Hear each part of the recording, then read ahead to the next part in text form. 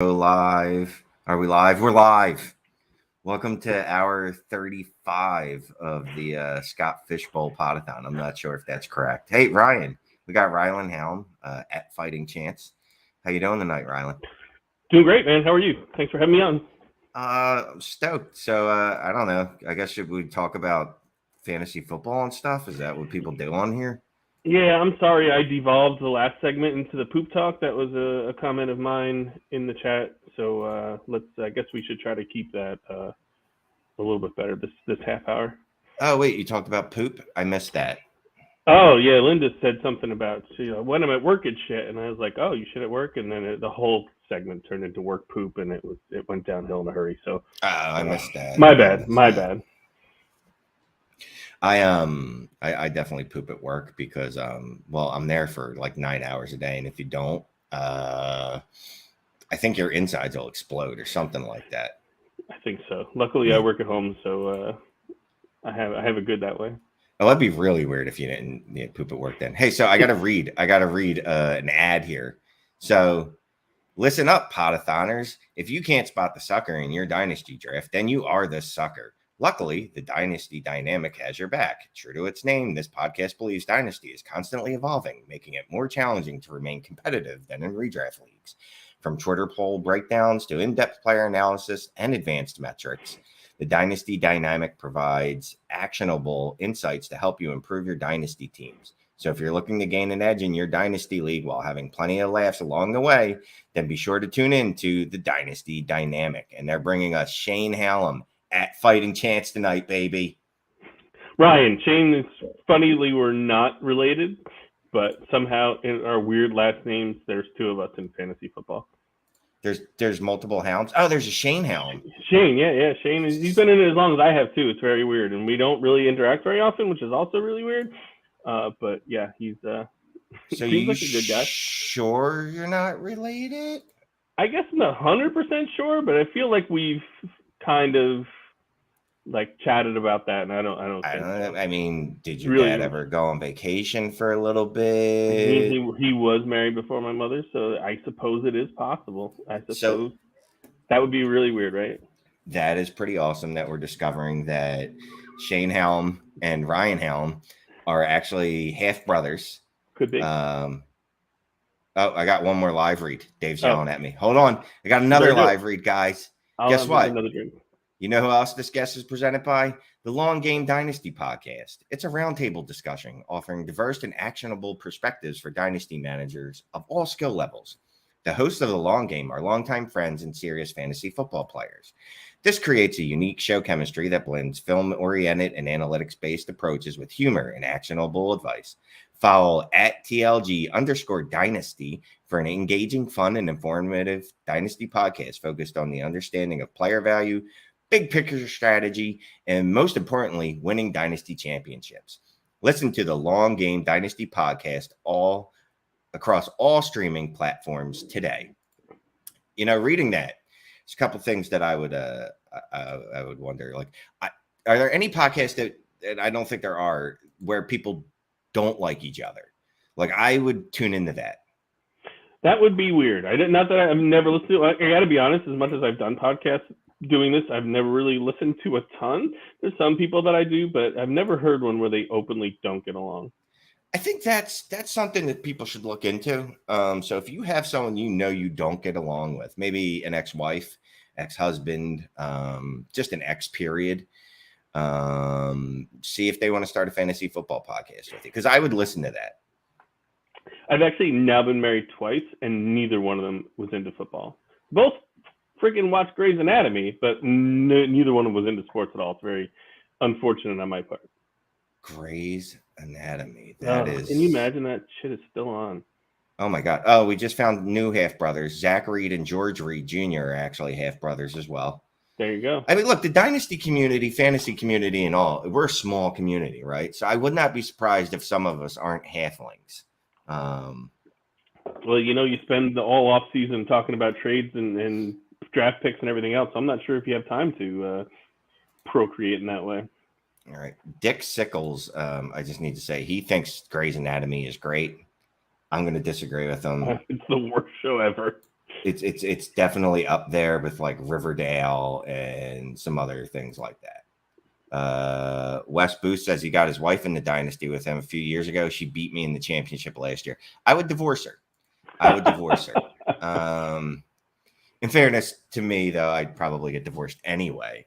But definitely, if my my spouse were to beat me, that's not cool.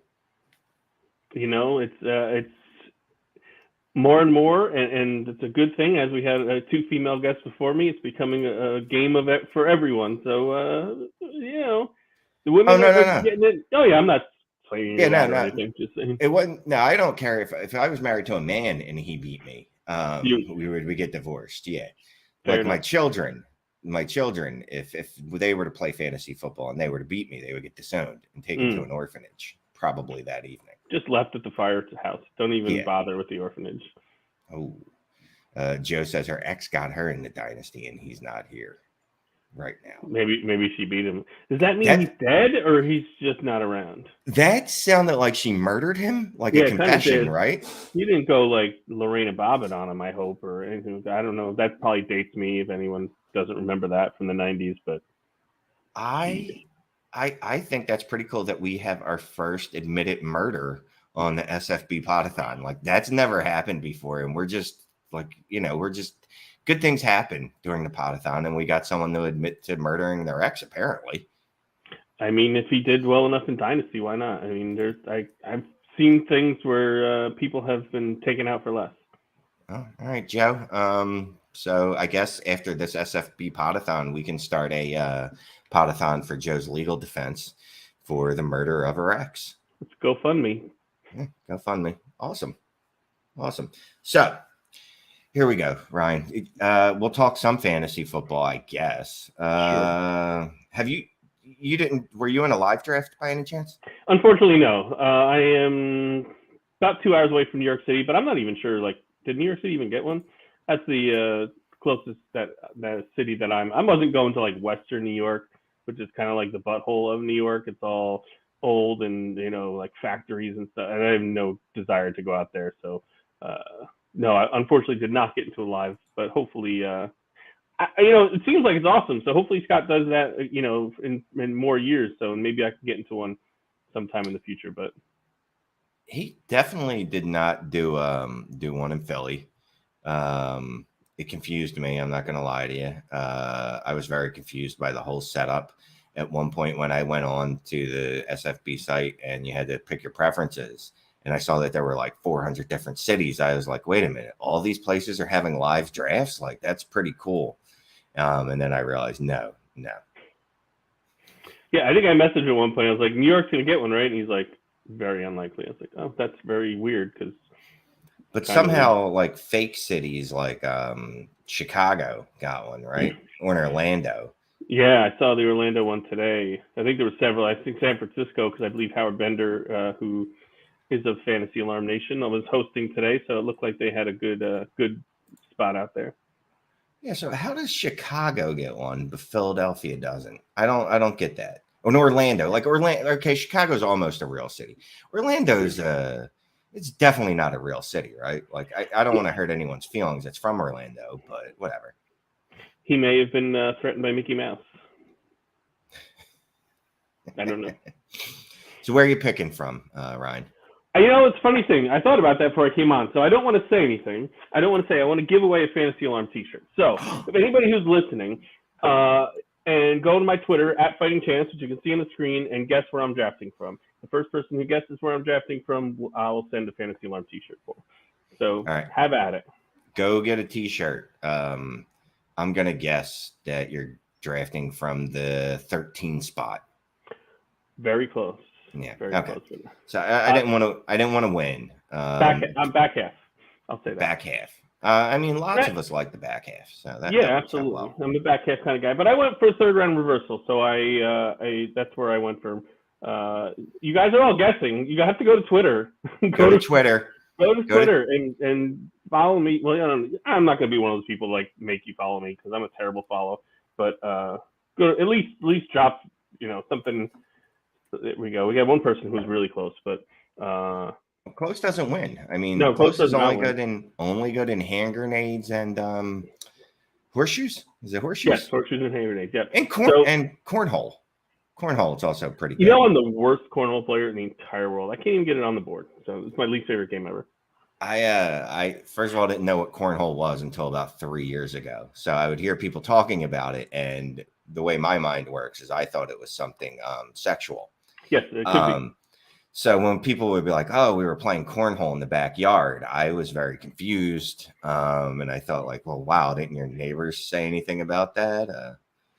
Gary wants to know what's in the mug.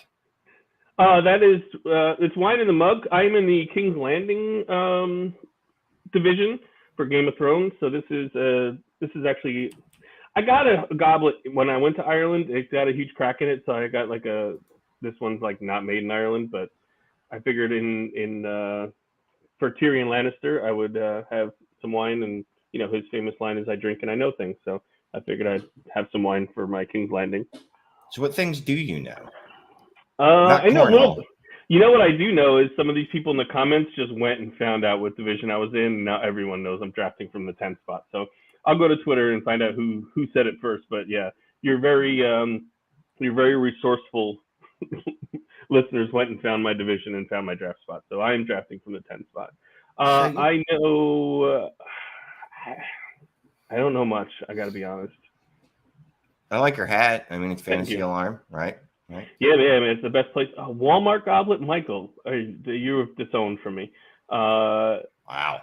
Yeah. Fantasy Alarm really is the greatest place. We have an NFL draft guide that we are doing for free this year. So go to fantasyalarm.com. All you gotta do is sign up for a free account, and you get our draft guide, which was Howard Bender and Andrew Cooper and John Impemba and all the guys there put together an amazing package of busts and sleepers, everything. It's all, we call it a living draft guide. So like when news breaks, articles are taken down and redone and news updated. So it's not like these, magazines that you find in the store that they did in January and it's first injury and they're pretty much useless. So this is our first year of doing it free. So go to Fantasy Alarm. There's Coop is in the chat right now. So go to fantasyalarm.com and get our free draft guide. I mean, you're guaranteed to get off to a great start. Now all you got to do is, manage your team during the year. Which is fairly easy, right? That's the easy part. Yeah, that's the easy part. Let me ask you this. Do you do any live drafts, like actually in-person drafts anymore? For baseball, I'm in a couple. No, I'm in a real sport. Unfortunately, right now, no. I wish I was. Like I was trying to get a hold of Scott because I would love to do, a live draft, but I'm not in any for football at the moment. But I would love to. I live in upstate New York. It's kind of a small place, so there's really not, it's not like a big city or anything. So I was in one for a little while, but it was people I was kind of wishy-washy about. So I don't know that I really feel like spending 5 hours on a Sunday afternoon with you folks. So. Unfortunately, right now, no, I'm not in any live drafts, but I love them. See, I don't know geography or directions very well. So when I picture New York, I just picture it's all Manhattan, and then what I've seen in the Batman movies. So there's bridges to other places that aren't Manhattan. I am 90 miles north of there, so it is it's a very rural area. Nothing like New York City. Doesn't smell like pee up here. We don't have a lot of homeless people or shootings or things like that, like New York City. So, in case you can't tell, it's not my favorite place in the world. But you don't. So you were born in a small town. Yeah. I've lived kind of within about an hour and a half of here my whole life, one way or the other. I wouldn't feel like New York to me. Like if I lived in New York, I'd want to live in New York. Where do you live? I live in Philly. So I need the shootings. You know what I mean? Like the shootings are comforting. So if you lived in a city, then New York would be great. There's been times that I spent some time down there. And I'm like, oh yeah, I could do it. And then I spend some more time down there. I'm like, oh God, get me the hell out of here. So it's shocking that it's so close, and the people here and people there just live amazingly different lifestyles. You get, that's the one thing with city living, right? So you get used to certain noises. You get used to screaming, random screaming, gunshots, fireworks all year round at any point. and or M80s or gunshots. And then you get weirded out. Like I'm more weirded out personally when I go into like rural areas and see deer at night. Like they freak me out more than like gunshots. Oh, there's deer everywhere here. I've hit 3 in my life with my car. It's pretty terrible. I pretty much hate them at this point. Did you purposely hit them? Like were you taking them out? No. One I hit. I was going too fast. I used to be. Well, I still am a San Antonio Spurs fan, but I haven't really paid as much attention to basketball lately. And there was like when they were in the playoffs, and I was coming home, and I was trying to get home really fast, and it just came out of nowhere. One I saw coming out of the woods and just ran into me. So, here and there, they're just. So I have a general disdain for deers. Really hate them. And I kind of, and I don't know, like hopefully Pete is not watching, but like when I see them sleeping on the side of the road, I think to myself, good. They probably deserved it because they're always running in front of cars for no apparent reason at night too. Like at night, not during the day when you can see them. It's only at night when for some reason they just want to run out in front of your car. And I kind of think they get what they deserve. Yeah. So I see, I'm looking in the chat. My friend Gary Haddow wants to know my thoughts on Jalen Hurts since you were talking about Philly. I mean, I don't think I'm drafting him this year. I'm just, the addition of A.J. Brown is huge, obviously. I still question the running game. And just, I don't want to say his accuracy, because I will draft Lamar Jackson, but I don't know. I just feel like there's quarterbacks are deep enough that I have more faith in other guys. Despite the running game, even despite his running yards, I still feel like I'd rather have a guy like Derek Carr than Jalen Hurts. Well, so you'd rather have to. So let's just a strategy, just as an overall arching strategy. So you like safe better than you like playing for upside. I think it's just I've seen. First, I don't know. It's tough because they did, bring in A.J. Brown. So it's going to be different this year than it has in the past. So it's not just Devonta Smith. Because, they didn't have another receiver possible that was even close to kind of good. So at least it's a little bit better situation. But I'm just not sure that I trust their offense to, score on a consistent basis from week to week. So I think that's, more of my issues. I'm just not confident in them on a consistent basis. So I feel like I just feel better about other teams and other quarterbacks, and I don't really feel like there's any chance he's getting benched, so I'm not really worried about that. But I just feel like there's going to be some weeks, especially with the with the fishbowl with the negative points for incompletions, that I don't feel great about him every single week. Yeah, no, I get that. Look, I'm obviously a Philly guy. You can tell by my accent. I apologize, but I definitely am buying into the kid's improved basically every year of his career, going back to college, and that the team has got him some. Last year his wide receiver 1 was Devonta Smith. His wide receiver 2 was Jalen Reagor or Quez Watkins, which he's an excellent 4th, 5th wide receiver. Okay. And that's what he is now. And Jalen Reagor might not make the team. He shouldn't. And Gary Davenport brings up Hurts was the QB7 last year. He was. Yeah. And I'm not saying he's garbage. I don't know. I just feel better about other guys. I don't think he's terrible. I don't the hate for him that others have, but I feel, I don't know. I feel like it's the same thing with drafting Christian McCaffrey. All right, maybe he's going to be great, and he could be healthy and be fantastic, but at the same time, I feel like there's other guys that I feel just as good about that don't carry the 2 years of injury concern that he does. So I just feel the same way about Hurts. I just feel safer with other people. Hi, Teresa. Nice, appreciate you listening. You're worried you have injury concerns with Hurts? No. It was just comparing, with Hurts, there's other quarterbacks that I feel safe about, and with McCaffrey, there's running backs around the same spot that I feel safe about. All right. Well, how about for this format, specific to this format? Would you would still prefer Carr over Hurts? Yes, especially with Adams.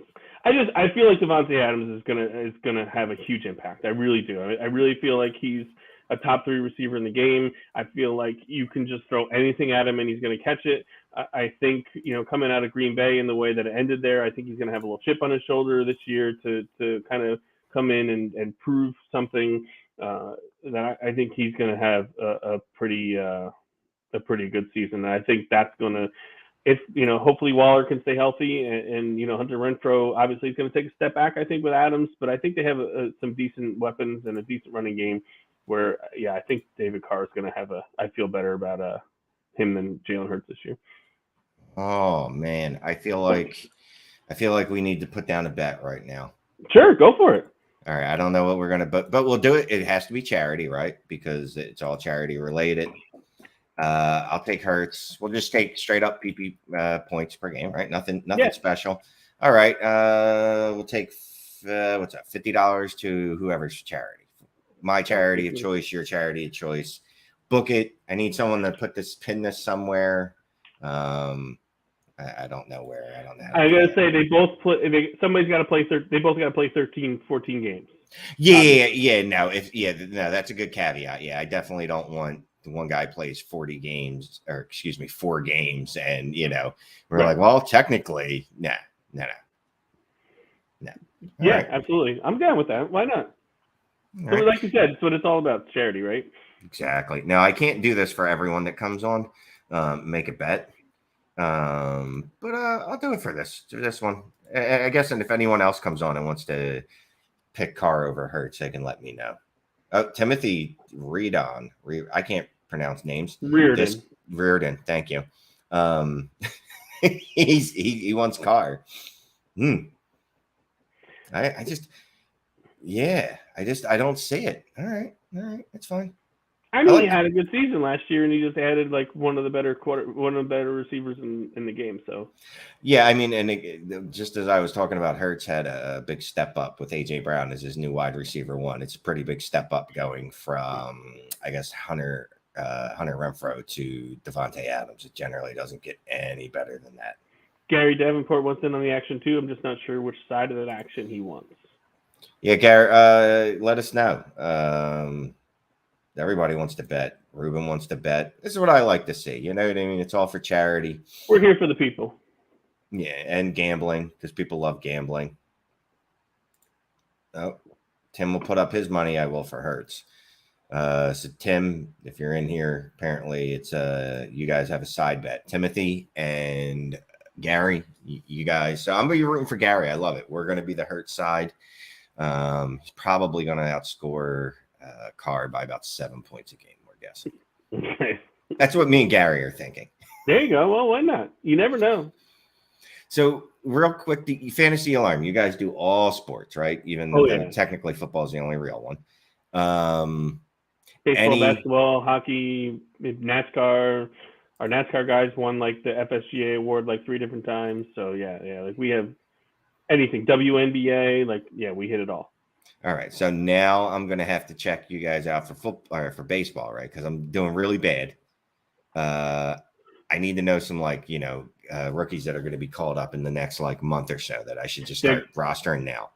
The guy who does the NASCAR, Matt Sells, is also our prospect guy, and he is got it down. So yes, definitely go over to Fantasy Alarm. I believe that's under free content. We have mostly free content. I think our DFS content is the only thing that's monthly subscription at this point. We've really gone to a lot of free content. And Gary, this is I'm asking what beer it was. This is called the Emotional Support Beer from the Woodstock Brewery up here in upstate New York. So there you go. Everyone needs a little emotional support nowadays. So let me ask, is this beer, is there anything other than the name that actually is an emotional support? I mean, if you drink enough of them, it makes you feel pretty good. So, well, yeah, I mean, that's personally most of my life. The way I've dealt with issues is I've self-medicated. So trust me. Yeah. So Jack Daniel's emotional support, single barrel, very good. Yeah. But I didn't know if maybe it had some magical crystals or something like that in it that also were good for you. No, it's just delicious. All right. Well, that's good enough. Whatever. So that's emotional support. Yeah. All right. So let me ask you this. If you do win the Scott Fish Bowl, how would your life change? I mean, I probably have some stuff around the house that, like, because I am friends with Gary, who won Scott Fishbowl 9. So I know there's a trophy and a belt and some really, really cool stuff that goes along with it. I'd probably get some more Twitter followers because I believe that's like a jackpot of Twitter followers. But God, I really don't know if any, like, I can't see my kids being impressed or anyone around me really being thinking it's all that great. I'm not really sure that too many people understand what I do for a living, never mind like this tournament. So outside of the internet and Twitter, I don't know how, I think my online life would change more than my regular life. So your kids would not be impressed? Not at all. Do they play fantasy? No. I have 16 and 14. They don't care about sports. I think they think I have a cool job, but I don't think they really care about sports at all. When they were younger, I think, because I'm a 49er fan, and I think I need to at least make an appearance of my mask, the 49er luchador mask that I found in Mexico. So I think they think like my job is cool, but I don't think they really care about sports. I know they care that I get pissed when the 49ers lose, but other than that, I don't think it really cares. It feels kind of good to know that there's another dude out there that's heavily into this, and his kids just absolutely do not care. My kids don't like any sports. Gary wants to know, you got thoughts on Trey Lance? Yeah, you know what? I really have to say, like, I'm very hopeful because I think I'm a 49er fan, but I didn't see anything that really impressed me last year, so I'm cautiously optimistic. I still think if Jimmy Garoppolo's on the team that he's going to be the starter. And I'm hoping that it was just not a great start, his 2 starts last year. But these people who are drafting him as their starter and are thinking he's going to be a quarterback 1, I just don't see it. I think it's I'm very hopeful, but I have questions. I mean, he played 1 year at North Dakota State in 1 game. He comes to the NFL. He played 2 games last year, and maybe it's the fan in me that's just like nervous. But I know he's got all the talent in the world. I really hope that he's going to be awesome, but I'm not ready to quite say it yet. No, I hear that. We drafted a lot of people in Dynasty, especially. We drafted him based off the tools, right? The tool set, not off of what he actually did in college, because there was very minimal production right there to what's the word? Hang your hat on. So definitely the tools. So I'm learning about you. If me and you are ever in a Dynasty league together or a fantasy league, I will go very upside. You will play a little more conservative. Yeah. All right. Another person who's going to trade like everything for the first round picks next year. Yeah. Oh yeah. Definitely. Oh, my lights are going out. Apparently, they've had enough of the Scott Fishbowl. All right, Ryan. Before we let you go, can you tell everyone about you, where they can find you, where we can get you more Twitter followers, everything? Yeah, you can find me on Twitter at Fighting Chance. I have my, when I do my published work is there. I also run like stupid fantasy games for reality shows like Survivor and Big Brother and things like that I created for myself. I do like pop culture brackets and all kinds of wacky stuff because I'm just tired of all the arguing and stupid stuff on Twitter. So I came up with stuff to like try to be fun. But go to Fantasy Alarm. Like I said, our draft guide is free. We have awesome people, like I said, Howard Bender, John Mpemba, Andrew Cooper, everybody else. It's just an awesome group of people that absolutely will help you get off to a great start for your season. So all you gotta do is basically just sign up for free with an email, and you get all the information.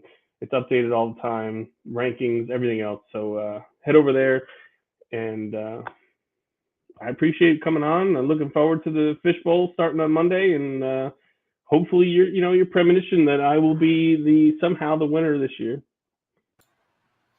Well, Ryan, appreciate you coming on. Have a good night. I hope, whatever's left of it. Oh, well, the night's over, whatever. But I hope you do well in the Scott Fishbowl unless you play me, and then I hope I beat your brains in. But that's only fair, right? Same. All right, Ryan. Thank you very much. Yep. Have a good one. All right. That was my first guest. Hosting, not my thing. Yeah, my lights went off. I'm not exactly sure why. Alexa, turn on living room light. So yeah, apparently Alexa's just mad at me. So I got three guys that I really, really like. Not that I didn't like Ryan, but you know, I got three of my homies here that we're gonna bring them all in. We're gonna bring in Nate. Oh, Shane, what up, my buddy? Dude, Scott. Oh, hey Shane. And guess what? We got one more. He's almost like a son to me. If you get that reference, you know what I'm talking about. It's my dude, Seth. What's up, guys? Seth, Scott. Look, so it's guys, still light out. It's still light out here. Where are you? Are in Canada. Almost. Yeah, Seattle, Canada, same thing. Same difference. Yeah. Neither place are real. Yeah. So, guys, I got to do a read real quick. Okay. Sorry, guys. I'm a terrible host. Who are you guys, first of all? Hey, man. We are, as you know, Shane, we are the cast of In Between Media. I'm Seth. I'm the founder of the company. Shane, this is a pleasure being on with you tonight, man. You actually helped me kind of get my start in this industry about 3 years ago. So, been riding with you since, man, and appreciate you having us on tonight. I love you guys. I love what you do. There's a fantasy obviously involved, and then there's other stuff where you talk about the other stuff. And over the last couple of years, especially, that other stuff has kind of bled into our community, into our talks. And I for one am one of those people that really enjoys it and likes it. And I love what you guys do. Appreciate that, man. We couldn't do it without Nate and Scott, man. These two are really the backbone, as well as Nate's wife, Jen. They're on with me every week. We have fantasy NASCAR in addition to fantasy golf and football, and it's just a well-oiled machine over there. And our staff, man, that's what keeps us humble, and what keeps us hungry at the end of the day too. Shane turning random people's lights on. I love it. Wouldn't be Scott Fishbowl without weird shit, right? Look, Alexa, here's the problem with Alexa, right? She thinks she controls your house. So your light, she's like, well, no one's moved in that part of the house in a while. So I'm just going to turn this light off. And you're like, but I'm sitting here. You can hear my voice. I know you can hear my voice because when I say, hey, Alexa, turn on living room light, you do something, right? All right. Anyway, I got to read. Let me read this and come back to you guys so we don't waste any more time with my nonsense. Hey, guess who's bringing you IBT Media's Seth, Nate, and Scott? It's tough to break into the content creating industry. It takes a bit of technical knowledge and understanding of platforms on top of content mastery. Content Design Coach, a product of Reader Design Company, is owner at Nate Cheat, providing tutorials, interviews, resources, and a community to help you get your break in the fantasy industry and produce the content you want to create. From individuals to staffed websites, get your questions answered, improve your product, and overcome what's holding you back. Follow at Nate Cheat, subscribe to the YouTube channel Content Design Coach, and keep an eye out for the contentdesigncoach.com launching soon. All right, we got one more, guys, and then we'll spend the rest of the time talking to you, sweet, beautiful gentlemen. This guest is brought to you by yardsperfantasy.com. The Yards Per Fantasy mission is to bring fantasy football fans of all levels closer together. Download our mobile app for fantasy advice and tools right at your fingertips, including the most accurate and customizable redraft trade calculator available. Find our flagship show, the Feed Me Fantasy podcast, and search Yards Per Fantasy on YouTube and the TikToks for next-gen fantasy football content. Plus, Yards Per Fantasy will be donating $1 for each of the first 100 people to join their Discord during the Poda-thon, and through July 11th, they will be donating 50% of their proceeds from their 2022 projection template to the SFBPodathon. Check out Yards Per Fantasy today. So go do that. Go join their Discord, and they're going to be donating $1 to charity. That's pretty cool. Shane, real quick. Yeah. The first ad there was for Nate Cheat's new content creator company coming out, trying to coach people. And if I could honestly just give an honest testimonial, I left my job earlier this year to go and venture out and do full-time freelance work, a lot of that web design, SEO work. And I met with Nate probably 4 or 5 different times. Just, he freely met with me, kind of giving me advice.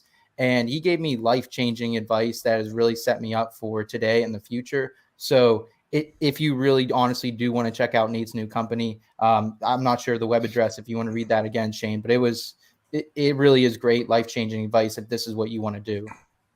All right, if you're gonna make me read, damn it, Seth. Making you work, Shane. I'm pretty sure you're doing this just to prove that I can read. Content design coach. There you it's go. A product of Reader Design Company, and the owner is Nate Cheat. I would go ahead and follow him on Twitter, and follow the YouTube channel Content Design Coach. Because I will say this, Seth, there are a lot of people that put out content. And there are a lot of people that put out bad content. So I would take advantage of Nate Cheat's help and make your content less bad. Yeah, absolutely. Yes. Be on the right side of history. Yeah. That's all I'm saying. So they should donate $1 for every time Shane mentions lights. There's a real, you sparked a real Alexa conversation in the chat. Yeah, you did. Alexa, test smoke alarms. Now, I hope that makes someone's house just go nuts. Oh, chaos. Absolute chaos. It's beautiful. Do any of you guys have Alexa hooked up to any of your anything? So we used to. No. I wrote an article about this for within between a year ago maybe. Oh yeah. I went batshit crazy with the technology. I made a commission check and I was like, let's go. I'm going to make our whole house smart. So I bought the Wink Hub. I bought probably 30 of the smart Wi-Fi light bulbs. I got a connection for our garage door. We got one of the smart Schlage locks, right? It was awesome until everything started falling offline and you have to reset it. And it's got to the point where it's this isn't worth it anymore. So we have all these smart bulbs everywhere that are connected to nothing. So don't do it. I did. So I have smart bulbs. So me personally, right? So I have my smart bulb on. My light is probably about 10 feet away from me. I will yell at Alexa to turn it off no less than 300 times before I'll walk over and turn that light off. Yeah. It's just not going to happen. Real quick, we don't have it at our house at all. We go find the light switches. We switch them on and off. No, I'm still trying to figure out how Bluetooth works. So okay, so that's just depressing and sad. Yeah. So I do this to feel young. You know what I mean? I let it control my television and my lights, because I want to feel like I'm part of the whatever century this is. Whatever. What is this? Millennials? What are you, Seth? I'm right in between millennial and Gen Z, so I'm right on that line. Whatever you want to put me in, Shane's, whatever makes you feel better. A Gislennial. You're a Gislennial. That's a good way to put it. Yeah, I got it. So, right. Joe, if you've never heard of these guys, make sure you check them out. We're not so bad. They are awesome individually. They are awesome as a group. Shane. I have to be nice because it's the Poda-thon. So. Yeah, I gotta say, Shane, you and I first met during the IBT Christmas episode last year. Memorable experience for the rest of my life. But now I've been on screen with you twice in the matter of a week or two. It's pretty awesome. Yeah. I will say we always come in and Shane, you're our closer. You're closing down our Poda-thon kind of there on Christmas, and things get a little bit out of hand. So I'm glad we're a little more in check tonight. But those were some memorable experiences as well. We can't have Shane on any earlier than we have him on. We just can't.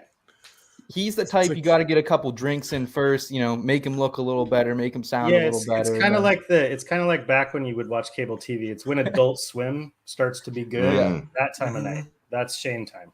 I thought we were talking about something else, with the old school cable and the squiggly lines, and you're like, "Oh, if I just change the channel fast enough, move this antenna a little bit." Oh, I know what you're talking about, Shane. Oh, shame on you. Yeah. No, I look.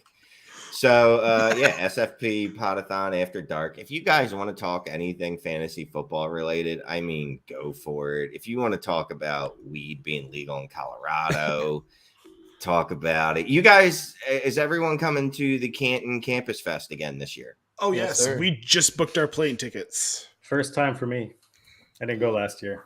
You so look, the people, great. Not the people that live there. It's a hellhole. But the all the people that come, just a great time. You're gonna have a blast, man. Lots of I'll tell you, it's kind of crazy. You know, it was November of 2020, I think, when I came into this whole place. I met somebody I developed a relationship via Twitter. I met the first person ever in person today, and that was Michael Short, Third and Short. I have not met anybody else in person, and I'm very excited. Really? Yeah. I was lucky. I met both of these two dudes. I met Jen, obviously. I actually just hung out today with a buddy from Dynasty Rewind, Michael Bauer, a buddy of mine from Fantasy Rookie Fever, Michael Finero. Oh, yeah. Yeah, got to meet Brandon Lejeune for the first time. It's I don't have real friends, so I have like one real friend, and then the rest of mine are like I like fantasy football friends because like you can choose to see them, right? You know what I mean? Like, but you don't have to see them all the time. Yeah. Well, you can just close Twitter if you need to. So we're doing the Denver live draft tomorrow. Semi-sanctioned. We put it together ourselves, but I could hang out with the Klugies tomorrow. Like Queen Roxanne's going to be there. Like, it's going to be 12 awesome people from this Twitter community. A lot of us meeting for the first time. Like, I'm stoked. Do you want to know what I'm doing tomorrow? What are you doing tomorrow, Scott? I am going to my first Mariners game since pre-pandemic. Ooh, awesome, dude. I'm excited. And the Blue Jays are coming to town, so it'll be a huge crowd. I will say too, just on the notion of the expo and how great this industry is. It really is, you know, had probably one of the most memorable weekends of my life out there in Canton last year. One of the best things was Shane. We were actually at the bar, hotel bar pretty quickly after everyone got there. We're mingling, a couple drinks going down. Shane comes up and gives me a hug, and he hands me a handle, like a handle from a sink. And doesn't say a word. And he just says, either keep it or pass it on. I passed it on, and it kind of, made its way. I think I gave it to Nate's wife next, and it kind of made its way through there. But where is it now? I don't know. I went to the bathroom later that night, and there was no handle on the one side of the sink. Well, who's got the handle now? Somebody has that handle. Is it Keith? Yeah, I might be bringing a handle this year. I got to be honest with you. They that thing's not going to have a handle when we get back out there. That's really funny. There was some drinking involved. Yes, there was some just a little bit. I might have gotten confused by how to use the sink handle, but look, that's how life goes sometimes. They are complicated. It's gonna throw you curveballs, baby. So Nate, at this Colorado draft, will there be any adult smoking items? I don't know. I'm going to show up. Okay. I'm just going to show up. I don't know. It's Colorado. Like, assume what you would assume about going somewhere in Colorado. Well, I just assume it's nothing but mountains, because that's all I really know of Colorado is the commercials, the Coors Light commercials. Sure. I assume it's really cold and lots of mountains. Is that basically like you guys work on mountains, right? Yeah, it was 104 today, so not cold. Yeah, and actually, everything east of where we live is about the flattest you're going to see in the United States, and that's roughly half of the state is cows and corn. Oh, that's not very exciting. Is it? But is it at elevation still, or is it at? Yeah, I mean, you lose elevation as you get closer to like Kansas. You get farther east. I think you go from because we're at about where we live. We're at about 5,800 feet. By the time you get to the border, you're at about 2,000 feet. So Colorado has a cool side and a boring side. Yes. Okay. Yes. Where do you live?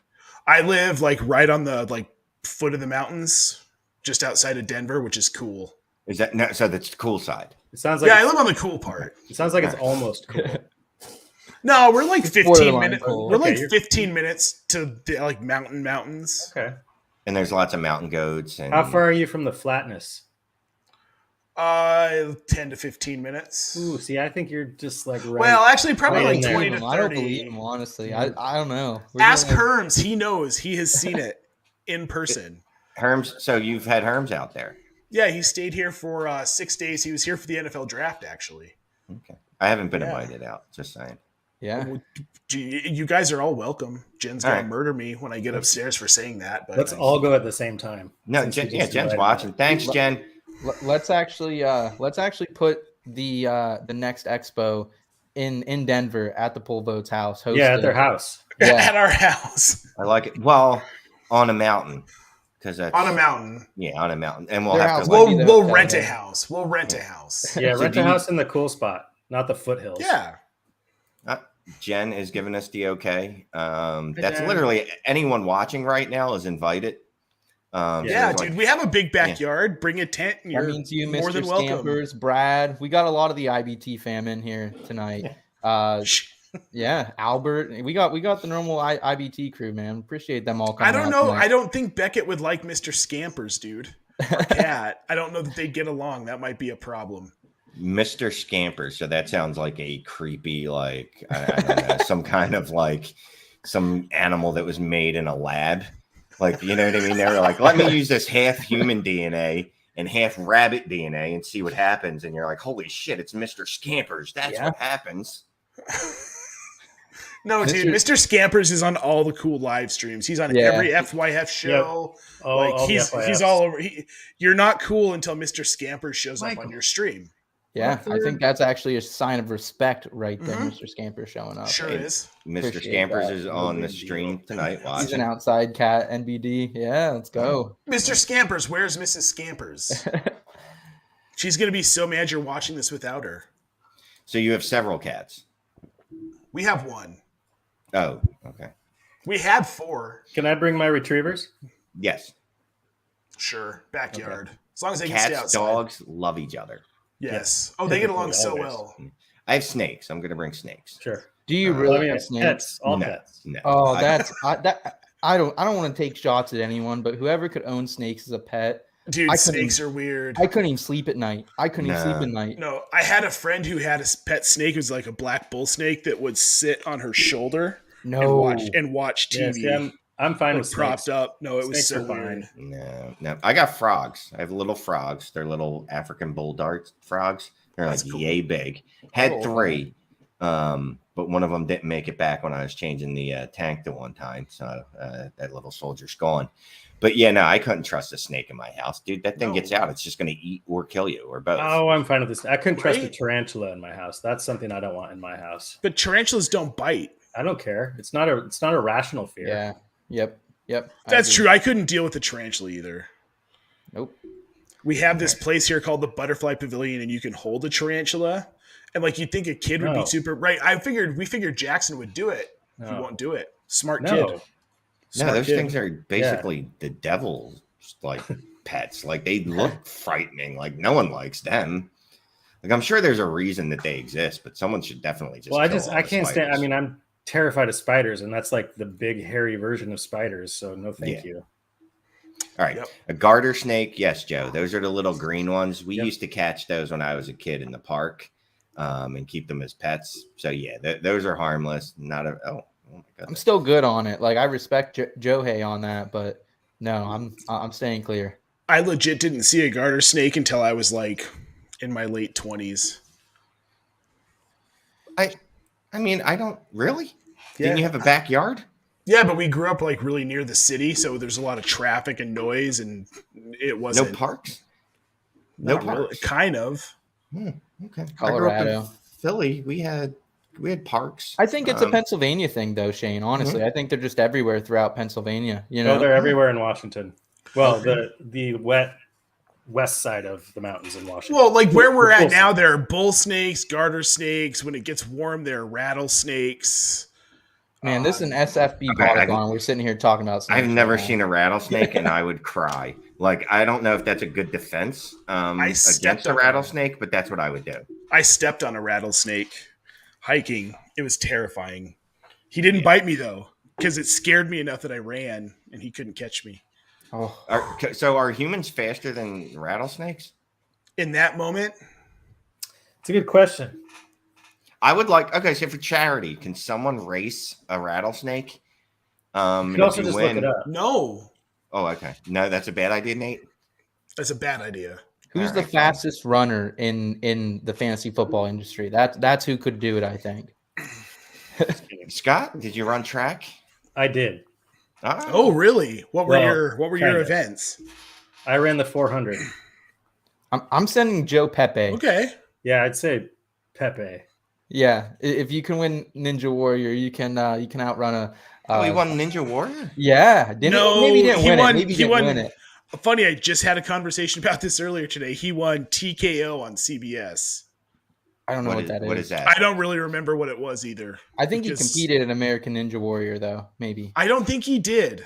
Look, I got to be honest with you. Just even the fact that we're starting a rumor that he did is impressive to me, because I couldn't, like, I've watched that show a million times, and I'm like, I couldn't make it past like the first, like, after you talk to the I think Joe is who we have raced the rattlesnake. I think we've decided it. I think Sam Wallace would be an dark horse because he's 7'3" and his legs are so long.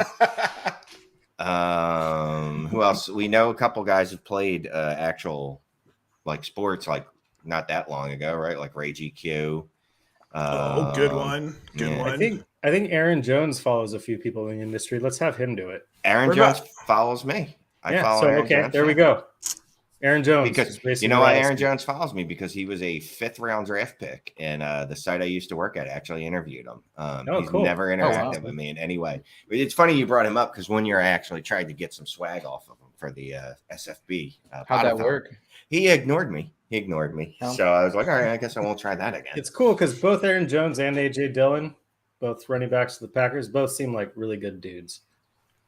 Yeah, I agree with Uri Dawkins, the P2W guy, Nick. He would be one. Oh, Nick Script. Yeah, he would be a good one. I mean, if we're just talking like shredded dudes, then another guy that could be up there is Corbin, my boy Memphis.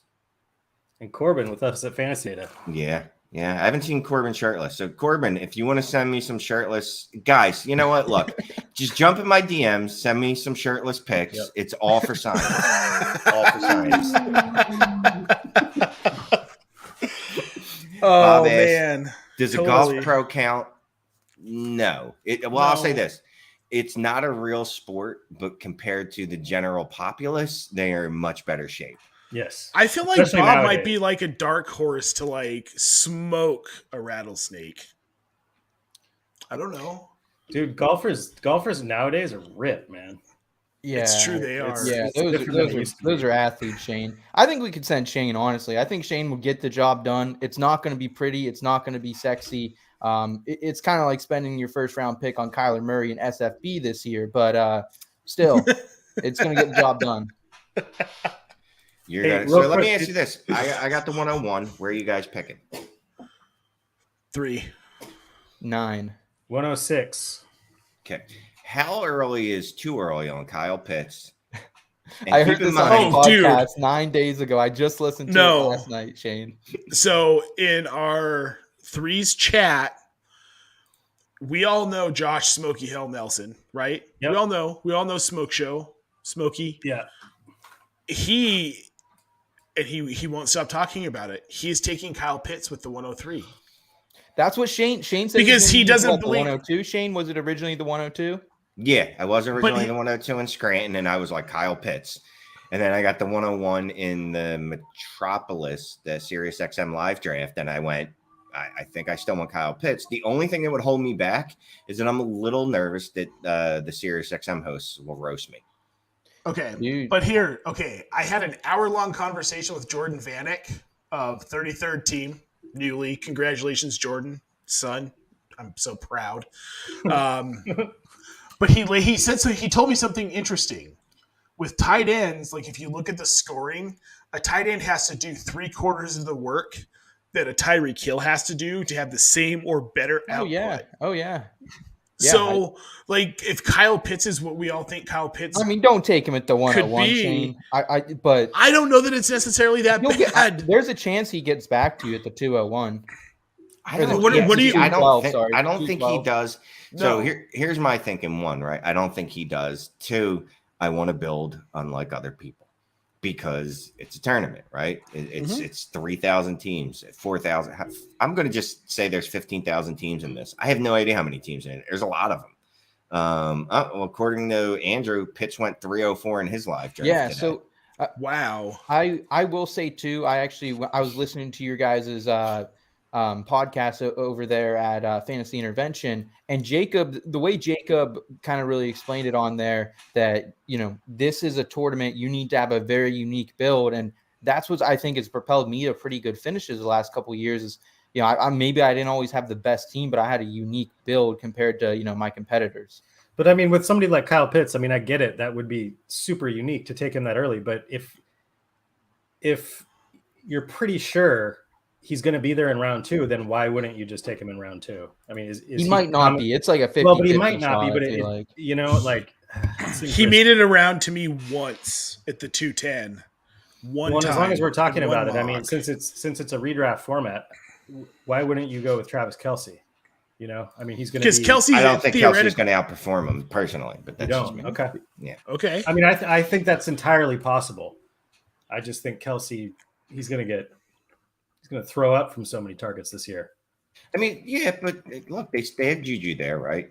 So here's the thing, like just looking at that offense, I was supposed to write an article for Fantasy Data on this. Someday I'll get around to it, maybe. But Juju could see 1 million targets if defenses continue. I know Tyreek's not there anymore, but if continues still kind of shade them the same way they did last year, and then he's got to do a bunch of the underneath stuff, which is kind of why I thought they got Juju. It was like, all right, we're doing a lot of underneath stuff, so we got to get someone that's good at that. And then they still have MVS to do wind sprints and take the top off of the defense. Now, obviously, he's not Tyreek Hill, but you still have to respect them. Yeah, I think, honestly, at the end of the day, Juju probably has like a low-end wide receiver 1 in his cards. If everything played right, that's the upside for him. Realistically, you're probably looking at a wide receiver 2, but, I still think Travis Kelce probably is the tight end 1 this season.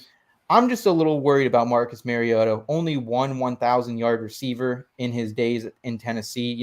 That is Delaney Walker, which is a tight end, which is great for Kyle Pitts. Mm-hmm. I don't know, man. I just don't think I would invest in what I think is going to be one of the worst offenses with the number 1 overall pick in SFB. But here's the thing, though. Ballsy, though, Shane. I like you being ballsy. So to come to Shane's defense, which I did not think I would be saying tonight, but here we are. I know Atlanta's going to be bad. It doesn't matter if it's Ritter or if it's Mariota, but he's going to have to throw the ball to somebody. And for Mariota, his most reliable target is going to be Kyle Pitts because he already has proven he loved Delaney Walker. He was his leading receiver either 2 or 3 straight seasons in Tennessee. So he's going to pepper him with targets. And there isn't a whole lot else in Atlanta for him to be excited about. He's got Drake London. Yeah. What else does he have? He's got really one solid target. So take that. If he gets 170 targets, we're talking about 110 catches. Chill out. 170. That's absurd. Oh, yeah. You're absurd. You're absurd. I'm absurd. Tight ends play differently now. He lines up more in the slot, more as like an out. He doesn't set up in line. He's a receiver. They're going to treat him as such in this offense. Can you guys remind me real quick what is the I can't remember off the top of my head, the tight end scoring? Plus half a point for every first down, and then you get an extra half a point per reception compared to other positions as well. So it's basically 1 point tight end premium. Yeah. Shane, have you in the past couple of years gone tight end heavy at all? Because and it's never worked. It's never worked. Really? Yeah. Okay. Yeah. Last year, I've had Kittle and Evan Ingram every draft. That's part of your. So last season, I went, just for reference, Kittle in the 3rd round, and then either the 4th or 5th round, I came back and I grabbed Mark Andrews, got Dalton Schultz late as well, and those 3 tight ends together during the playoffs of SFB probably propelled me to combined at times close to 100 points, if not over 100 points. They were just insane. So I really do think tight ends are worth it in this format when you get that boost. That said, though, Shane, good luck with the 101. But to be fair, with the tight ends that you just listed, Seth, I mean, you did strike gold by getting Andrews before he was the number 1 that late. You know what I mean? For sure. Not everybody can mimic that. And I will say as well, too, the year before I also went tight end heavy went Darren Waller and went Zach Ertz. Zach Ertz didn't pan out in 2020, really big bust to my team, but Darren Waller ended up being such a boost that it kind of made up for it in a little bit of a way, even though I spent the draft capital. Just to be clear, Shane, I still think it's a bad idea. All right, I get it. It's a great idea. So before we kick you off, let everyone know where they can find you, beautiful, beautiful men. You got it, Nate. So you can find me at Nate Polvett on Twitter. You can find my work at In Between Media, a bunch of other places. Check out my profile, but In Between Media, Seth. Yeah, you can find me at _Seth on Twitter. Just huge shout out to Scott Fish for putting this on this year as well. I mean, you want to talk about a selfless, a righteous man. That is Scott Fish. Don't want to ever lose sight about that here. And thank you to Sal, Shane, yourself, Mike, everyone working here on the SFB Podathon, everyone out there donating. I hope we continue to donate tonight. I'd rather people do that than have to go find us. But we are In Between Media. We're going to combine feel good lifestyle advice with our fantasy sports advice. Scott, bring it home here, man. Well, hard to follow that. What he said that way. But yeah, you can find me. Scott Rainier is my name. You can find me at Munder Difflin FF on Twitter. Been with IBT Media since I got here. I write a column called The Mondays and a YouTube series called Pulp Fantasy, and work with just a fantastic team of people at IBT Media. So, and again, I mean, the fact that I'm just sitting here on the SFB Podathon is quite the honor. So thank you. All right, gentlemen, love you. Hugs and kisses. We'll see you soon, Shane. We'll see you soon, baby. Smooches. And gone and gone. All right, this hosting thing is really hard. I'm going to add my good friend at Andrew Hall to the stream. Oh, and my buddy Rocky, one of the people that I've gotten to actually hang out with in real life. Yeah, I've gotten to hang out with Shane. I get on the SFB Podathon for the first time. I don't even get to meet Sal. I've already met Shane. Yeah, so they definitely they brought the C team and me and said, "Hey, you're gonna host a couple of hours because Sal needs to rest apparently." You mean Sal can't go 36 straight hours? Most people can't. I would like to see it. I'm not gonna lie. I would love to see Sal at hour 36. Like, it'd be great.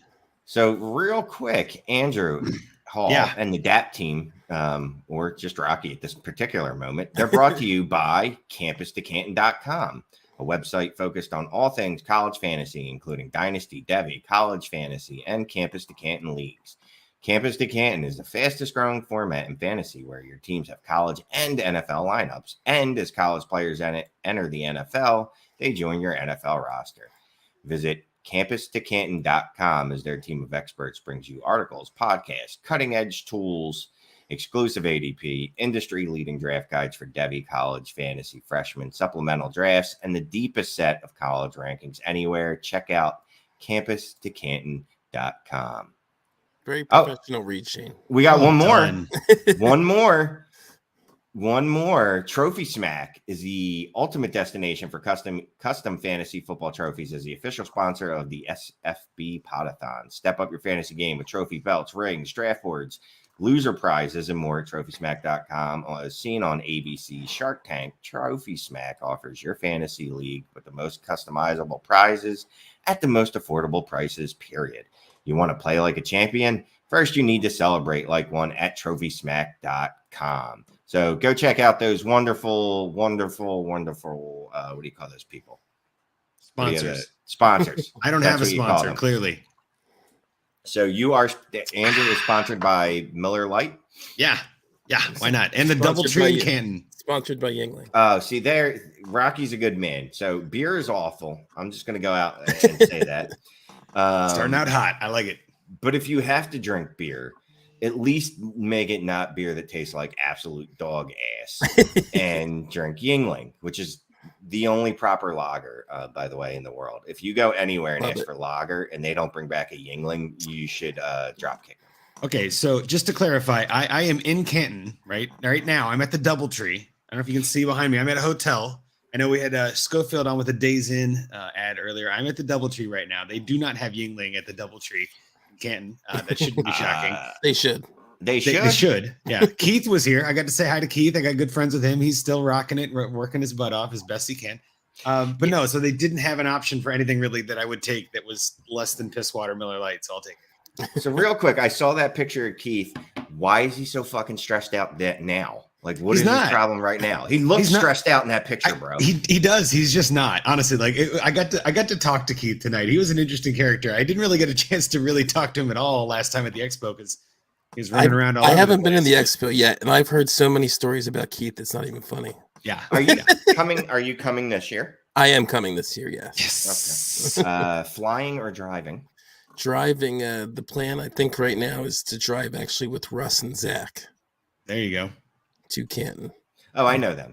Yes, Outhouse and Zach Reed. Yes. Yeah. You see, it always screws me up using real people's names. Yeah.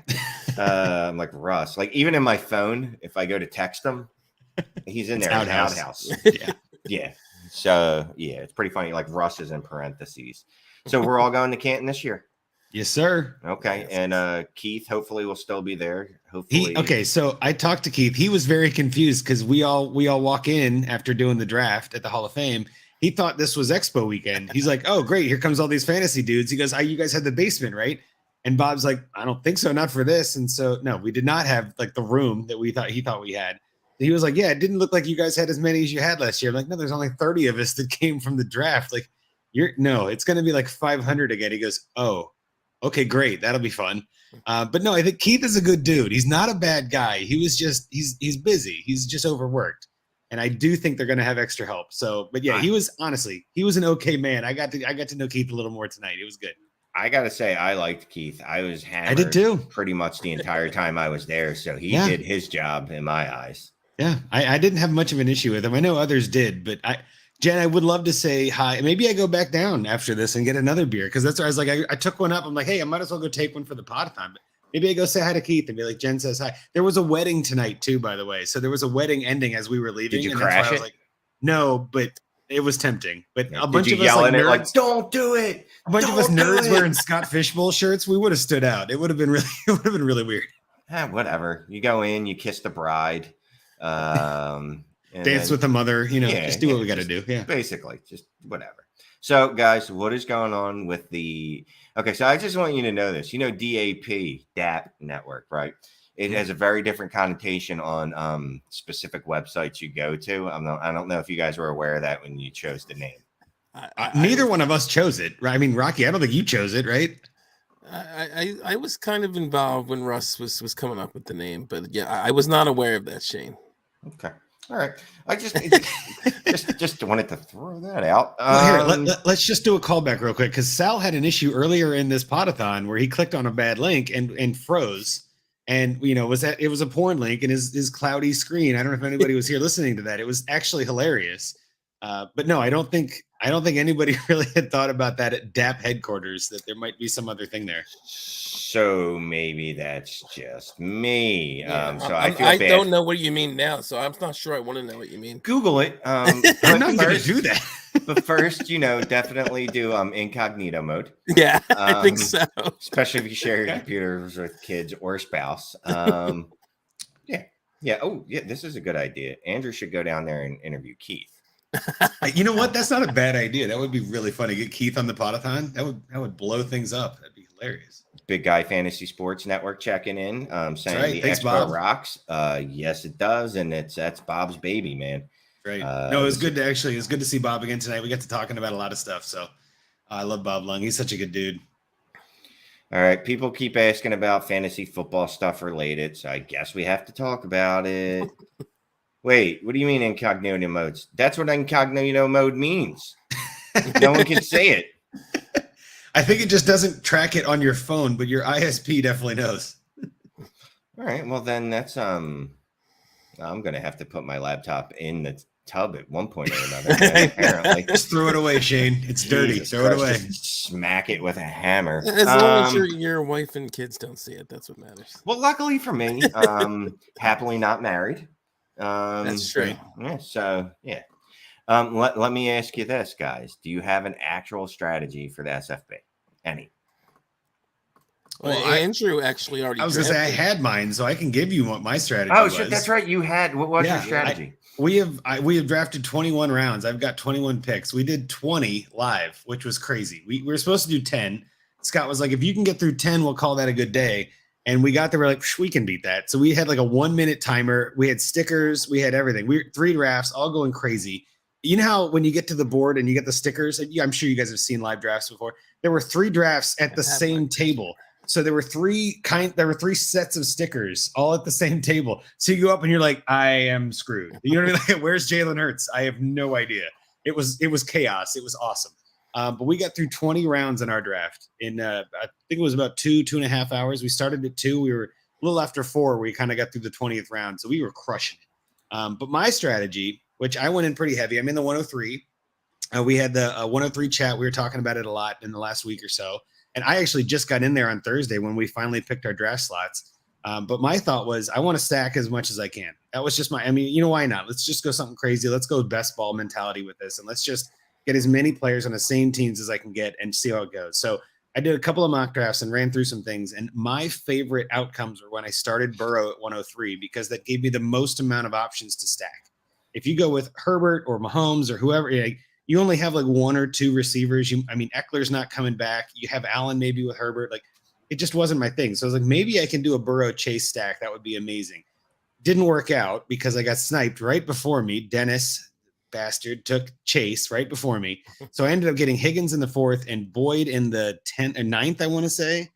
I got it up here. But I got Boyd in the 13th, sorry. And I got McPherson in the 16th. So I got 4 Bengals. And then my other quarterback, I drafted Goff in the 10th, and I got Hawkinson in the 5th and Jameson Williams in the 11th. So I'm heavy on the Lions and the Bengals. But then I also got Davis Mills, and I got Nico Collins and Rex Burkhead. So like I'm stacking on Houston.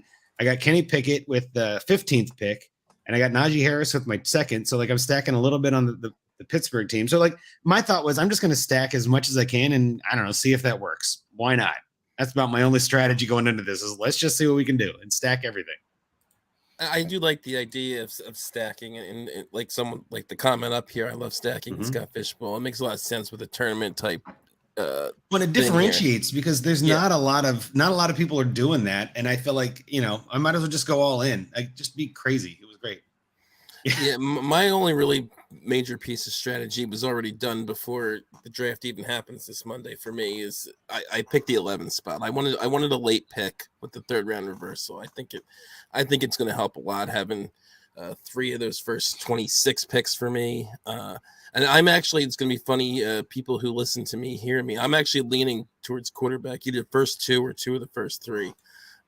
Where I'm usually if you need help. I know I'm usually a fade early quarterbacks and superflex, but I was talking to Andrew about it earlier. I had Ben and Tua last year because I waited on quarterback and I did not make the play. How'd that feel? That did not feel good. And this is pretty punitive scoring for mediocre to bad quarterbacks. So I'm going away from my normal strategy a little bit. I think hopefully my division mates aren't listening. But I'm leaning towards either quarterback, or I'll take one in the 1st and then maybe another one at 302. But other than that, I don't really have much of a strategy. Just take the best players and hope it works out. How can you go wrong, right? Nate was just here. He's saying Davis Mills in the 8th and 9th is your quarterback. I got Mills in the 12th. Yeah, I'm going to disagree. I mean, here's my logic. I was thinking if I can get 2 QBs early, that'd be great. But if I can pull off a weird upside down stack and do a quarterback later, maybe I do that. So that's why I went Goff, Mills, Pickett as my QB2. Like one of them each week will be a worthy QB2 is my guess. That's kind of where my thought was. I don't know if Pickett's even going to start, but again, I don't like having too many QBs in this. I think too many is a bad thing, but with those 3, those are all 3 kind of flyer, like late round QB kind of thing. So I'm fine with it. So let me ask you this, asking for a friend. You wouldn't draft Kyle Pitts at 101, huh? No, okay. So I was backstage when you were talking about this and I was just like, what? Okay. So I don't mind it if you want to be different. And if you want to get people to talk about you on national radio, that's the way to do it. You know what I mean? Like just go all in. Your name will be synonymous with Kyle Pitts. That's not a negative. All right. So, look, you have the 101? Yeah, I have the 101. I've tried the getting famous through hard work and putting out well-reasoned content out. Maybe I just shoot my shot with Kyle Pitts. That doesn't work, Shane. What do you have any idea what his ADP? Can you not get him at the 212? A couple people have said that they think I can. I don't think I can, but because I think Kelsey is going before him. I know that. Yeah. Yep. And I think you have a very high likelihood to do it. Honestly, I think there's a very high likelihood that you will get Pitts at the 212. I don't think it's ridiculous. I don't. Yeah, I want a different build. I definitely want to. I don't blame you. I don't blame you. I'm saying if you want to go different, I'm not going to fight you on that. I said this in my division chat, not my division chat, my pick chat. People have said that, and like I don't remember the exact rosters of the winners, but I feel like from what I've seen, like looking at the winners rosters, if you look at it as the playoffs are going on, I don't think most of them have had. Like I've been in the last 3 before this year, and I don't think any of them have had like crazy builds, like they had 4 tight ends or went heavy receiver. I just that's why I said I'm not really trying to go heavy anywhere in particular, except drafting, like I said, 2 QBs early. I don't think that it makes sense logically because especially there's 3,000 people now in SFB. It makes sense that if you had some crazy build that should separate you and all that stuff, but from what I've seen in the 3 years I've been in, it doesn't seem to be that the winner ends up as one of those crazy build people. So you've done some actual research to see who actually has won this thing. I've done none of that. I couldn't tell you who won last year or the year before. All I know is our buddy Stompy won 1 year. SFB8, I think, right? Yeah, and I believe Mike Clay won the first one. And I think last year was a fan. I might be wrong on that, but it was. Yeah. Yeah, Jamie Cernica won. Yeah, won 2 years ago. 10. And then I forget the guy's name. He was on the beginning of the Poda-thon, 14 hours ago now at this point. I know he started out with Sal. I'm just going to lie. I won SFB 7. And, the way I did it was definitely a weird build. And here's someone saying, look, if you want to go weird build, take Kelsey at 101. Hope Pitts goes to you at 212. I mean, so it's funny you mentioned that, though. Hang on. So that's actually funny you mentioned that. So Kelsey went 109 in ours. And then in the second, this is Rob Norton. Rob took Brady with his first QB at 204. The third round reversal at 304, he took Pitts. So he did start Kelsey, Brady, Pitts. That was his bully tight end start. And I don't hate it. It's definitely a different build. So and just thinking about it, honestly, to win in the playoffs, so much of it with this many people is just kind of luck. Like I made my first one I was in was SFB 9, and I made the finals. I did not have any kind of crazy build. I didn't win, obviously, but I just got hot. Like my team, I remember posting my team on Twitter during the final when I was in the finals, and people were like, "Your team's in the finals." I just had a team that got hot. I had like AJ Brown, I think was his rookie year, and Devontae Parker. Remember that was the year he went off with Ryan Fitzpatrick late in the season. Jameis Winston. That was the year the video game scoring too. So he had his 30 interceptions, but he's also thrown for like 5,000 yards and 30 touchdowns. So I just had a bunch of guys that got hot at the right time, and that's how I made it into the final. It's funny you mentioned the playoffs because what is Pitt's bye week, Shane? Do you know? Well, since you brought it up, I'm guessing it's like week 11, 12, 14. 13, 14 during the playoffs. Yeah, that might be one other strategy. That could be a tiebreak. Yeah, that could be why he's falling too, and that's kind of why I wanted to bring it up. Like his bye week of 14 is scaring some people off in this format because the playoffs that could be a big. Yeah, you make the playoffs, but you lose Pitts. All you get is his average for the year. You don't get any points for him that week. Does Lamar Jackson have a week? Which one of the star quarterbacks has a week 14 bye too? And Murray is 13. Let me see. Okay. Lamar Jackson's 10. So not him. It's not him. Brady's 11, which is getting there. But you can't avoid them entirely. Rodgers is 14. There's 6 weeks of playoffs this year, and 4 of them have bye weeks. So I mean, you're going to have some guys. I think that are. Matt Ryan for Indy is 14. Fields is 14 with Chicago. Good, so I mean, they're bad quarterbacks. So if you're drafting, whatever. Yeah. Okay. All right. That's something to consider. That's all I'm saying. I don't want to see you make a bad decision and then get roasted for a bad decision. I would love to see you support this terrible choice with a lot of data. That's what it is. So, Mike, I do like that the suggestion there. Someone said Kelsey and then go Pitts, but I'm going to chicken out and go probably Pat Mahomes at 101 anyway because I'm a big coward.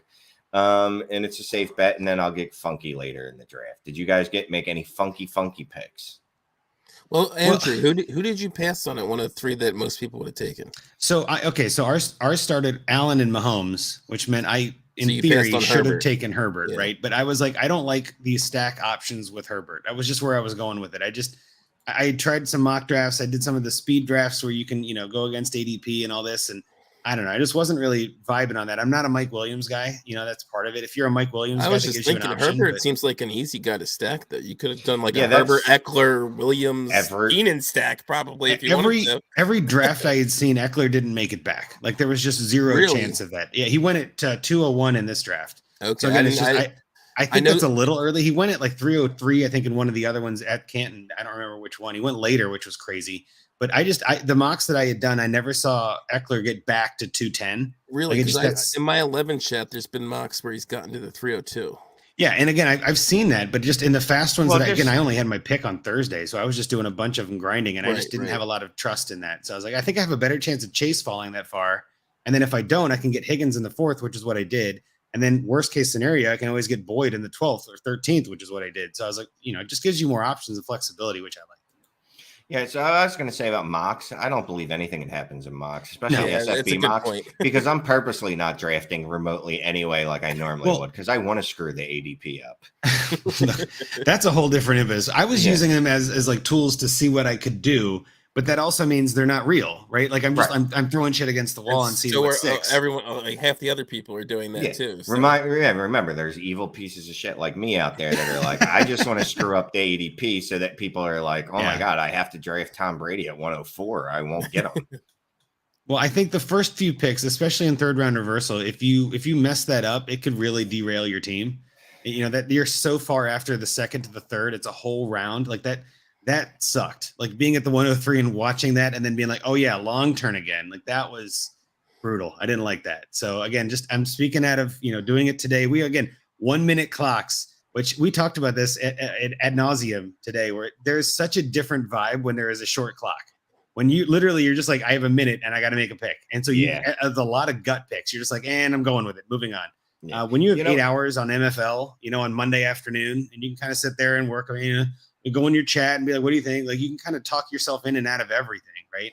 When you're literally on a 1 minute by yourself on an island, no matter what cheat sheets you have, you only have a minute. Like it's crazy. It's a very different thing. So, and you're going to go straight to whatever your gut instinct is. And it's going to go, all right, I don't want to do this, or I want to do it. Either I'm going to balls up and do it, or I'm not. So, someone asked Gary about, here is so right too. Every 12 teams is so monster. Like every division, there's something crazy that happens. ADP doesn't even make sense for this thing. Like people are looking at ADP. We had 5 drafts. Like that's such a small sample size. Does it even matter?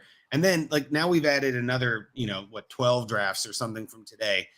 It's too small. It doesn't matter. It just won't matter. And then you're going to have people that listen to this ADP and then overcorrect on Monday when live drafts start. So it's literally just go with your gut. Just do what your heart feels. Do what your heart tells you, Shane. You will never lead you wrong. So, someone else in the chat just says someone actually drafted Mac Jones 212. I know a guy who had his live draft in Chicago who got him in the 10th. Mac Jones went 10-2 in this draft before me when I took Goff at 10-3. Which I'm not touching Mac Jones. I don't want Mac Jones. I want to see pictures of that, George, or it didn't happen. I know. It's basically how crazy. I feel about it. I mean, that feels like, my girlfriend. Yeah, she lives in Canada. She's real. She goes to a different school. Yeah, I definitely want to see that, man. Because Niagara Falls. Whoever did that, you deserve to lose. And I don't, look, it's for fun, right? It's for charity. You want to win, but why are you drafting Mac Jones? Did you see? You love him. Trey Lance went 105 in the first. Hang on, Trey Lance went 105 in the SF draft. One of the SF drafts. Trey Lance 105. At least I can see the upside there. He went 212 in mine, and I was like, "That's too early. 212 is too early." So 105, way too early. So, I can see how you talk yourself into it. Not that I would ever do it, but I could see at least you're like, "Oh, well, he's a running quarterback. He could have Lamar Jackson's year from 2019, right? Maybe it was in the San Francisco live draft too. So it's like a homer draft, right? So somebody there was like, "I'm taking my guy." Like I took Burrow in the Ohio draft. It's the same, That's another thing you got to keep in mind with these live drafts. These are all people near that spot. That changes like a redraft. It's crazy. I was making that argument the other day about Hurts in the 11 chat that I think he has the. I don't think it's likely, but he has the potential with the added weapon now of AJ Brown of. And if he runs he also had his kind of running was curtailed a little bit towards the end of last year with an ankle injury. I think there's the 5% chance he could have a Lamar Jackson break fantasy type season.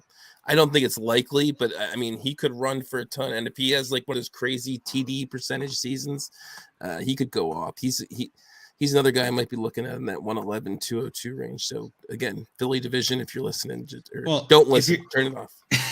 Well, if you're thinking like Pitts at 101 just to be different, Lance at 105 is to be different. You know what I mean? Like Hurts at 111 or 211 or 202, I guess it would be for the 11 chat. Like that's where you can get, go be different. I don't blame you at all for that. And I think that's the other thing that I don't know is getting talked about enough with this. In normal Scott Fish Bowls, we're all placed in random divisions and it's all, online and who knows. There are a lot of people, even if you're in like you, I think Shane, you mentioned like the Metropolis draft for the Sirius XM thing, right? Like that's a random one, but there's a lot of people I know in like the Cincinnati draft that are in Cincinnati. A lot of people in the Vancouver draft that are in Vancouver. Like those, that will change ADP, which again means ADP means nothing. You know what I mean? Like it doesn't, just do what you got to do. Make yourself happy. Get the team that you want to have. You're not going to be able to trade your way out of it. So just go have fun with it. That's so silly to me. I'm talking about Hurts, but it has nothing to do with the fact that I'm an Eagles fan. It's no, but you know what I mean. Like that's gonna. But there are people in Philly that might take him ahead of people in Washington. And as much as we don't want, even if we acknowledge a bias and we want to pretend that a bias doesn't exist, we can't help it. It's a subconscious thing that we literally can't help. We have no control over it. So my mind's going, Jalen Hurts, but in the back of my mind, I'm going, but he's a Philly guy too. Like, how fun would it be to root for him? And he wins me the SFB. Like, how much do I want to tweet out? Like, I won the SFB because Jalen Hurts took the Eagles to the Super Bowl, and none of you believed in him. And don't watch my video from 2 years ago when I lost it when they drafted him. Yeah, I was right there with you, Shay. I just wasn't on a podcast at the time. And if it doesn't work out, you don't tweet about it. Nobody knows. It's fine. You know what I mean? Like it's all good. Like if it doesn't win, you just like, yeah, my team sucked, and you move on, right? Like there's no loss, there's no risk, all reward. Why not? Right. So now I'm thinking Jalen Hurts at 101. I don't know. So many different things I might. Glad we could help. Yeah. I'm going to, I'm talking brave, and there's absolutely no chance I don't take a quarterback at 101. But who's your overall number one quarterback in this format? Allen for me. I just think that it's too easy with the rushing and the way that offense performs. Allen by a mile to me. Yeah, I think it's got to be Allen in almost any format. I mean, his completion percentage is good enough now at this point over the last couple of years, which is one of the big things you worry about in this format. Well, he's got the highest floor, and at 101, I'm looking for a high floor, especially in this kind of format when there's a third round reversal and all that. Like, just give me somebody that I'm not going to be upset about. And I don't think you're ever going to be upset about starting Josh Allen. I could see you being upset about starting Kyle Pitts if he's on a slow start or something. Like, it just like I would hate to not want to start my 101, my first round pick would just be like, oh God, what have I done? Like I'd rather live with Allen and live to see another day. You know what I mean? I think Herbert would be closer to Allen to me than Mahomes. Actually, Mahomes. I think I would agree. Actually, I had Herbert over Mahomes in my like rankings. And after doing some of that quick study at the 103, I was like, you know what? It's a fun draft. It's a charity league. Give me Burrow. Give me Bengals. Like, why not? I'm a Bengals fan. Everybody knows it. I don't have my Ocho jersey behind me today, but like, I'm a Bengals fan through and through. And then my father-in-law is a Lions fan. He doesn't do fantasy. And I was talking to him on the way up today because he called me and I was like, well, you should get into fantasy. And he's like, I don't really want to do all that work. I'm like, okay, well, I'll draft a team and then I'll tell you who we got. And you can be a part of this team. And so I drafted a bunch of Lions for him. That was kind of my thought. I'm like, well, maybe I can stack Lions then and he'll have fun with that. He's a Detroit guy. So it could be fun. Who knows? It's all about fun. That's the whole point. And I got to be honest with you. I want to win. I've had fun multiple years. It'd be fun to win and then just talk trash on people on Twitter. And I mean, personally, me, if I win, I will be obnoxious. Like, I won't be like stompy, like where you're already obnoxious. So how much more can you get? No singlet chain. Yeah, it won't be stompy obnoxious. Like, this will be like, oh, this isn't an act. Like, he's genuinely being like a jerk off about this. Like, that would be me. You know, like so much so that I probably wouldn't get invited back the following. Oh, come on. If you won, you get invited back. I had fun last year not making the playoffs. I'd like to win this year. That's fair. That's fair. Well, guys, let everyone know where they can find you and a little bit about the DAP network. Again, when you're searching that on the Googles, be careful. Just different connotation. I'm terrified of searching it, but you can find me at Andrew Hall FF on Twitter. Again, a lot of the guys, I got to meet a lot of good guys today in Canton. It was a lot of fun hanging out with everybody. And obviously Bob Lung put on a hell of an event at the Hall of Fame like usual. And just getting to draft a fantasy team at the Hall of Fame was just such a cool thing. Like, I don't know, just felt really neat. But yeah, you can obviously find us at Dynasty Junkies too, and at DAP_network. Don't Google DAP, at least not on your work computer, I guess. I gotta think. No. Yeah, I don't want to. I'm not even going to do it. I'm just going to trust Shane. He's my litmus test if it's right or wrong, and he says it's wrong. I'm going to trust him. So, but that's where you can find most of the stuff I know we do. Rocky, I don't know if you have more to promote. Yeah, not really. I'm at Dynasty FF Addict on Twitter. Andrew mentioned the other handles. Obviously, I'm also doing Trade Addicts with Russ, or Outhouse, as Shane would prefer I say. Right. Yeah, so we got a bunch of great shows on there. Also, on the DAP Network is the Fantasy Timeline with Josh and Drew. Casey Kasem's Get Real. So find the DAP Network on Twitter. Just not, whatever Shane's talking about, and subscribe on YouTube. And you can get all those shows. A lot of them go live, so you can watch them as well if you'd rather watch on YouTube. But yeah, that's pretty much it. Well, I love you, dudes. Oh yeah, love you too, Shane. And I loved hearing that you were going to be hosting this. I'm like, I love Sal. I would love to talk to him, but oh come on, it's my boy Shane. I love talking to Shane. Yeah, so I look Shane lives 10 minutes from me. I could have driven over and done the show from Shane's place. But you turned off the light earlier. That's what it was. I thought Rocky was coming over, so I turned off the lights. God damn it. All right, boys, let me get the next crew in here. Yes. Good luck, Shane. Thanks. See ya. No, I don't want to ban them. Yeah, remove, add, and add. There it is. Oh, hey, there it is. Oh, gentlemen. Hey. So what's going on? What's happening, Shane? Holy smokes. Undroppables. You cannot drop them even if you tried. It's in their name.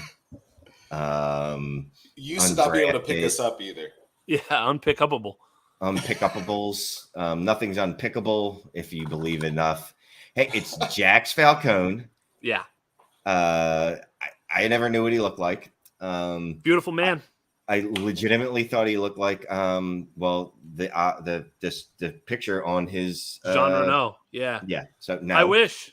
And Tommy. Kind of close. No. What's up, Shane?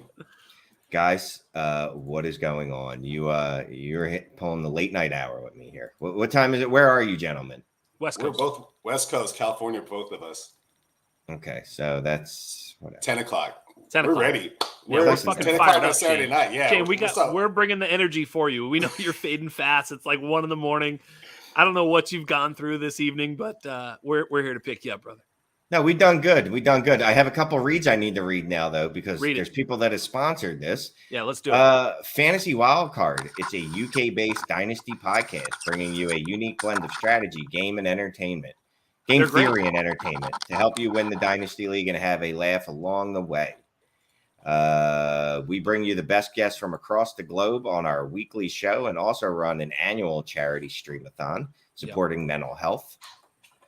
This season, we're launching an exciting news recap show discussing major talking points in the NFL and analyzing from a real point of view. Come check us out on Twitter and YouTube. And remember, when you have the wild card, you have the power to change the game. Fantasy Wildcard. Check them out. And as I'm reading that, it dawned on me they're actually British, not Kentucky. When I saw UK, for some reason I thought Kentucky. The Wildcats. Yeah. I thought they were the Wildcats wild card. Okay. And next, this guest is presented by the Long Game Dynasty podcast. It's a roundtable discussion offering diverse and actionable perspectives for dynasty managers of all skill levels. The hosts of the Long Game are longtime friends and serious football players. This creates a unique show chemistry that blends film-oriented and analytics-based approaches with humor and actionable advice. Follow TLG at Dynasty for an engaging, fun, and informative Dynasty podcast focusing on understanding player value, big picture strategy, and most importantly, winning Dynasty championships. Listen to the Long Game Dynasty podcast across all streaming platforms today, but not right now. Right now, what you're going to do is you're going to listen to Tommy Moe and my dude Jax Falcone. I am in a league with Jax, not in a league with Tommy. Jax asked me to come on his show about 6 years ago. I said, all right, but it's got to be a short one because Jax likes to do several hour-long podcasts. What? And then he got the vid, and then I never heard from Jax. But anyway, let's talk some par SFB, for the course, just so you know. That's what I do. I disappear. I bop in and out. I don't know. What do you want me to do? Oh, Tommy was dancing on Twitter. Oh, always. What were can you dance a little bit for us now? Right now? Yeah. I mean, I haven't had that many drinks in me. It's still early, but I mean, you're not giving me much like space to work with here, so I don't know how to use this screen. Oh, what's up? You give me more real estate now. It's on. Okay. It's on, Shane. Yeah. What are we working let's with? do this. What's this do? What you got for me? Well, nothing. I can't figure out how to change this. Oh, that's me. No, wow. We don't want to do that. No, not that. No. And then this is just give me. Oh, now we got it. Just me. That's awful. There we go. No. Let's go back to this. Let's just go back to this. No, I bust the TikToks. I do anything that is gonna, I just have fun with it. It just be silly, Shane. Anything to, get some content out there, deliver some fantasy football content while just, doing some funny dances on TikTok, whatever I can do. It's for the kids. Jax's kids love it. I mostly, they do it for, I do it for the children. And to just do it for the kids. Yeah, it's for the kids. It's for charity, just like Scott Fishbowl, right? It's all for the kids. So that's why we're here. No, we have fun with it, putting out media on a bunch of different platforms here at the Undroppables, because we don't take ourselves too seriously, even though we might take our content seriously.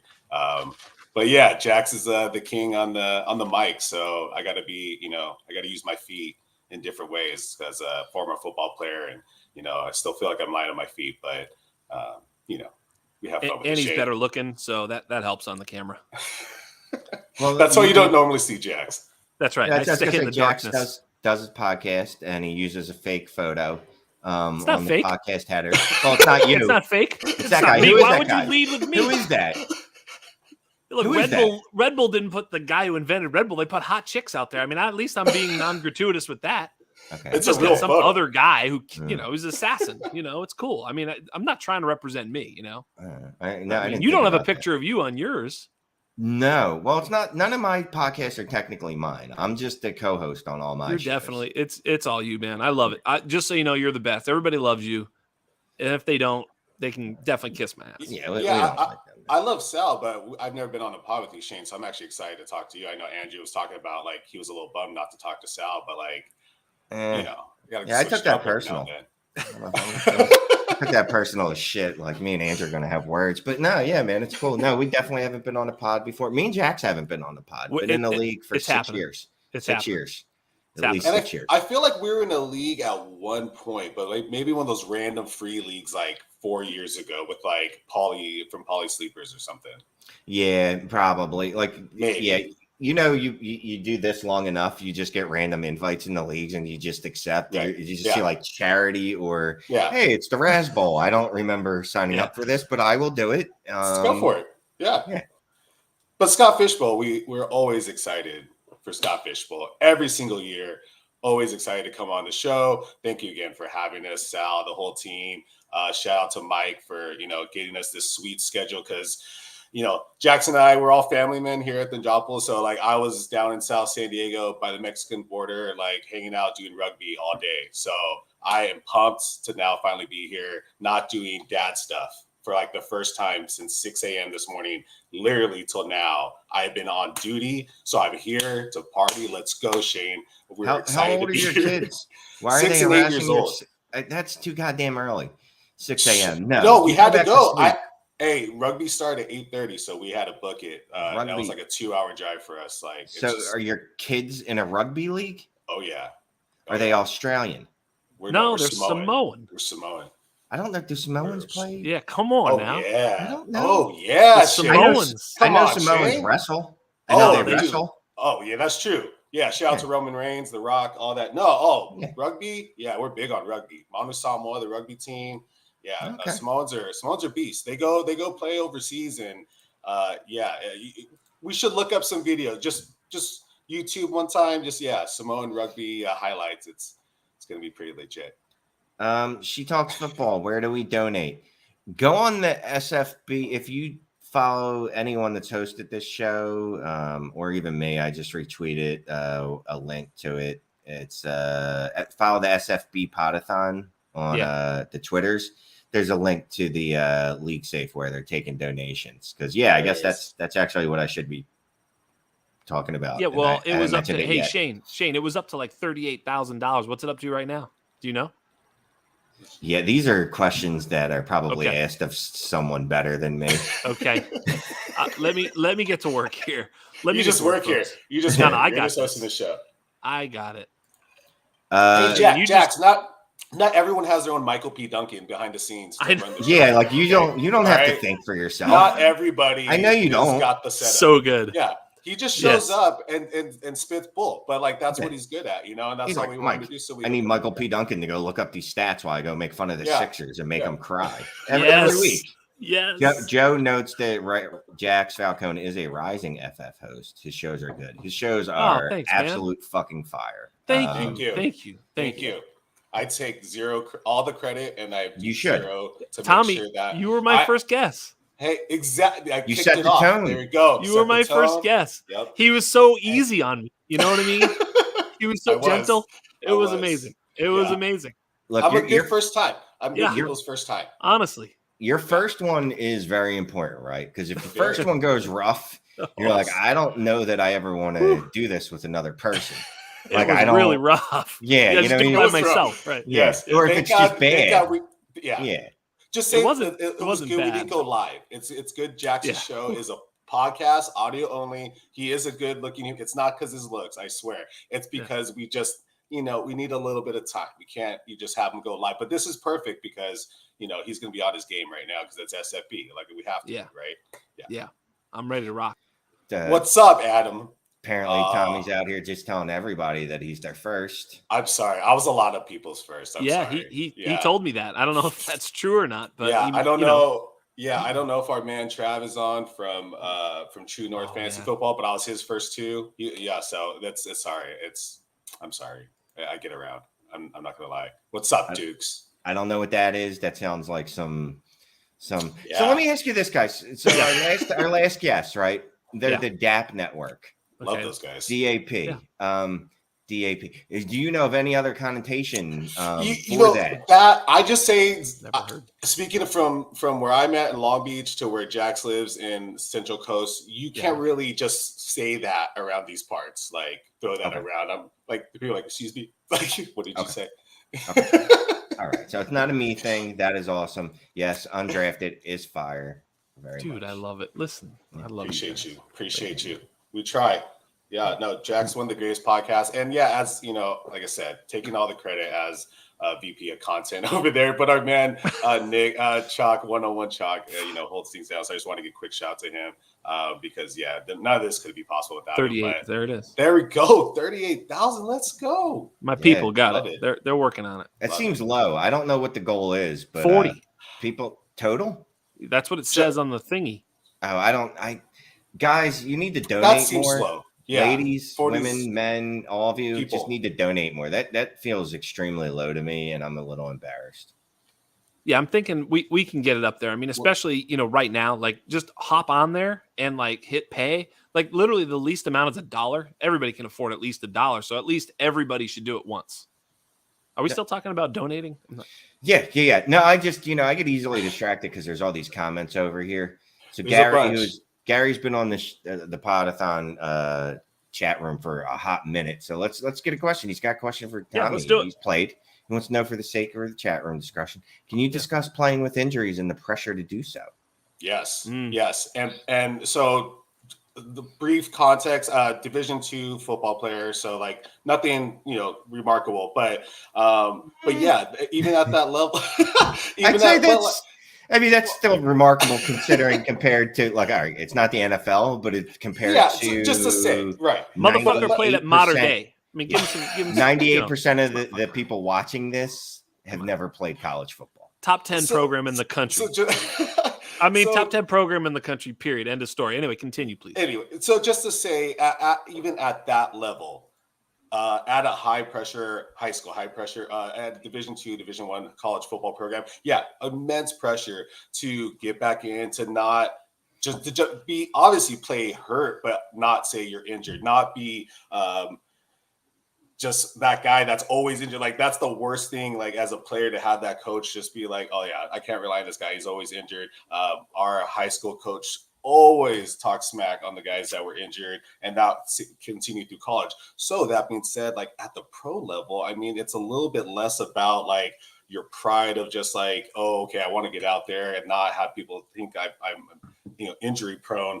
I mean, obviously you don't want that, but you got to protect yourself, and it's more than just the game. It's your career, it's your job. So in the NFL level, yes, you still have that pressure from the game to get out there, pressure to play, pressure to show up for your teammates and your coach and your team. But at the same time, it's a job. So I feel like they have maybe more pressure to really protect themselves and have that longevity, and like taking a game or two off if they really need it is going to be a smarter move in the NFL. So I just think there's a little bit less. The pressure is different, right? It's not just about the game. It's like, I want to obviously be back out there, so I'm earning money, so I'm, playing in the game. But I also want to be healthy, and I want to, make smart decisions too. You got to think about, the long run, the longevity. And then now guys are thinking about CTE and the real long-term effects of stuff. So I think more and more they're starting to put their health a little bit first, or at least, not just like pop a bunch of Vicodin and get back out there. I think those old days hopefully are done. I mean, at least when I was in college in 2005, like, that stuff was still kind of happening, but hopefully it's a little bit different now. I don't know, Scott Jax, what do you think? I think the medicine's better, but I think really what you got to say is fuck them coaches, fuck them owners, because these players are the ones putting their bodies on the line, and these motherfuckers are paying them non-guaranteed contracts. And I guarantee you, it's all about the money. Because if you've got a player with a lot of guaranteed money, they're probably going to be cautious with that guy. They got some guy on a 10-day or, non-guaranteed. They're like, fucking can't make the club from the tub. And so all that nonsense, is bullshit in my opinion, because these guys are putting their body on the line. They've got short careers. They've only got a limited time to make some money. And so, and the other thing too, is a lot of these guys play hurt, and then they develop scar tissue and actually have longer term injuries that they can't even perform as well as if they'd have taken care of their bodies in the first place. So all told, I mean, the medicine's way better, but I think there's an immense amount of pressure for these guys to play injured. And it does kind of frustrate me because, they should expand the rosters, right? They should guarantee some of these contracts. They should really be doing a lot to protect these players, because they're the ones who are the barbarians out there, and they're the ones we love. Who the fuck cares about the owners? The owners could all change it. We wouldn't give one shit. But if Patrick Mahomes and Josh Allen were out of the league, we'd all know it. Yeah, and that's someone noted the whole Baker thing. Like, that dude, whether you like him or not, the dude played through a torn labrum, right? And what was his reward for that? Nothing. We're getting you out of here, and we're bringing in a serial sexual predator. So if I'm, and I get that. Look, if I'm a third, like you're saying, if I'm a third round, fourth round, fifth round pick, I get it. I got to do it. I got to play hurt. I'm Baker Mayfield. Cleveland would have got a big, it's done. I'm done this year. Like, I'll see you next year. And that's, if you're a star player, that's why I don't really trash them when they sit out. Like, they should, because the team, all they are is an asset to them. And they look at them like that. And people bitch about how much they make. And you're like, dude, you realize how much owners make. Like, there's a guy who pays that signs that paycheck. Yeah, that's right. Yeah. And most players, or even star players, are underpaid for what they bring in. For the revenue they produce. So I'm always on the player side, always screw the owners. If they can afford to sit out, look, as much as I hate it in fantasy when I'm like, Julio's not playing this week, that soft ass, blah, blah, blah, blah, blah. Sure. But you know what I mean? In real life perspective, like, they should sit out those games. That's right. That's exactly right. But we can talk out of both sides of our mouth. Like, the part where we're a fan, yes, we'll say that. But the part when we're being real, you gotta support these players. I mean, yeah, the owners have plenty of money. They're going to be just fine. And they get to own the team till they're 80. You get to play from like 22 to 27, and that's it. And then you're fucking done. And you have to pay all this money to agents, all this money in taxes. They're 22. Let me just tell you, there isn't a motherfucker watching this program right now that if I gave them $4 million when they were 22 would have spent it wisely. Not a single one of y'all. None of them. Nope. None of them. And like you're saying, Not like me. Al, and you're talking about like being an owner forever. Like Al Davis, literally like 1 foot in the grave, still like calling the shots, you know, for the Raiders. Like you literally be it forever, and like have no physical ability left, but you're still breaking in the dough. Yeah. So. Next question. And then they hand it down to their spoiled ass children who've never worked a day in their life. But the best fucking haircut ever. With from the Mark worst Davis. haircut. Jesus. Good Lord. Best. I don't know. I love that guy. Are you kidding me? Hey, the new president is going to hopefully turn things around. But just shout out to the Raiders for hiring the first female black president in the NFL. That was pretty 2 days ago? Or was that Friday? Was that on Friday? Why would they announce that on Friday? Like, that seems like one of those good stories you'd want on a Wednesday or a Thursday.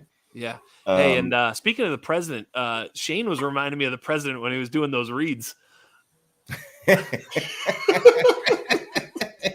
It's been a long day. You know what I mean? I'm on the East Coast. It's 1 o'clock, right, Shane? End of quote. Yeah. Let me read that again for you guys. Repeat. Meanwhile, the people that sponsored this are like, "What the fuck? Seriously? What are we? Like, this is who you gave us? Yeah, we lost Sal money. Back out there. We had people cancel subscriptions during the read. During the read, yes. They were like, "This is what I'm paying for." Fuck this guy. No, it went down. Ratings went down. Hell yes. That's why we're here. All right, so we've got like 10 minutes left. I guess we'll talk some strategy because people like to talk about that. Where are you picking from? Do you have a general strategy? You don't even know, do you, Tommy? I love it. Tommy doesn't no idea. Look, I'm picking from the 112 because I think that the third round reversal gives you some major advantage. You get the 12, 13, 25, right? Isn't that right? 12, 13, 25.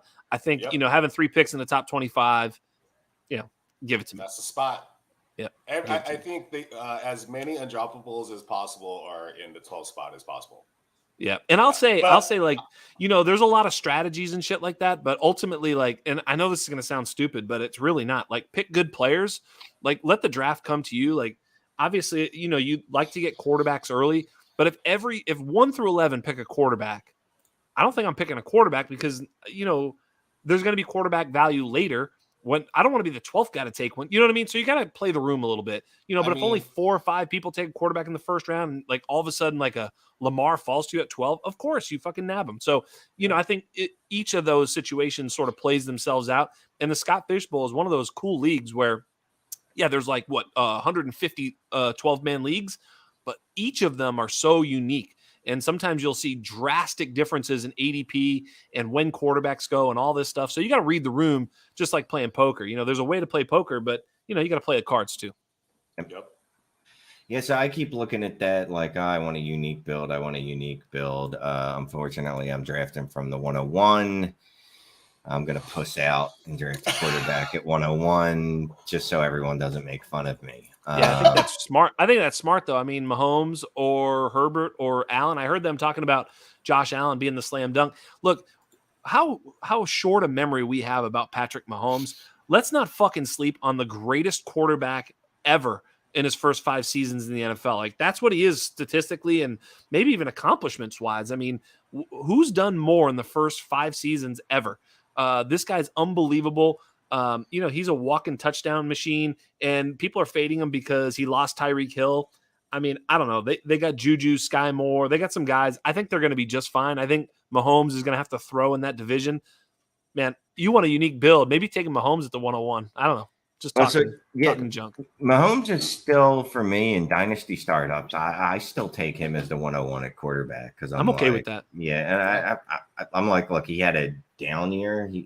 21 points a game was his down year. Like that's his down year, guys. Yeah. Like, okay. Yeah. All right. Yeah. But I'm probably going to end up taking him.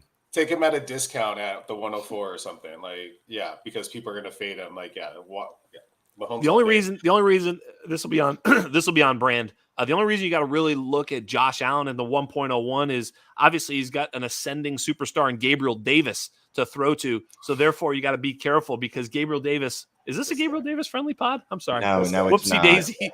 Whoa, what did I start here? This guy. Okay. Just Gabe Davis. Okay. I think it's a beautiful thing to have hopes and dreams that are based on absolutely nothing.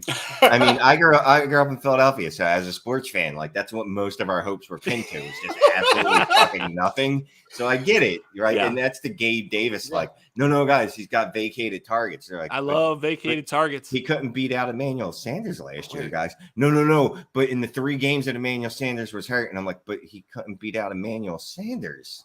Emmanuel Sanders is a negative data point. I will fucking grant you that. The fact they signed him and the fact that he played ahead of him. But everything else I really like. And, of course, the fact that he's 2 years in and has never really done too much is the other data point. So those are the 2 data points. But, yeah, it's fun, man. I've been on Gabriel Davis since the draft. Forever. So, of course, for me, it's a little bit different because I'm not I think Gabriel Davis is a value at the wide receiver 22 in best ball drafts guy. I'm the guy who's telling you that, he was a good pick in your rookie draft in the 4th and 5th round. And, you know, I can victory lap that, but we'll see what happens this year. As of right now, if you don't believe, but you bought him early, just go ahead and sell and reap your rewards and move on. But I'm holding. We're going to watch him roll. And I'm fine with that, except for the holding part. You should be trading him immediately and cashing out. I've said this. Hype's real. Hey, no deal. I said this everywhere. I'm just mad at myself that I don't have him in any leagues because I can't trade him anywhere. Like that's all I want to do is like every day I go in and I check Dynasty Planet. I'm giving them a free plug, whatever. And I'm like, Gabe Davis. And it's like, no, you still don't have any of them on your roster. Like you never liked them. So you don't have him. So I try the next day and I'm like, still no. Shane, he's my most owned player. Look, we all got that one guy. I got like Boston Scott's my most owned player for reasons not entirely clear. Hunter Renfrow. Well, that worked out. Okay, so you picked a good player. See, me and Jack in the 4th round of rookie drafts that year, I just like all over the place. Shane, he's going to be good. I'm telling you. Alberto is my second most owned player, so I'm rolling with the Gabe Davis Alberto breakouts. There you go. I'm hoping it happens. Mine's not fun actually. Mine's actually DJ Moore. Ooh, I love DJ Moore. Yeah, but it's not like oh my god, I've never heard of that guy. You know what I mean?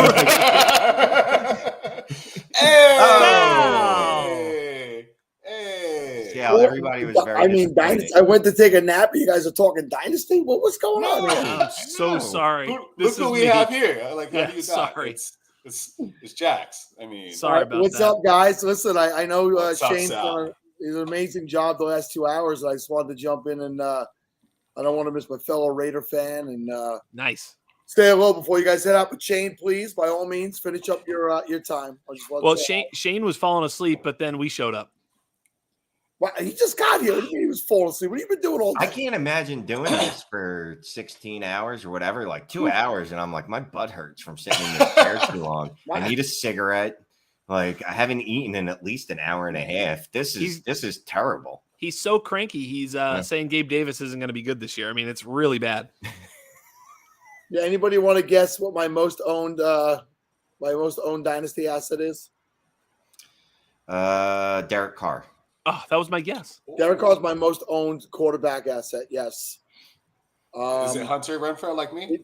So my veteran player is Hunter Renfrow, and then of course Jeremy Rucker, and I own him on every single Dynasty team I have. Jeremy, nice, good job. Love you, Sal. Now I feel like I should have known that because I did hear you actually say that on the Dynasty Hot Sauce podcast, like literally like 4 days ago. But or a week ago. I don't know. I blocked it out. Like most things I do, I just saw. I'm like, Well, gentlemen, I would say Shane, let's let Jax and Tommy say their parting words, and we'll let you say your parting words. Tommy, you go first. I'll go first. Well, nothing to contribute for draft strategy because I'm in the LA live draft for Scott Fishbowl, so I have no idea what we're doing because TrophySmack is making us pick our positions at the draft. So that's going to be fun. We'll probably do some streaming, some content from the draft. So look out for that. We can catch all of our stuff at theundroppables.com, our YouTube channel, The Droppables, TikTok, Twitter, Instagram. We're everywhere. Like I said, shaking my butt, doing whatever to get you to watch our content and listen to my man, Jax Falcone here, the best in the Dynasty game, #1 podcast in our network, but subscribe to all the podcasts in our network. And that's all I got. Thanks again for having me on for another year and having us both here. Yeah, it was. This is short form for me. My pod's a little longer than this, so I don't know how to fill this small a space. It's really, can we go another half an hour? Thank you for having us. It was awesome. I appreciate it. We do have a little bit of a thing going. We also have UN Bets, Undroppables Bets, and Brian O'Connell's doing an amazing job for us. We've got a whole team, as they say at ETR, grinding their dicks off, I guess is what they say. That's what they say. That's what they say. But our team's doing the same thing, man, and it's a lot of fun. And so please subscribe to UN Bets because you can win money. And then the whole rest of the team, amazing. Thank you for having us on. Scott Fishbowl, go donate money for kids. I mean, what more do I have to say? Donate money for kids. And then check me out. I'm at Dino Game Theory on Twitter. And just go to the Undroppables. Search the Undroppables for all of our podcasts. And I love you all. Thank you so much. Cool. That's all I got. Sal, you're the man. Tommy, you look great, man. I've been following your weight loss journey, man. You're looking great. Thank Good you. job. He looks awesome, Thank man. you, Good Sal. point. Yeah, I was going to mention that Appreciate he's sexy as fuck, but I didn't want it to be so awkward. good looking. He was sexy when he was a little bit chubbier, but he still looks good now. I mean, what's the brother gonna do? He is Samoan. It. Yeah. So Love love you guys. Clearly, you've done a great job. It's everybody in the chat feels as though they're either high, drunk, or They're tired. stoned. What are you talking about? These eyes are wide open. Shane, go ahead and say your parting words, my friend. No, I mean, I had a blast hosting. Thanks for letting me host for a little bit. Feels good to be joining in. Hopefully some donations keep coming in. Keep those donations coming in because it's a good thing. I don't know. That's all. You know me. I'm a Shane is the worst and whatever. All right. Good morning, I guess, everyone. Take care. Later. Good night. All right, I am back. I took a 2-hour break, and there was no way I could sleep through my next guests. I was absolutely positively not missing these guys, so I took a quick 2-hour break, and I am back for them. And it is the Aussie guys, and don't settle for the same old convenience store snacks. Bite into beef jerky snack sticks with John's Elgin Market, with over 30 products to choose from. There's a flavor for every craving, from barbecue beef or hot and spicy venison to exotic meats like our best-selling alligator snack sticks. It's time to treat yourself to damn good jerky. Visit johnselginmarket.com to check out the mouth-watering options. Plus, now through July 16th, contact at Stefan_Rodo on Twitter to place an order and receive free shipping with 10% of all proceeds going to Fantasy Cares. That's right, we ship nationwide. Smoking quality meats since 1880. Snack with the best at John's Elgin Market. And listen up, Poda-thoners, if you can't spot the sucker in your Dynasty draft, then you are the sucker. Luckily, the Dynasty Dynamic has your back. True to its name, this podcast believes Dynasty is constantly evolving, making it more challenging to remain competitive than in redraft leagues. From Twitter poll breakdowns, in-depth player analysis, and advanced metrics, the Dynasty Dynamic provides actionable insights to help you improve your Dynasty teams. So if you're looking to gain an edge in your Dynasty league while having plenty of laughs along the way, then be sure to tune in to the Dynasty Dynamic. Let's get right to these guys because they never let us down. Gentlemen. Except this year, we're letting you down. We got no fight. Our special effect this year is me just keeping my head in the way of the sun. Hey, Sal, how you doing?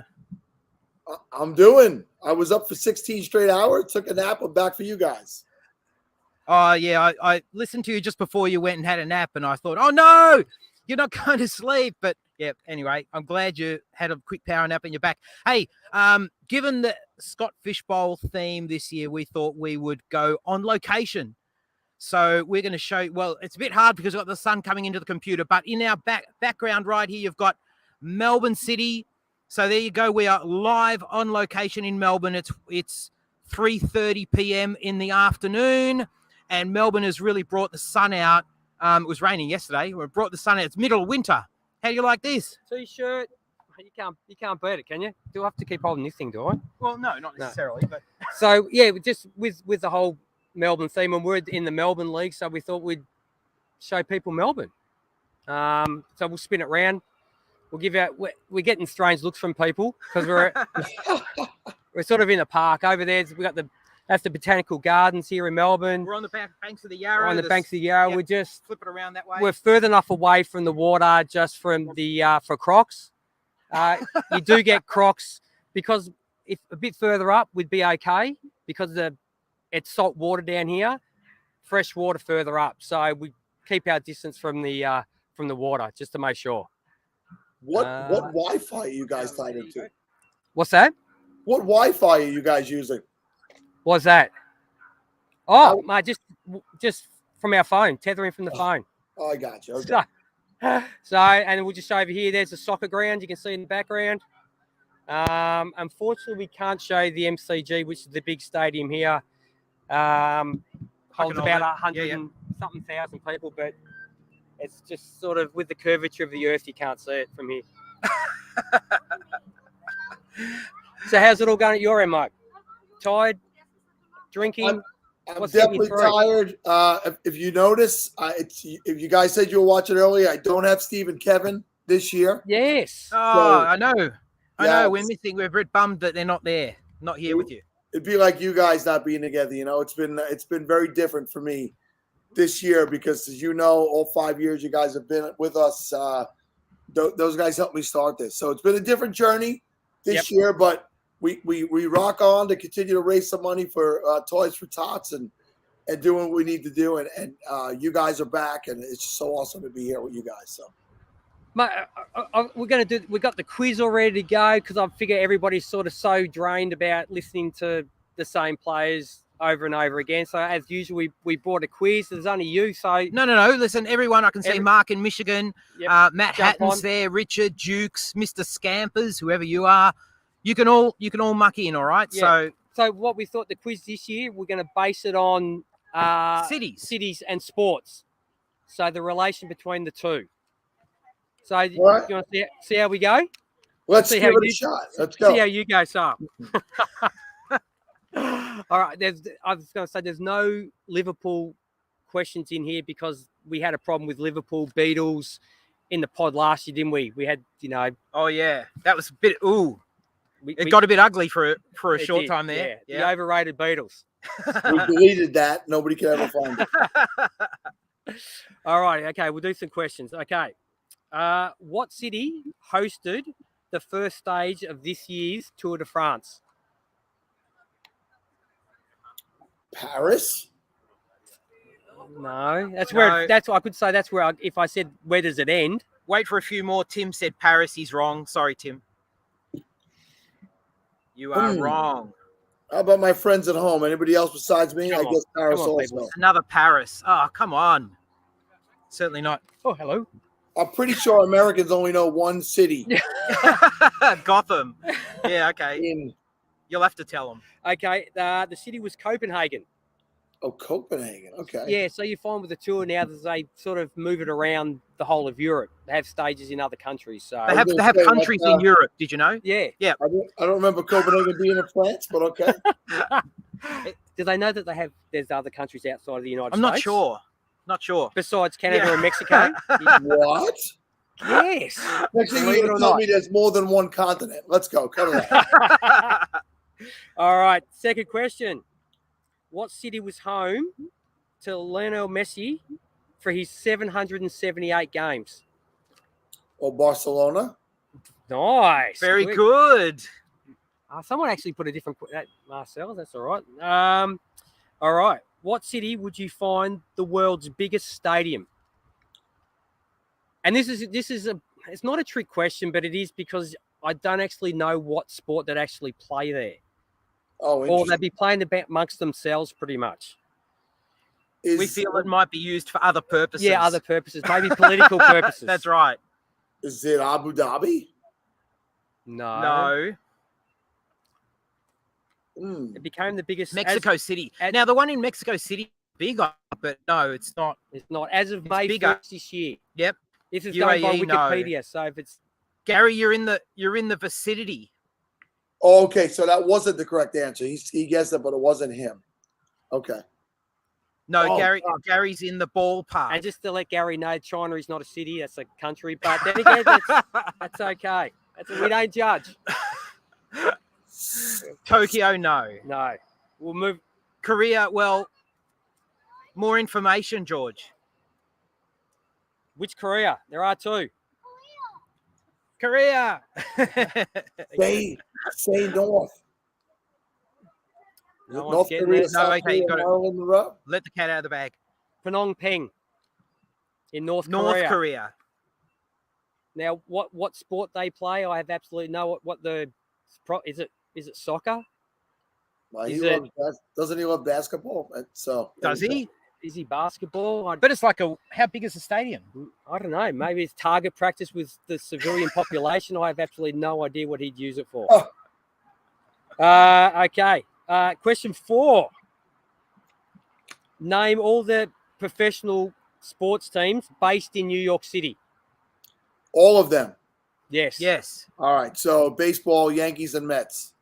Okay. We're not. So the Jets and Giants. Okay. Jersey. Yeah. Jersey's part of you. Okay. I know. I don't want to start anything, but we'll put it in there for now. Okay. So Yankees, Mets, Jets, Giants, Rangers, Islanders. Technically on Long Island, but we'll put them in there. The Brooklyn Nets, the New York Knicks. Are we now? The New Jersey Devils are New Jersey, so we're not going to count them. No, I didn't count them. Oh, Tim, nice. NYCFC. NYCFC is the local New York soccer team. Do you have them? Hold on. What's the soccer team? NYCFC and the Red Bulls are both New York. Red Bulls. That's Bulls the one I've got. Yeah. All right, and the Liberty, WNBA. That's the Liberty. That's the female basketball team. You missed the WNBA. That's Wikipedia, mate. Don't mate, take it up with Wikipedia. We're gonna get all the woke mob onto us now. I'm gonna say that's it for New York City. George puts the Bills, but they are upstate. That's Western New York. Yeah, that's not. Yeah, that's. Yeah, New we York didn't State, count them. Not New York City. No, well done. Got them all. Nice work. Yeah. Not only did I get them all, I got some you didn't put on there. Yes. I thought I'd give you an American question just to, keep you involved in that. Okay, what city hosts a car race based around a famous harbour? Well, it's a bit of a it's a country and a city all in one, basically, isn't it? Really, it is. Yeah. It's probably smaller than we have Vatican. Monaco guess. Yes. Good work. What's the next one? Okay, what city hosts a sporting event called the Run-In of the Bulls? And I put it's probably not a sporting event, but it is good sport to watch. It is, especially if people get, It's technically a sporting event. Is it Pompano? How do you say that? Is it with a P? Yes. It's Pompano. Am I saying it right? Close. Pamplona, somebody wrote. Yes. Yes. I was close, Scott. Well done. Schultz, Scott, Richard. No, Richard said Barcelona. Scott. Gary, Pamplona, now that we've said it. Well done, Gary. All right. Okay. Pompeii, they don't run from Bulls, Dukes. They run from something else. What city was Muhammad Ali born? Or Cassius Clay? He was born Cassius Clay, but obviously. What city? Oh my God, I honestly don't know the answer to that. So, what city? God, what part of the country was he from? Yes. FF Spaceman on the money. Nice, Louisville. Perfect. Good job, Dave. Copenhagen? Is he joking? Copenhagen. Yes. Maybe it's his Wi-Fi is not too quick. All right, next question. What city is known as the capital of curling? Curling. Curling. I'm gonna. It wasn't invented there, but it's known to be the capital, and it's American based. Curling. It's American based. So what city? What city? Curling. Curling is Dublin. You're right. You're right, Tim. Yes. On the streets of Dublin on a Friday night. So they're mistaken. Yes. It's in Florida? Yes or no? Curling. Curling? No. No. Florida. Florida. They got a nice hockey team. Anything's possible. You know what curling is, right? Oh, curling. Oh, shit. Curling. Now I remember. It's I'll say You Detroit. got the guys with the brooms and Detroit. It's close to Canada. Detroit. Has anybody got it yet? Machu Picchu. Somewhere in Minnesota. Yes. Minneapolis. Yes. No. So where are my Minnesota people? Come on. is that right? Is Duke's right? No. No. No, that's There was Canada. a movie that came out probably about. Here's a hint that came out probably about 6 or 7 years ago about a little alien, and the movie's named after the alien, and it was played by is it Seth Rogen? It was voiced by Seth Rogen. He's a comedy guy, isn't he? What movie are you talking about? I don't know the movie. I got no idea. There. Oh, thank you. What? Minnesota. St. Paul? St. Paul. Well, a lot of St. things Paul. happen in St. Paul. David That's a little Scott, bad. Mr. Scampers, and Dukes. Yep. Good work, After, guys. yep. After the siren, Dukes. All right. Okay. The baseball team, I don't even know how to pronounce this. Yomina? Yomia. Yeah. Yomiha Giants are based out of what Asian city? Hey, that's another continent for you too. See, you're learning all the time. No, I mean I've heard of that team. Obviously, it's probably the biggest. It's probably the biggest baseball team, or the most famous baseball team, I think, in that country. Oh yeah, hold on one second. You got a world map. It's going to bring the globe over. Yokohama. Oh, is that one of the most famous Japanese ball players to play here in the United States? Hideki Matsui. Oh, very nice. Can't say I'm a baseball fan, to be honest. So. No. Nah, just I have been to a game. I follow the Mets only because the first game I ever went to when I went to the States with my family was a Mets Pirate game in New York. So, not Tokyo, Gary. It wasn't. No, it is Tokyo. Oh, it is Tokyo. I'm sorry, Gary. Gary. Tokyo. Yes. Tim, who's in the waiting room. I never said he wasn't. Tim, yes. Tim, yes. Scott, yes. All right. Good work. Okay, here's one. In 1946, what team moved from Cleveland to LA? 1946, Cleveland to LA.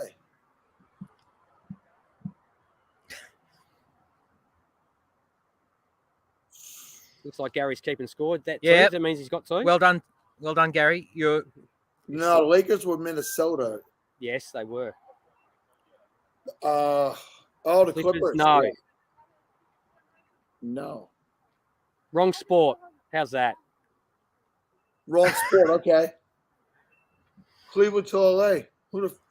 Actually, I was never a basketball fan, but my son plays basketball and he's doing really well at it. And mate, when your kids play a sport, you do get more involved in watching the sport. Not that they're, as athletes go, they're incredible for how big they are and what they do and how they move. But you start to understand the game a lot more. Mainly because I've been kicked out of his games for yelling at referees and I have no idea what the rules are. But no, I don't do that. We had a couple of guesses in there. The King. Yes, David Flannery. The Rams. On the money, the Rams. I should have said for a clue they've moved more than a couple of times since then as well. We had a guess of Odell Beckham, which was nice. Okay. The soccer team Pumas are based out of what city? The Puma, is it a German city? No. Where the hell are they from? That's the question. Oh, it's a great question. Who follows the as they said, the Pumas? I'm assuming Palmerville. Well, the country's there. Well, drop the mic's got the right country. He's just got to pick a city. Pick a city, Mike. Dallas. That's close to Mexico, I suppose. It's sort of. Pretty. Yeah. There's probably a lot of Mexicans living in Dallas. Do you have a city? I do have a city. You do have a city? Yes. Okay. Don't say Is it what Mr. Scamper said? What did Mr. Scamper say?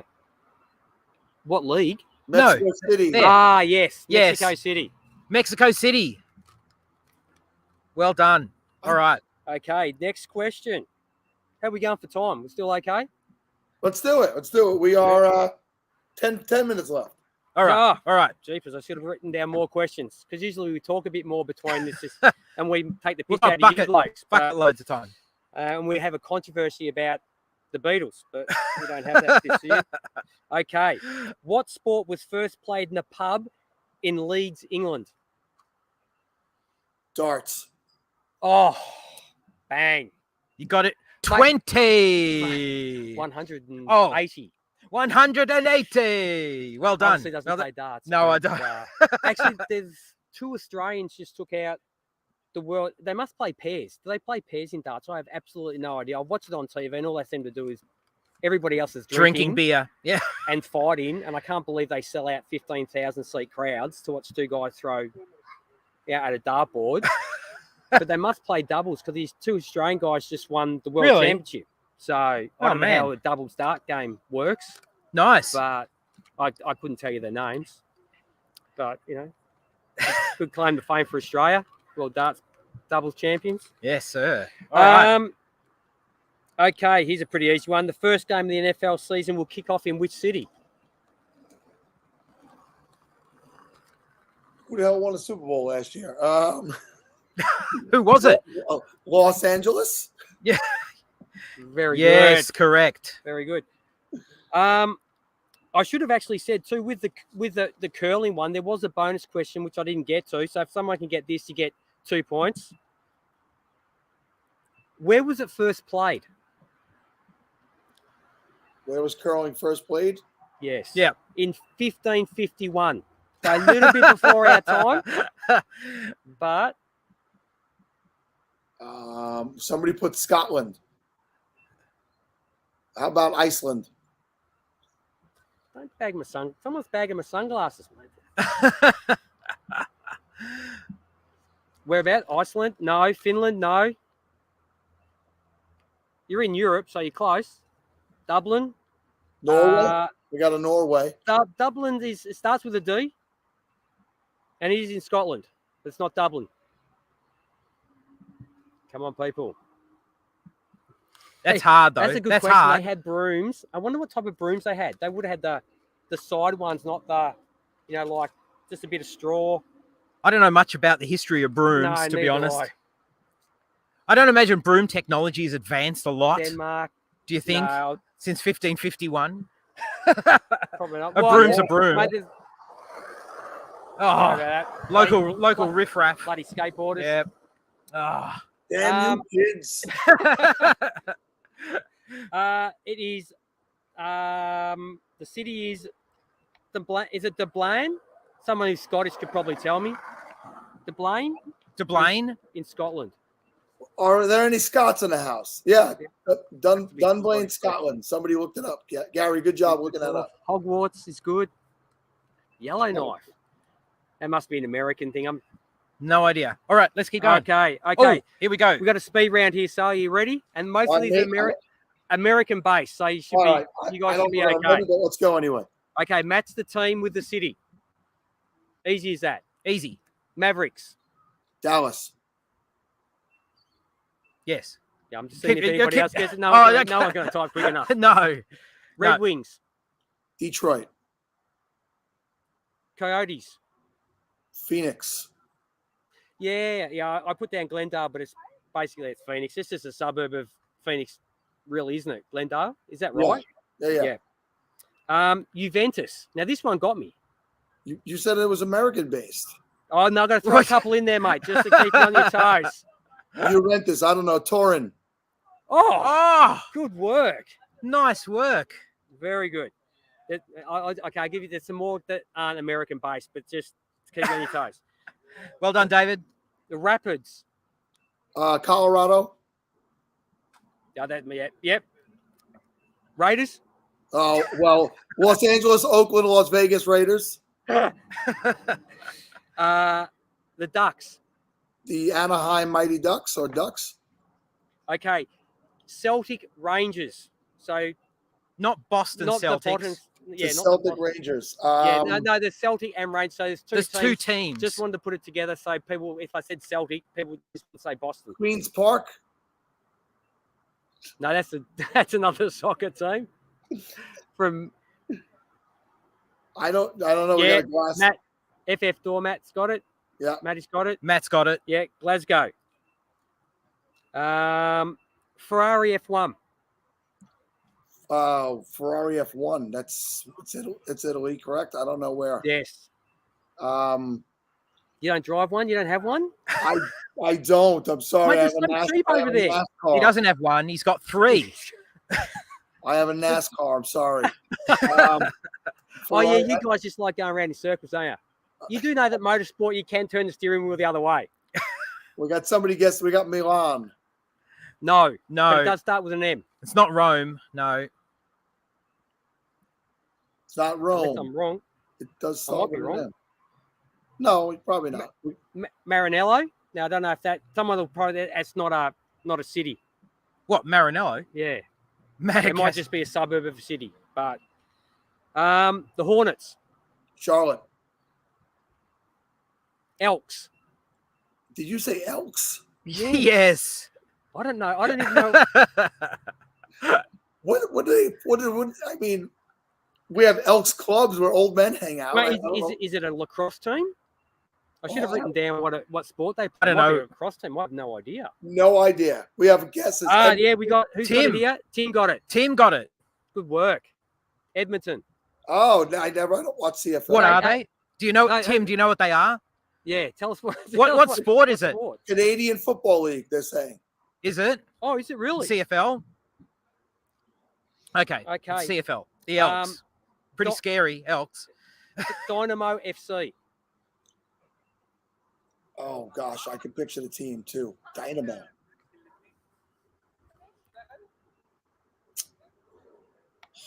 Dynamo FC. Houston? No. Houston.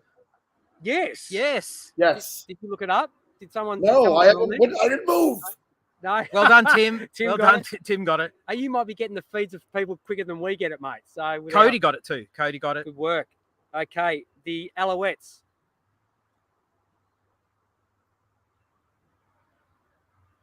The Alouettes is another CFL team. Montreal. Yes. The Sea Devils. That one I don't know. Good. I don't know the Sea This Devils. would be interesting to see if people get this. I'll let the rest of the team guess. I have no idea. Sal's been up for so long. How was the kid? Was it good while we're waiting to see if someone gets it right? Was it a good 2-hour nap, power nap? Were you able to go to sleep? Can you go to sleep that quickly, Sal? Just like go to sleep? I can. I probably got an hour and 20 minutes of the 2 hours. That's not bad. Yep. First thing you do when you get up. Pee. What do you mean? even if it's only an hour and 20 minutes, we all still do the same thing as guys. If it's 8 hours, 4 hours, doesn't matter. Hour 20 doesn't matter. So we got Atlantis. Somebody guessed. No, Atlantis. Sea Devils. No, no. Where are they? They're a Euro gridiron team. So when that start? 2021? Did they start a new league? I think it's 2021. So who the trick question sons of... All right, we're close to running out of times, gents. No, Gary we're got close. it. We're close. Hamburg. Gary got it. Okay, and the last one is... Last one. The Richmond Tigers. Well, I would say they're from Richmond. Wait, you said That's the name. Clue. You said the name when you came There's on. the clue. Melbourne. Yes. Oh, Tim's in the chat. Look, Tim's paying attention. Yes, Tim's on the money. Listen, he's the next guy up. Let's just bring him in. Look, he's What's in the up, background. guys? That's Tim. Oh, Yeah, that's I feel awful following up Melbourne and going to Frederick, Maryland here in my little office. I feel very small and very And props to your pronunciation, Melbourne. Yeah. I was I chuckled when Sal dropped the Melbourne on you. I was waiting for you guys to correct him on that. Oh yeah, Tim. I'll tell you what I'm chuckling about. Let's put you right back in timeout. The problem is the Bourne supremacy and all those Bourne films, but it's not. It's Bun, like Melbourne. Yeah. I We could don't say use Melbourne. ours. We don't use ours. Melbourne. Yeah, Melbourne. You two Said guys, like an Aussie. you two Said guys like an have Aussie. you've been with me since the beginning. I love you both. I can't wait every time. There was no way, no matter how much sleep I needed, that I was not going to be here for this segment. Thank you guys for coming back every year, making it entertaining, keeping it real. And I look forward to speaking to you again in the future. Thanks, right, Al. Thanks, Al. See you guys. All the best, Kevin.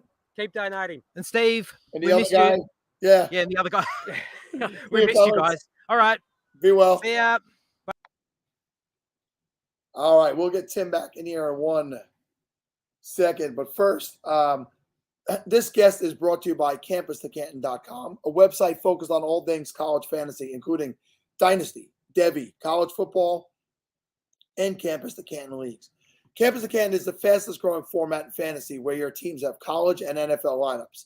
And as the college players enter the NFL, they join your NFL roster. Visit CampusToCanton.com as their team of experts bring you articles, podcasts, cutting-edge tools, exclusive ADP, industry-leading draft guides for Devy, college fantasy, freshman supplemental drafts, and the deepest set of college rankings anywhere. Check out CampusToCanton.com today. This guest is also brought to you by the Lateral Show podcast, a sideways look at fantasy football. If you're looking for ADP breakdowns, late round target talk, and combing the depth of the waiver wire, the Lateral Show is the podcast for you. Hosts Herms and McLateral look where others don't to bring you the information you need to give you an edge in your league. The Lateral Show brings you humorous, entertaining, and actionable content year-round with expertise from draft session to the championship and throughout the offseason. The Lateral Show isn't here to tell you what to think, but to help you challenge how you think to become the top dog in your league. Follow the show on Twitter at @TheLateralFF, and be sure to subscribe wherever you listen to podcasts. I've read that feed a few times, and I'm sorry, that read a few times, and it says they look in places others don't. I wonder where exactly it is that they look. Herms is here. So Herms, tell me, where is it that you're looking that other people aren't looking? I need to know. But that brings me back to Tim. Tim, I was having a little fun with you there, and I know you have a good sense of humor. So, listen, I'm a New York. I say Melbourne. What are you gonna do? See, I'm a Bostonian, so I'm used to not saying the R's. So Melbourne is fine by me. And shout out to Herms, who was in the Silver Spring Maryland division of SFB until he left earlier today. He ditched us, so he's on to bigger and better SFB divisions, I guess. But he's no longer in the Silver Spring division with me. So I found that the secret place we look is behind an abandoned gas station. Okay. All right. Cool. I did that. Jennifer Eakins from 4 for 4 got mad at me. She said you were in my league until this morning, and then you left. I was in a league that I didn't put myself in, which was a King of the Hill, whatever the town is in King of the Hill. I couldn't tell you what that was. Yeah, and I moved to Gotham City. So what I will tell you, where is it here? I am not a Giants fan. I am not a Cowboys fan. These are also not my helmets behind me. So one of my very good friends, this gentleman right here, he owns all these helmets. I'm going to post this after the show. This is his business. He does all the signings in person. He does them himself. They're all verified, certified, guaranteed, whatever you need to be called in the memorabilia business. And they do a wonderful process where they have things personalized. And these helmets are beautiful. They're amazing. There is a bunch of giant ones here. There's actually Dolphins, Bills, Cowboys, 49ers, Jets. Curtis Martin is over here. This one's Emmitt Smith, the Cowboy one up there. There's even a New York Mets. That is a New York Mets football helmet right up there. So what's up, Tim? What's going on in life? I'll have to look him up. I got this this face for radio. You don't have to see me on TV or on video too often here. So in the background, it's just a regular curtain. I believe it was Mark who's saying I have a shower curtain back here, but it's just a regular curtain. I promise. There's a window behind it. No shower curtain here, but not much, Sal. I just got back from a vacation. Took the last week off, paid no attention to fantasy football, haven't prepared a lick for the Scott Fishbowl draft kicking off on Monday. So going to really dive into it the next couple of days. Looking forward to it. Yeah, well, I could tell you that, and I don't know how much of the show you've caught today, but over 36 hours, I'm going to repeat myself a little bit. I took a new job in January, and now that it's 2 o'clock in the morning? Is it 2 o'clock in the morning? Yeah, it is. Maybe on the East Coast. I could talk a little bit more about my job because maybe people aren't paying attention from work. So in January, I took a job as a director of engineering at a hospital in Brooklyn, and it's a job and a half, man. I love the job. I absolutely love the job. It's a lot of work. I get up at 4:30 a.m. I leave at 5:30 a.m. I come home about 7:30 p.m. every night. That's my day, 5 days a week. I have not looked at anything fantasy football related. I barely was able to put this show together if I didn't have the help of some tremendous people, Dave Wright, Mike Fiala, and Bob Gilchrist. This show would not have happened this year. If you notice in the past, as I spoke with the Aussie guys, Steve and Kevin are not here. My two former co-hosts. They'll always be my co-host brothers forever. So, yeah, when it comes to the Scott Fishbowl, I do not have a clue what the rules are this year, and I need to do a crash course between now and Monday when I draft. And, of course, I'll be here pretty much most of that time. So you and me are in the same boat, Tim. Yeah, 36 hours is impressive, man. I just started doing my own little podcast Game of Dynasty thing. I'm a producer at Sirius XM Fantasy Sports Radio. I haven't been on the mic for basically since college, so I just started podcasting again, just trying to get my hosting acumen back up there to where it was before I started producing shows. And just talking to myself for 30 minutes is really, really tough. Doing 36 hours is really impressive. So props to you, man. Yeah, and anytime I get complimented, I put it up on the screen. Thank you, Bonnie. You are the fantasy queen bee, of course. Bonnie, queen of the ACI as well. Shout out, Bonnie. So, yeah, so I won't be doing all 36 hours, which would probably not be humanly possible. This show has typically been 24 hours, and we've done all 24 hours straight. That's always been our gimmick because we're not really that smart or funny or good to look at, but we could stay up. That's our whole deal. That's the talent. That's all it takes. Stay awake. So this year, right after last year's show, John Bosch and Scott Fish reached out to me. And they're like, more people want to come on. Maybe we should expand it, get more people on the show, and try to allow other people to help you. Because when you create something like this, even when I did it with Tim, I'm looking at your name. Even when I did it with Steve and Kevin, you create something like this, you want to have your hand in it because it becomes your baby. Like this was my baby. This idea came to me after playing in the Scott Fishbowl for 2 years. And I was like, how can I be more of a contributor? And I was going to do a 1 to 2 hour show. And as it turned out, I decided, oh, no, screw it. We're going to do not a telethon, but a Poda-thon, 24 hours, raising money. And 5 years later, it's become a big part of the industry. So I'm honored, really. Yeah, it's a great idea. And I mean, there's people, as Scott is saying, dying to get on this thing. I mean, it's 2 a.m. here on the East Coast in Maryland. And, I'm here, I'm on the show, and I see a pretty active chat as well. So, people are hanging in there throughout the entire night with you. The chat is always, I don't want to say it's second best thing to the show because it's as good as the show. I mean, the chat, and we get people. I see Scott. Scott's been in there pretty much in and out all day. George Reed is a guy I know since 2015 from the Fantasy Life app. He was there when we created Falafel. He wasn't a Falafel member at the time, but he eventually became a part of the league and plays in there with us. And it's they help keep me going as much as the guests keep me going. It's the chat and the people. And my voice is you got that 2 a.m. voice. It's hopefully when I go to sleep in another half an hour, because I'm going to take after Peter Gent, I'm going to take another break. I get it back for tomorrow. But it's this fantasy community is great in so many different ways, and being a part of this, just phenomenal. And we're trying to get some contributions to scottfishbowl.com/give, so we could go buy some toys for kids at Christmas time. So. Yeah, the Scott Fishbowl has really gotten me kind of involved in the fantasy community on Twitter. I don't think I ever really realized how big that community was until my first Scott Fishbowl.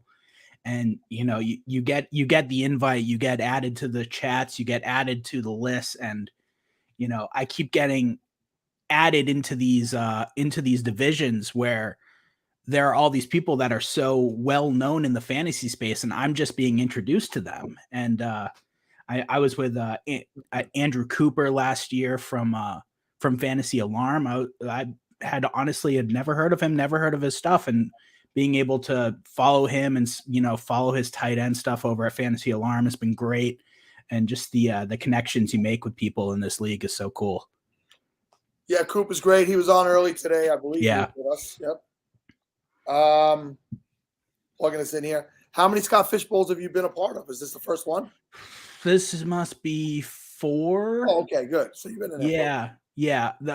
I think this is my 4th. Last year was my first good one, so we can ignore the 2 before that. But last year I made it out of the I had the highest score, I think, in my conference, but I had like a 6-7 record somehow. So luckily total points got me through. But yeah, I got into the playoffs. I think I made it 1 round through the playoffs, but sputtered out a bit through after that.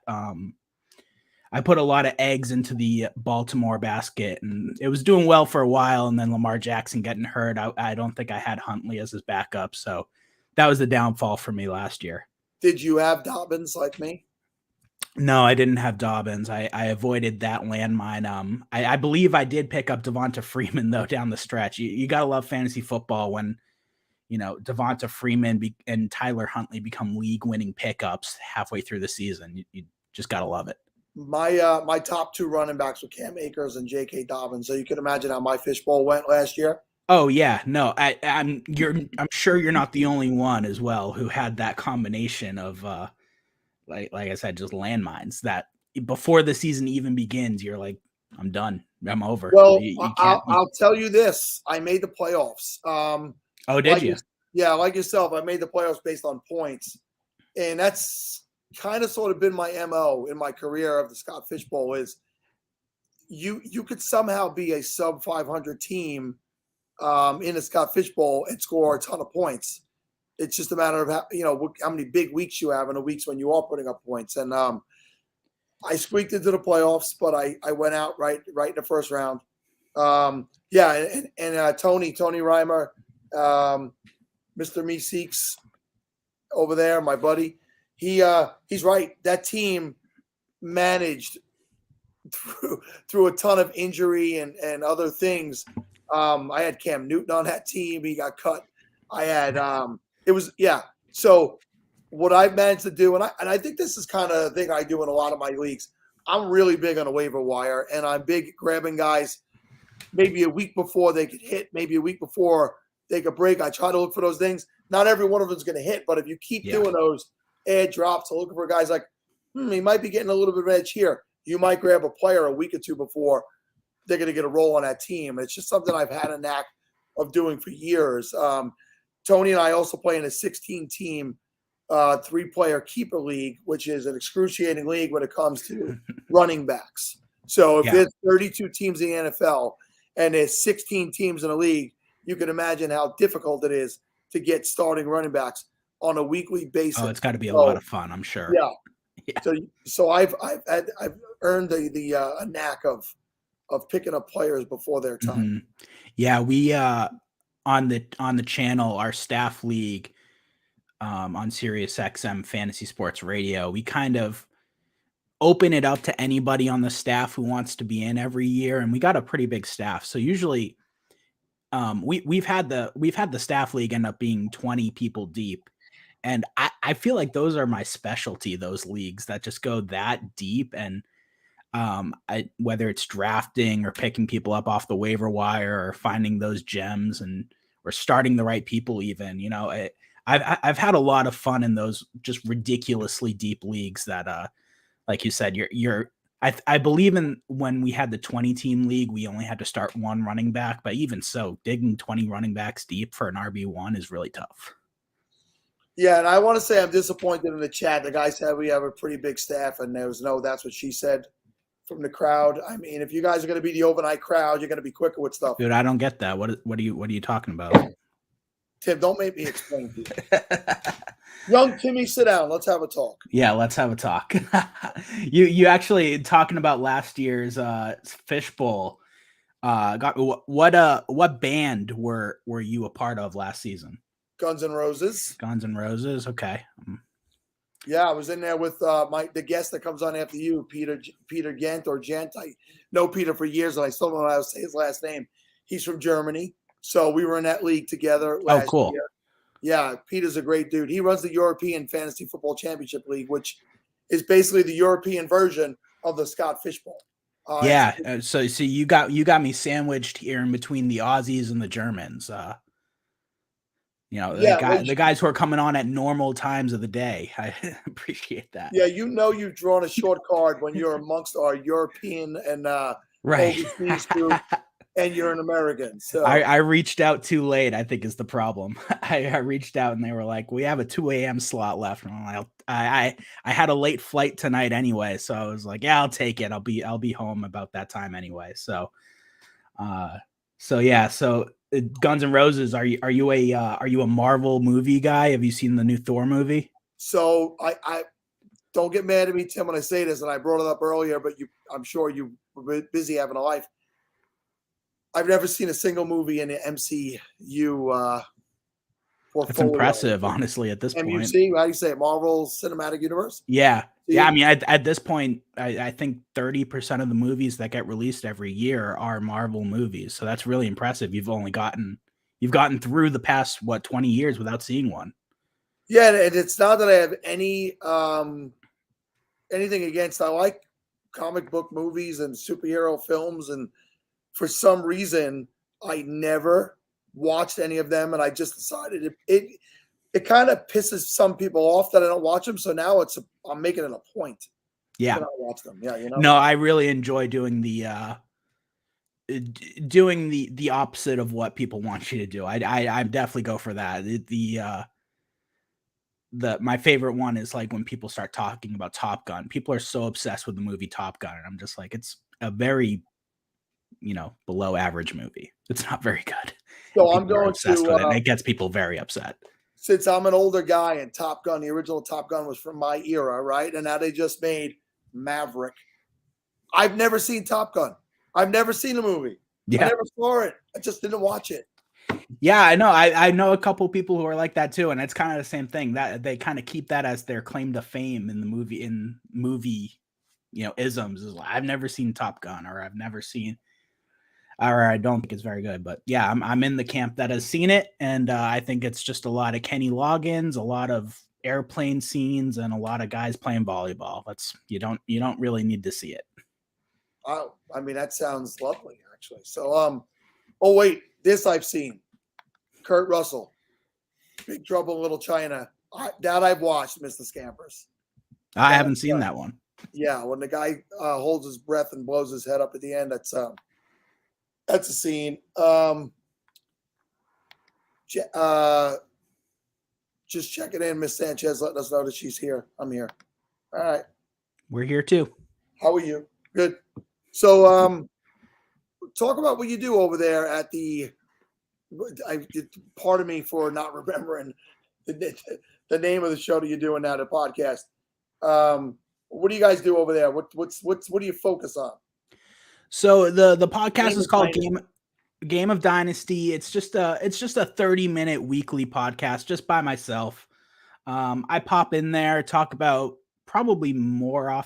my teams and kind of try to relate it to people. And, I just had a big Dynasty startup draft last week that I'm going to be talking about on Monday. The show comes out every Monday unless I get busy or have a holiday or something. I've kind of missed the last 2 weeks, which is bad on me, but it's just kind of something that I'm doing to get back into the swing of getting my voice back out there again on Sirius XM Fantasy. I'm more behind the scenes. I'm doing the production work for John Hansen and Sirius XM Fantasy Football Morning. So I get my voice out there a little bit on that show, but just trying to put myself out there a little more and see if I can handle the hosting. So John Hansen is obviously the guru. He's been around for forever. Yeah. So we've talked about how much older I am than pretty much everybody. I'll be 48 in a couple of weeks. And so when I started playing fantasy football, you had to really dig for your content. Mm-hmm. And when DirecTV first came out in 1998, I immediately bought my receivers and my dish, and I put it in, and I got the package, and used to get these, the Fox Sports or whatever they were called back then, the local sports stations from around the country. And I would search for that show, and it was John Hansen and Adam Kaplan. I know they still do a lot of work together as well. Yes, they do.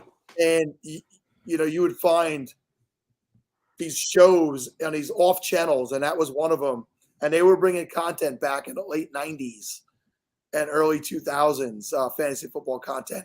Another person who's on ESPN now and does the sports gambling show, Anita Marks. Anita Marks used to have a show out of Maryland. It was a radio show, but they would have a camera in there, and it was fantasy football related. I mean, I'm talking really early 2000s. So I've been around these fantasy parts for a long time, and John Hansen has been around even longer.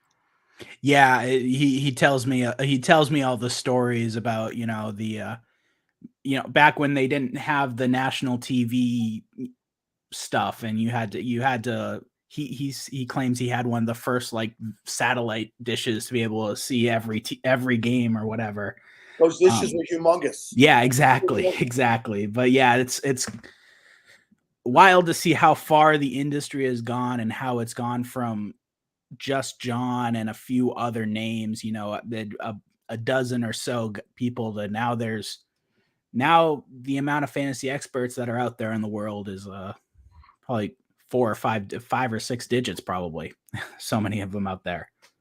Oh, it's an explosion of people and talent and original ideas, and people constantly looking like Herms right here. Herms was on with us last year. Yeah. He's a different cat, man. Let me tell you, he's fun. He's creative. He's talented. He's doing a different thing, and they've sponsored quite a few segments with us tonight. But check out the stuff that he's doing, because it's not like everybody else's stuff. So yeah, and he lives in the same town as me here in Maryland.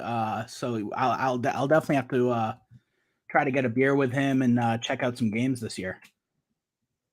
Yeah, and so speaking about back then, when before we had satellites and all these things, I live in New York, and we'd be forced to watch the Jets and Giants every week. That's it. We didn't get like a game of the week, because most cities have one team. Yeah. And then you'd get another great game. No, we'd get like the Giants, who were typically pretty good, and then the Jets were never good. Yeah, we kind of get that here with the Ravens and the Commanders now. You get every single one of their games every single week. So you get the third game, and you hope that the third game ends up being an actually good game, because the Washington team and the Baltimore team recently, since they got Lamar, but before Lamar, those games were brutal. The Ravens games and the Commanders games. The Ravens games were all defense, and the Commanders games were all suck. So not a lot of fun when you need to watch those two games. I've never gotten the package where you can see everything. I've gotten Red Zone a couple of times, but if I want to watch my team, the Patriots, I have to find a stream or go over to a local sports bar and hope that they're playing the game there. Yeah, that's the way we used to do it here. I remember the name of the place. It was Crawdaddy's. I wasn't even 21 yet, but I used to get in there with my brother, and my brother and I are both Raider fans. We've just been Raider fans forever, and we've been born and raised in New York. So when you're a fan of a team that's not local and you can't watch it, you go to find a place to watch it. So we did that for many years until I was able to get the dish in 1998. But who is it that you follow? Before you got into fantasy and we all become fans of our fantasy teams, what is your NFL team? It's the Patriots for sure. I grew up right outside of Boston.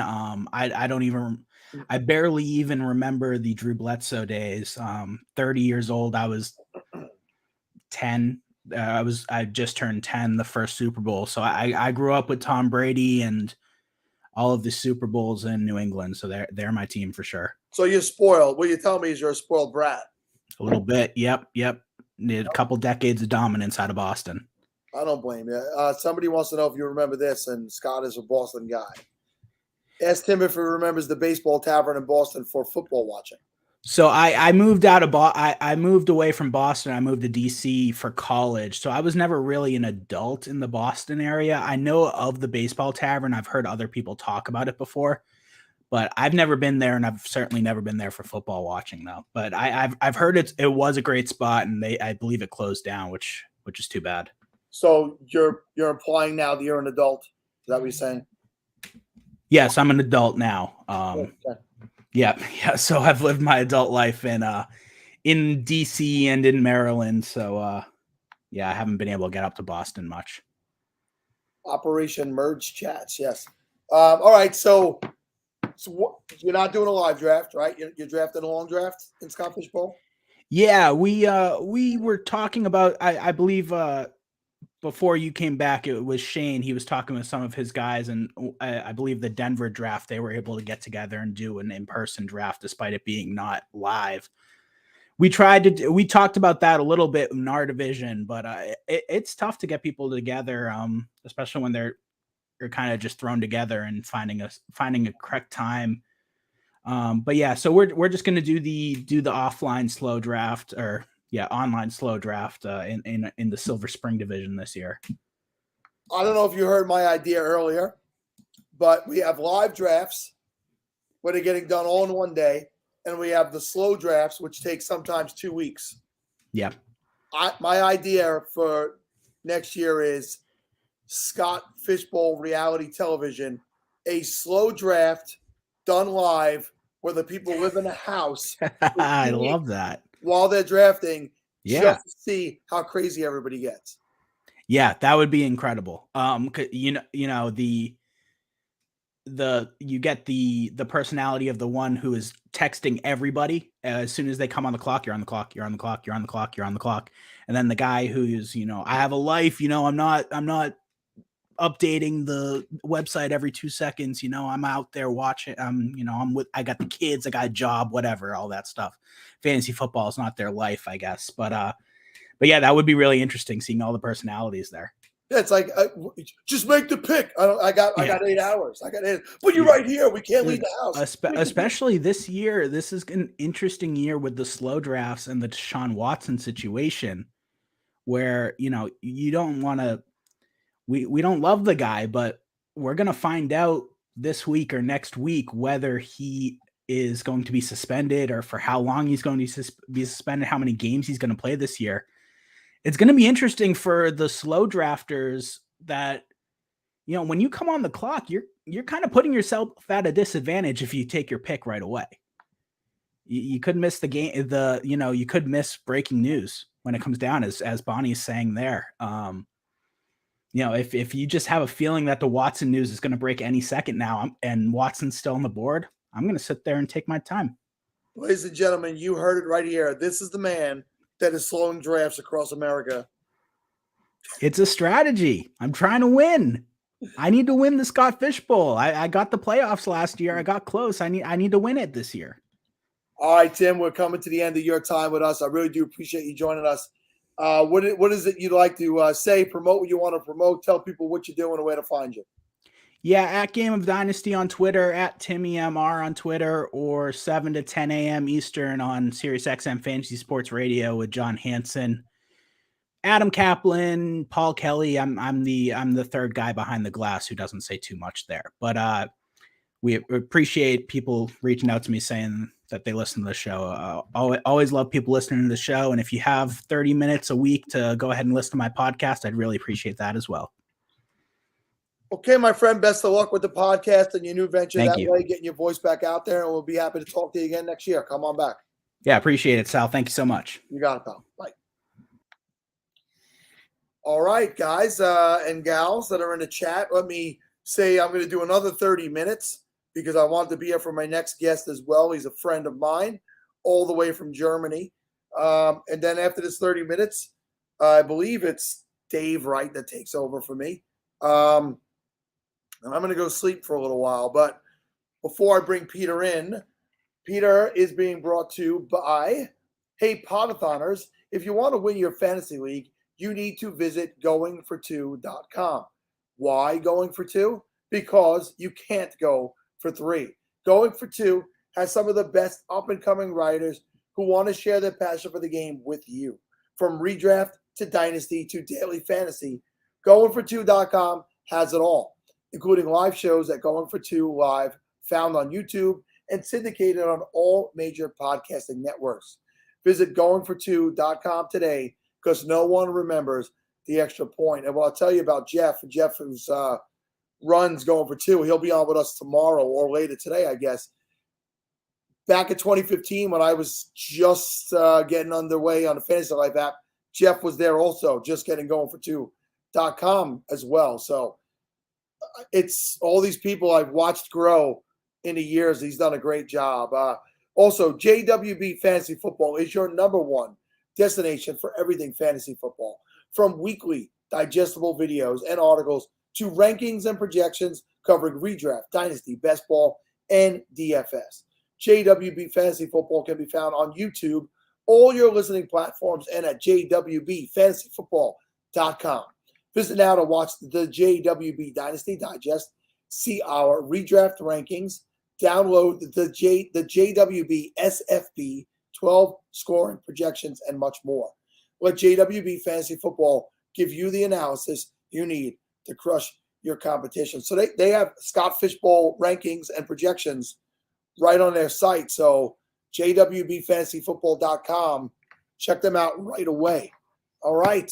Old man is still going strong. Hey, whoop, whoop. Here he is. All the way Good from morning. Germany, my friend Peter. Peter, I probably asked you this last year. Is it Ghent or Gent? Ghent. Ghent. It's like the city in Belgium. Yeah, if you think I know there's a city in Belgium named Ghent, you're wrong. But thank you for throwing it out there like you thought I might actually be cultured, worldly, knowledgeable, geographically inclined, any of these things, but I'm not. But hey, my friend, it's been a while. How are you? How are you? I'm great. I'm doing fine. It's 8:30 here in Germany. My son's birthday. He's getting 7 today. Wow. So, yeah, it's been quite some time. So you usually see with the kids how old you're getting. That's the crazy thing. Now I'm feeling way much older now, and now when I'm seeing growing up and 7 years, and it's in a hurry. 7 years are gone. Are you? Do you want to know how old I feel based on my children? No. You don't? I don't even know how you feel at 2:30 in the morning because you're doing it solely this time. Where's Kevin and where are all the other guys? So Steven and Kevin, I've mentioned a couple of times, they're both healthy. That's the most important thing. And I think everybody in their families are healthy, so that's really important. But life gets busy. Things change. People have a lot going on, and they just couldn't line up this year. I mean, Kevin has checked in a couple of times in the chat. He's been around. Steve unfortunately has not. But I'm in contact with them on a regular basis. I love those two guys. We started this together back in 2015. Not this show. This show we started in 2018, but our venture together into fantasy writing and podcasting started back in 2015. So, I miss them this year. I miss being able to get up and go use the bathroom while one of them talked. Where's John and all the other guys? I thought John Bosch would regularly check in because he's everywhere now. It's crazy to see John doing everything and becoming the guy who he is now with the eliminators and everything. I remember when we started, or when Scott started picks, and I got to learn all of you guys, or got to know all of you guys. And that was back when I think John had his leaks already, and he had his one podcast where he basically interviewed guys, and now he has several podcasts and doing all these crazy leagues, doing the eliminators. It's crazy to see what has come out through picks too. It's still baffling to me. That's where I first met you, Capitalist Picks 2, which is the Scott Fish League that sadly went defunct this year. I mean, they were just too big. The leagues were just too big for long-term success. You had too many people drop off, and you had a handful of us that were competing every year and a handful that were constantly rebuilding. But that was 2016. The show was Fantasy Insanity. That was John's show. Yeah. And that's when I met him. And he was with me for the whole early part of the show today. He started with me from 8 o'clock to noon. Yeah, I saw him in the beginning. But he has COVID.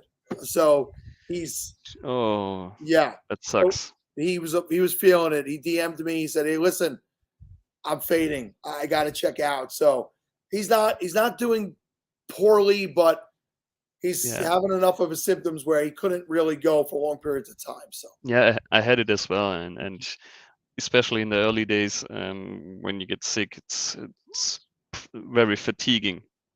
So you basically can't be up. I slept basically the half the day, and that's the tough thing with COVID. But since when it are mild symptoms, I think that's already a good sign for him, and I guess he will check in later and finish it with you. He will definitely be back. I have a few more people coming to give me a hand tomorrow. It's going to be a fun finish tomorrow. I think Murph will help as well. I saw the 5-yard rush guys checking in later, and he's a fantastic guy. Yeah, I hope to meet him in Munich. So this year we have football in Munich, and he's a huge Tampa Bay fan. So we try to meet up in Munich they are starting the sale of the tickets on July 19th. So fingers crossed that we all get them, because it's just a 2-hour ride for me. So for all of you Americans, Germany's small, and it's basically a 2-hour ride from Stuttgart to Munich, and And so when I is hope that we game? when Germany's small, we're actually small. We are a small country. No, what game is it, and when is it? I think it's Tampa versus the Rams, and it's on November 13th or something like that. So you're telling me they sent the defending Super Bowl champions over to Germany? That's what we deserve. I am really surprised at that. I got to be honest with you. I mean, I think it's amazing. We are as well. We basically have the two last Super Bowl champs. We get Tom Brady, and we get this year's Super Bowl champ. So it's crazy. But I think Germany has become one of the bigger markets for them, especially in Europe. Yeah, so I think in Europe it's the UK and it's Germany who are becoming the big markets, and I could see another game coming probably for Berlin, because Berlin is in German for Germany it's huge, and I think it's basically the biggest city known in from Germany all over the world. I'm pretty sure that England got Jacksonville versus the Jets last year. So. And that's what they deserve. You can tell this to Murph. So that's what the UK guys deserve. But they should be happy. Now we get rid of Boris Johnson, and maybe everything gets better for them now. This is a great line right here, Peter. It says 2 hours, so basically 11 miles in Los Angeles traffic. Yeah, so, but he wasn't in Stuttgart where I live. It's basically 2 hours could be meaning one time drive around Stuttgart as well here. So we're the main the capital of traffic jams in Germany. Everybody hates us because it's basically the city center is in a valley. So if four drives, Tony, nice to see you as well. So you have basically 4 roads that drive into the city center, and it's always tough to get in. And I'm one of the lucky guys who works in the city center but lives outside. So it's every day. So back in the days, I could have probably driven half the way to Munich, but I only went 20 kilometers into the city center. It's crazy. So what are you doing fantasy wise? I saw you basically got rid of everything just to be Poda-thon and the SFB 12. Yeah, well, I'll tell you. I brought it up a couple of times tonight.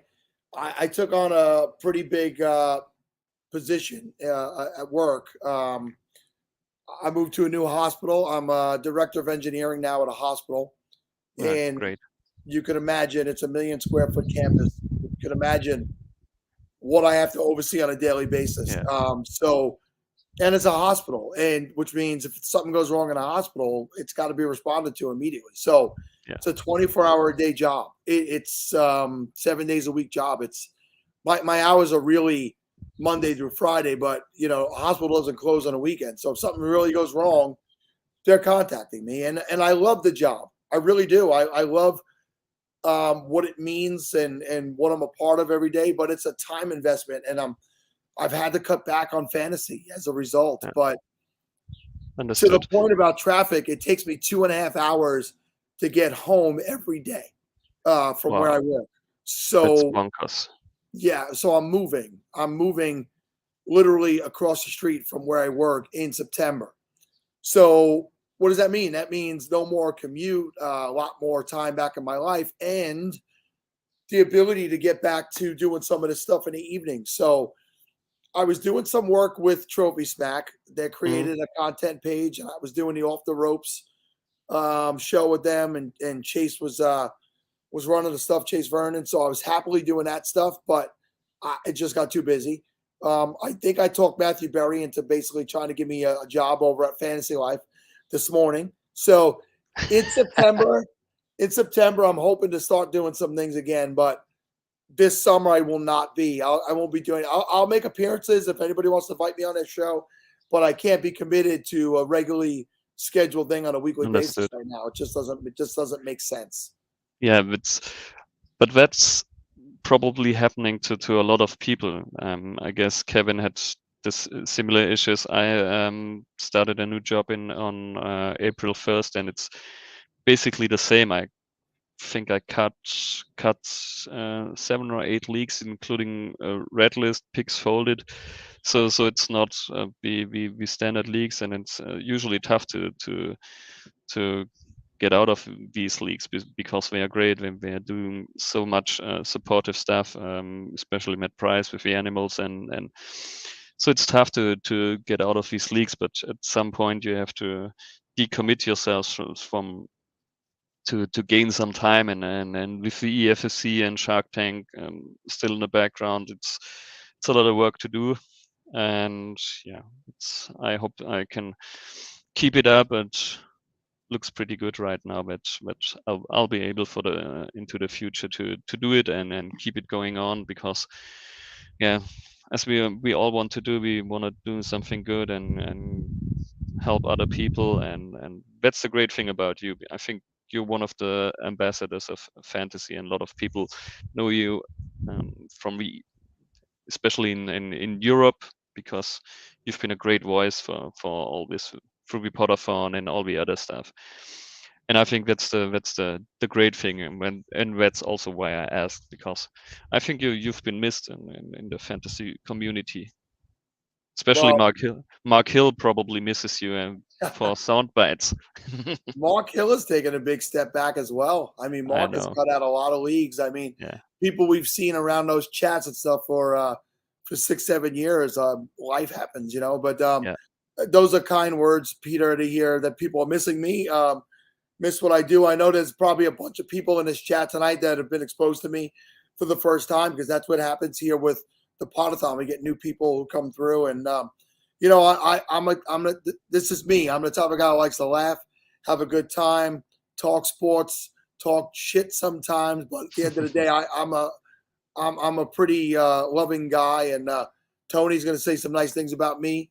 And he's not. Please don't blow smoke up my ass. It tickles.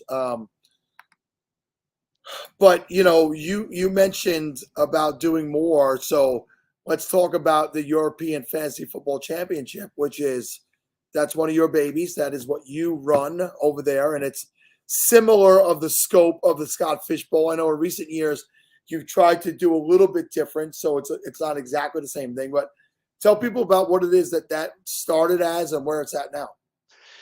So it basically started as a European, basically Scott Fish type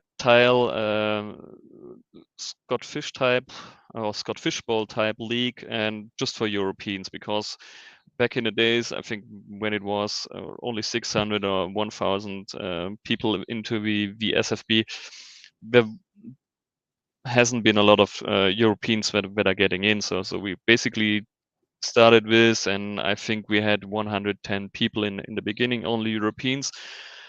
And through the years, I got to meet a lot of new people. I did the Kings Classic. I got to know Bob Lang and all the Mo Gutierrez from Mexico, and so we changed the idea of the EFFC, and it's basically we have now 32 divisions, and every division has a unique head. So as you know, you had been one last year, so that everyone can choose in which division they want to play, and they are in a group chat with the one division head. So for example, this year we have Bob Lang, Jim Coventry, John Bosch, Matt Price, Shane Manila, Doug Orff, Mo Gutierrez. We have Murph is in it, Jack Humphrey, Louis from FF Down Under, who doesn't have the Down Under Bowl, but everyone can play against him in the EFFC. Myself as a division, if you want to play against SFB champions, Jamie Cernica is in is a division head, and Stompy is in it this year. We have Casey Kazam. First time we have a female division head, and so we try to get the Euro guys to bring them in touch with all the American guys, and especially the guys who are doing content, so that we can see what I experienced back in the days, that all of you guys are normal people that just want to have fun and play fantasy and raise money for a good cause, and that all of you are in it just to help, and that's a great thing, and this worked out pretty nice so far. We're trying to have 382 people joining this year. At the moment we're at 305 or 310 signups, and then we try to do a couple different things. Jim Coventry has a father kid division, for example. So you basically, if your kid is playing already fantasy, you could be in his division and you play with your kid or against your kid. So for example, Jer from Ireland, he's playing against his kid. We have other guys who are playing with a kid, and Jim Coventry plays with his daughter. So it's a great thing, and you can share experience with all the other guys. And that's basically the fantasy part of the EFFC. And we usually have or we will have from now on always a charity partner. Last year we did everything for the children's mental health during the COVID stuff. So this year we partnered with Viva Con Aqua.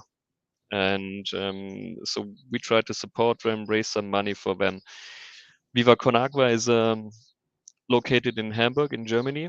It was founded by some soccer players here that came from Stuttgart. They played for St. Pauli. It's a smaller club in Hamburg. It's smaller. It's the second biggest club in Hamburg. And they founded Viva Con Agua. And Viva Con Agua is a charity organization that creates fountains all over the world. So as we see for the last couple of months, that water is getting scarce, and especially in the southern countries. For example, in Italy, there are several regions that there is not enough water at the moment, so you basically can't keep your grass green and all this stuff. And this is Europe. So what's going on in Africa is with a lot of people suffering, and water is crazy to get. So people need to walk one way 1 hour or 2 hours just to get the basic water for the day, to clean your teeth, to cook, or doing all the minor things, have something to drink. And they are building fountains so that the people don't have to travel as much, and that it's getting easier for them. And overall, it's again the thing to try to help kids, and now it's kids all over the world, and try to help through that, because I think it's a shame that people have to work as hard just to get the basic thing of water to drink, and because it's everything the biggest need that we have in life is water, just to drink, and so everyone should have access to it. And that's why we chose Viva Con Agua. Next year it's going to be probably a different thing, and yeah, that's what we are doing at VEFFC. And go ahead. Yeah, and we usually do our draft after we Scott Fish Bowl. So invites will go out within the next 2 weeks, and the draft will be on July 26th. Yeah, and I've been a part of that league for the 3 previous years, and I do feel bad that I wasn't. I know you reached out to me. I was just a little too busy. Don't worry about it. Don't worry about it. I'll be back in that one next year for sure. Yeah, absolutely. Yeah, but we forget about how good some of us have it, and there's simple things like, when I'm plugging along on a show tonight, and JB reached out to me. He's like, "Hey, what do you need?" I tell him what I need. He shows up with 2 big bottles of water like this for me, and that's how easy I can have water. And people struggling in the world to have it for basic needs, and we have to stay focused on those things. And I'm happy, Peter, you spread your money around, or your charitable donations around to different places, and it's not the same thing every year. You're moving it around. That's pretty awesome. Yeah, and I think that's probably that is the good thing about fantasy, because a lot of people are willing to give some money for charity while playing their fun little game, and I'm just trying to help through that, and that's also the thing that keeps, I guess, all of us driving. That's what you are doing with the Poda-thon. I don't even know what kind of money you are raising. So we are small in this, but I think every $50, every $10 helps someone else, and I haven't checked, but the crazy thing is, and I know this from another guy from work. So what you can do with, I think, 10 or 20 bucks. So you could probably adopt a kid in a third world country for 20 bucks, and the kid will have eating and access to school through only this 20 bucks for the whole month. So you always have to think about it, how great it is to live here, or to be born here in one of these countries, because actually we didn't do anything about it, that we are getting born in the US or in Germany, for example. You could also be born in Africa and struggle for everything, and we are sitting here with free laptops, mobile phone, access to everything, and so you got to keep this in perspective if you think about your life and how good you are having it. And that's why I want to raise the money for others. And we do this usually, I think, at one time, and I need to get in 2-3 minutes. My son's waiting. Yeah, we do this just to help others. I know we send money to the hospital that Tex, for example, his wife said we shouldn't, because we wanted to donate for them as well, and she sent us to a children's hospital, and we sent the money where we had one guy where who passed away during the first one, and we sent money to his family, and that's the kind of things that are near to my heart, because this is immediate help for people, and especially in a tough phase. And none of us cares probably about $5 or $10, to be honest. Yeah, I do so much dumb shit with 10 euros. It's true, right? Like maybe pay for another fantasy football league. Yeah. I've seen some $1 donations come in for us, 5, 10. We ran a contest where $12.12 was for a 100-yard rush. So, Peter, I know it's your son's birthday. Happy birthday to your boy. Thank you. The answer earlier to what I said to you was, if you want to know how old I feel, my youngest child graduated high school this year. So that's how old I feel, my friend. My son's got in school this year, so it's crazy. But I'm gonna tell you now, I have to watch a Bayern Munich cake, and I hate Bayern. I'm from Stuttgart. It's basically our arch rival. But I have to get in. Sorry, I got to leave early. Sal, was great to talk to you. Keep this up, man, and I hope we see us soon again. I definitely will, my friend. Be well. All the best. Sal, take care. Bye. All right. What's up, Dave? You're on mute. Dave, you did it. You're on mute. See, I wasn't ready yet. I wasn't ready for Peter, who did a great job to leave quite so early. But man, Sal, legendary performance so far, my friend. Thank you. And Dave, you've been hard at work behind the scenes, working the Twitter handle for me as well, which means I know you haven't slept, unless you're sending out timed tweets, which would be the smart move to do. I'm not that smart. You want to let me behind the curtain on that one? I have the timed tweets for while I'm hosting. I didn't think that far ahead while I was watching the Poda-thon, of course, but oh well.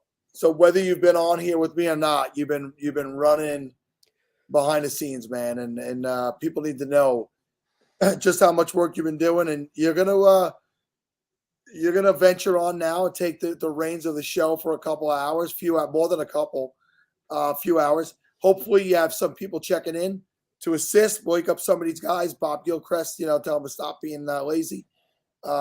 Mike, get Mike back up, and I'm gonna go over to the couch that's right over here, and I'm gonna fall asleep, and as soon as I wake up, I will jump back in. And if I feel good, in 3 hours, 4 hours, I'll get back in as soon as I can, man. Awesome, Sal. Well, thanks a lot, man. This has been awesome so far. So I'll steer the ship until you're back, my friend. Thank you. And before we get to our next guest, I just want to say, make sure everybody's hitting up the scottfishbowl.com/give to make your donation to the league safe. It's been rolling in slowly overnight. Let's get that moved in the next couple hours. So when Sal wakes up, he'll have a nice little present in his inbox there from everyone who's manning the European hours, the graveyard shift, and excited to be to talk about this with this next guest. I just started following him today, so that's all about what the Poda-thon's about and the Scott Fishbowl is about, is meeting new people, creating this community. So I'm excited to talk to Matt from Toilets to Titles. But before we bring Matt in here, let's get to our first my first live read. So let's see how I can do. Sal did a pretty good job, and let's go here. So hello, everybody. This segment is sponsored by the Samba Dynasty League podcast. Did you think you have a badass Dynasty League? think again, because not only is the Samba Dynasty League sponsoring the SFB Podathon, but we're extremely unique. The Samba Dynasty League podcast covers a single home Dynasty League. How wild is that? Our hosts, Ken the Commish DeRoca, the insider Dave Flannery, Nick Money Travins, and Bad Mitchie Snowden have the best chemistry on the airwaves while providing A-plus entertainment and enlightening strategy discussions. Tune into the Samba Dynasty League podcast today, and thanks for having a giggle. And this guest is also brought to you by the Lateral Show podcast, a sideways look at fantasy football.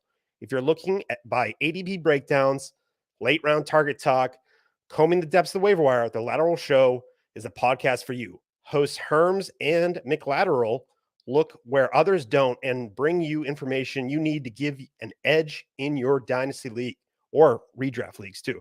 The Lateral Show brings you humorous, entertaining, and actionable content year-round with expertise from draft season to the championship and throughout the offseason. The Lateral Show isn't here to tell you what to think, but to help you change how you think to become the top dog in your league. Follow the show on Twitter at TheLateralFF and be sure to subscribe wherever you listen to podcasts. And without any further ado, let's add Matt here to the stream. Matt, welcome into the Poda-thon.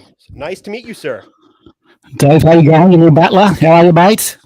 Hey, 3 a.m. our time. I think you're from Australia. So what's it over there for you? It's just about to tick over to 5 o'clock. So it's pretty sweet time zone. I think the Aussie guys had the sun in the background. That's a good time to do it. 3 o'clock. That sounds like a bit of a punish. So, well, that's what Sal. Sal likes to be like this. This nice guy. He raises a bunch of money for charity, but then he's like, Dave, why don't you come on at 3 a.m.? So that's like a real nice thing to do. No, but seriously, he does raise a lot of money for charity, but I think one of his Tinder dates names was Charity. So I'll leave it up to you to, where that goes. But you know what? It sounds good. Sal's sleeping, so he'll never see this anyway. So yeah, Charity. Probably Charity had a twin sister too. Probably, who knows? But so Matt, tell us about you. So what's your Twitter handle? What are you doing in the fantasy space? And then we'll keep going from there. Yeah, sure. So FF_doormat. I've been playing fantasy since 2014, 2015, but just mucking around. And then from 2017, sort of got a little bit more serious. Was listening to the Aussie guys and played in a couple of leagues with them and tried a bit of everything, a little bit of Devi, a little bit of, force trades, pirate leagues. Haven't tried any C2C, but mainly I play Dynasty. I don't really play too much redraft unless it's one of these events, just because I'm just not that good at it, really. So, don't want to waste my buy-in. Don't like to support charity, but not that type of charity. And just joined Toss the Titles a couple of years ago. Coach Sheps sort of got me in. I was a bit hesitant at first, but he sort of encouraged me and, did the sort of the Fantasy Cares approach where, just gave me a bit of confidence and a bit of, encouragement. And the team's been great. I've been there for a couple of years now and, really, really enjoy it. I think there's a team of about 17 of us or so. So we've sort of got guys that are strong all over the park, redraft, Devi, college, whatever it is. There's sort of a whole team of us there. So, yeah, it's good to be part of it. So, all right. And now your experience in Scott Fish Bowl. I assume you're playing this year, correct? Yeah, this is my first year, actually. I've been trying to get in for a little while. So it's that's my exciting. First year. That's exciting. Pretty stoked to be in. Yeah, I played a couple of satellite leagues. Been trying to get on for a little while. So yeah, it's really great to be able to be part of it this year. And so, yeah, tell us about your division, what pick you have, and let's just get into the Scott Fish Bowl here. So I'm in Hawkins. Shout out to Stranger Things. I'm in Hawkins division, which is pretty cool. If I, was technically savvy, I would have the rage that is the new song there. That's everyone's raving about here. But I'm sorry. Kate Bush. Yeah. Shout out to Kate Bush. I think that's the song there. It's her first number one hit. I think it was from the 80s or something, right? And then it's gone number one now because of Stranger Things. So that's crazy. Yeah. That's crazy. But that's madness. But yeah, I'm in Hawkins. I'm drafting from 106. which I'm pretty happy with. Normally in Dynasty, I'll try and jump on the turn, even in the third round reversal. I don't mind grabbing that 101 spot, and I was thinking about doing the Allen Diggs stack. But just because it's redraft and it's not really my strength, I just want to jump in the middle there and not be affected too much by that third round reversal. Just sort of stay, neutral and let the draft sort of come to me a little bit, I guess. So yeah, that's what I chose. How about you, Dave? So I'm at the 110, and I wanted to take advantage of the third round reversal and kind of go from there. Now, of course, I am now starting to panic a little bit because I haven't done too much strategy research yet, because I've been kind of, hanging out with the Poda-thon team trying to get this whole thing ready. But I've been enjoying some of the strategy here. I've heard some crazy things from a sponsor, from our friend Wyatt from JWB. He got Kyler Murray at the 110, which seems pretty great value. Yeah. But it's a great value. Now, are you trying to attack the QB position? Or are you going to let, you said you want to kind of let it come to you because that's kind of your strategy of not really wanting to have the third round reversal affect you very much. Now, are you trying to attack the quarterback position because of the scoring? How are you really approaching the QB position? I think in normal Dynasty, I'm one of the guys that sort of overvalues or maybe properly values quarterbacks. So I'll always try and leave, with as many young quarterbacks as I can. Not necessarily young, but just maybe stud quarterbacks. This one I'm a little bit unsure, really. I want to have a bit of fun with it. So it depends who's there at that 106. If JT's there, I think he's going to be a real difference maker at that position. So if he's there, I might smash RB and then go QB. If he's not, I can't see myself taking a wide receiver or a tight end, even in that tight end premium. So probably just go chalk early. Yeah. So it's a lot of people are, and I think there's 3,000 people in it this year. A lot of people are trying to approach this like it's a best ball tournament, which it's a little bit different because I think almost half of the league makes the playoffs the way it is. So it's really, once you get into the playoffs, that's when it rapidly becomes more of a DFS tournament. But how are you trying to be more unique? You just said, you said, I'm going to try to go pretty chalk here. So you're going to try to stick to your structure, Early. Yeah. Just early. I think early. I'm just trying to do anything crazy. I think there's just so much value there to be had in the first couple of rounds. I think I'll just stick to chalk, and then after that, maybe I'll get my guys a bit earlier. I think last year I played in the EFFC 3, Peter Gensley. He was just on.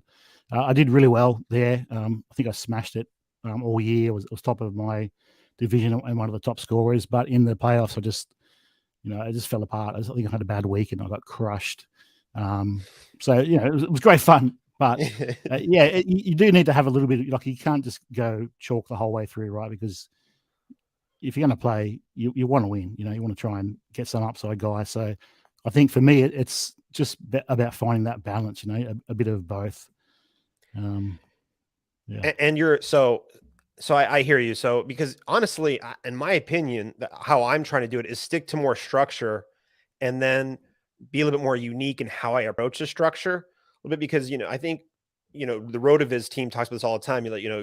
It's not about, you can get unique pretty quickly. Last year I was at the 104 or maybe I was actually the 105, and CMC fell all the way to me at the 105, and then all the way back around JT fell to me because there was a lot of rumors about the offensive line and just what was going on in Indy. So JT fell to 202 in the mid-second, and then I got Swift on the way back. I was one of two people to start just because of my first three picks, and I was already differentiated.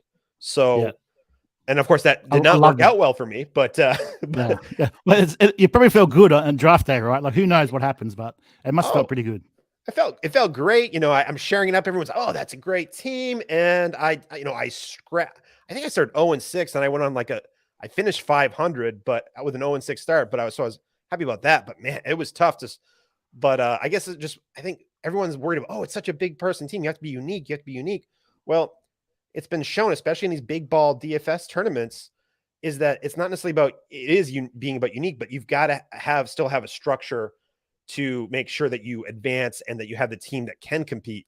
So I like that strategy. Now, you were saying how you're a dynasty guy, and we're going to do a little bit more strategy talk. We'll take a break and we'll kind of go on a different way here. But are you going to rely on some youth, do you think? Or are you going to try to, because it's redraft? Because sometimes I think, in my opinion, in redraft, one of the best ways is to attack that youth because it hasn't been proven yet. Are you going to rely on your dynasty prowess to kind of, there's some really, the veterans, blanking, the USC wide receiver, Drake London, is going late, right around the same place as Brandon Ayuk. Like that feels like a great place to take a stab. Like, how are you really approaching age in the Scott Fish Bowl? Yeah, I think there's not for just from my perspective, right? Like, who knows? I've got no idea really, but a lot of it's luck based. But I love Drake London. I think even Traylon Burks. I know he's had a few issues with asthma. Fade that dip.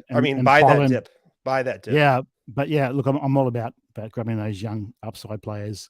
There's not many. I don't think there's not that many. So I think that's going to be the differentiation. If you can get a couple of young wide receivers or running backs that get a bit of early game time, that could really separate you, because the price you'll get them at, it'll be a massive advantage. I think that's a nice little strategy. Yeah. That's how that's people, especially we're going to start hearing some as these slow drafts. Everyone's doing the live drafts. Everything's going quick. People, I think in Canton, they've already gotten 20 rounds. We were hearing they had 1 minute clocks. Yeah. They were telling us early on in the show, which seems wild to me that we haven't even started drafting, most of us yet. But I believe training camp is like a week away. So they're, at points, you're going to be getting these training camp news, and things are going to be, players are going to start falling because of this news.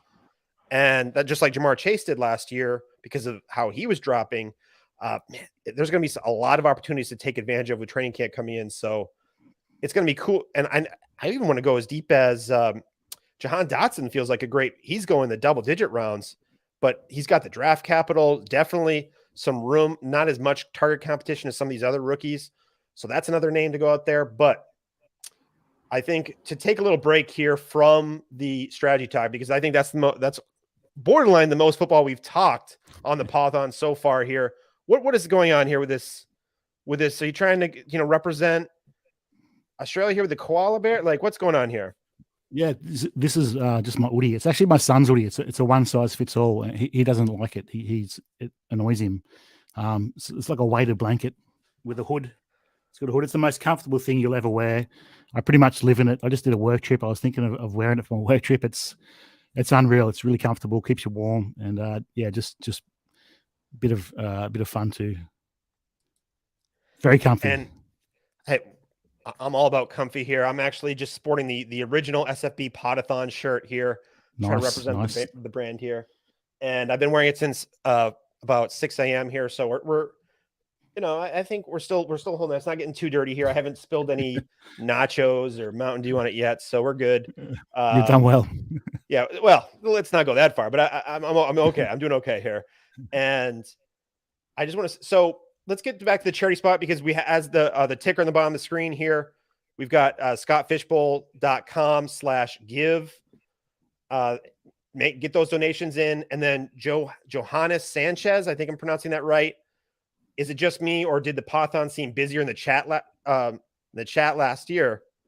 It's late night. We're at 3:12 a.m. We're gonna keep it going. Don't worry, Johannes. We're gonna pick it up here. We've got some of the our happy hour friends coming in. Herms is here. Nubs is here. So we're gonna have a lot more of the chat picking up as we've got. We've got, I think, 50 people. Yeah, we're well over 50 views here at 3 a.m. So I'm digging that. And Matt, let's talk a little bit about charity and what Scott Fishbowl, what he's been doing. Like we mentioned at the top of the show, he's bringing people together. This is the first time you and I have had a chance to talk together. I'm already having a great time. Really excited what that's going to mean to meeting other people this year too. And you said that you've been involved in Fantasy Cares, I believe, in the past. What does the Scott Fishbowl and what Scott is doing, what the Poda-thon's about? Can you talk a little bit about that for us? Yeah, look, obviously it's great, right? The amount of money that we raise and Toys for Tots and whatnot, that is sensational. think that makes a real difference. But I think the biggest thing is just sort of raising that awareness, in the community, in your everyday life.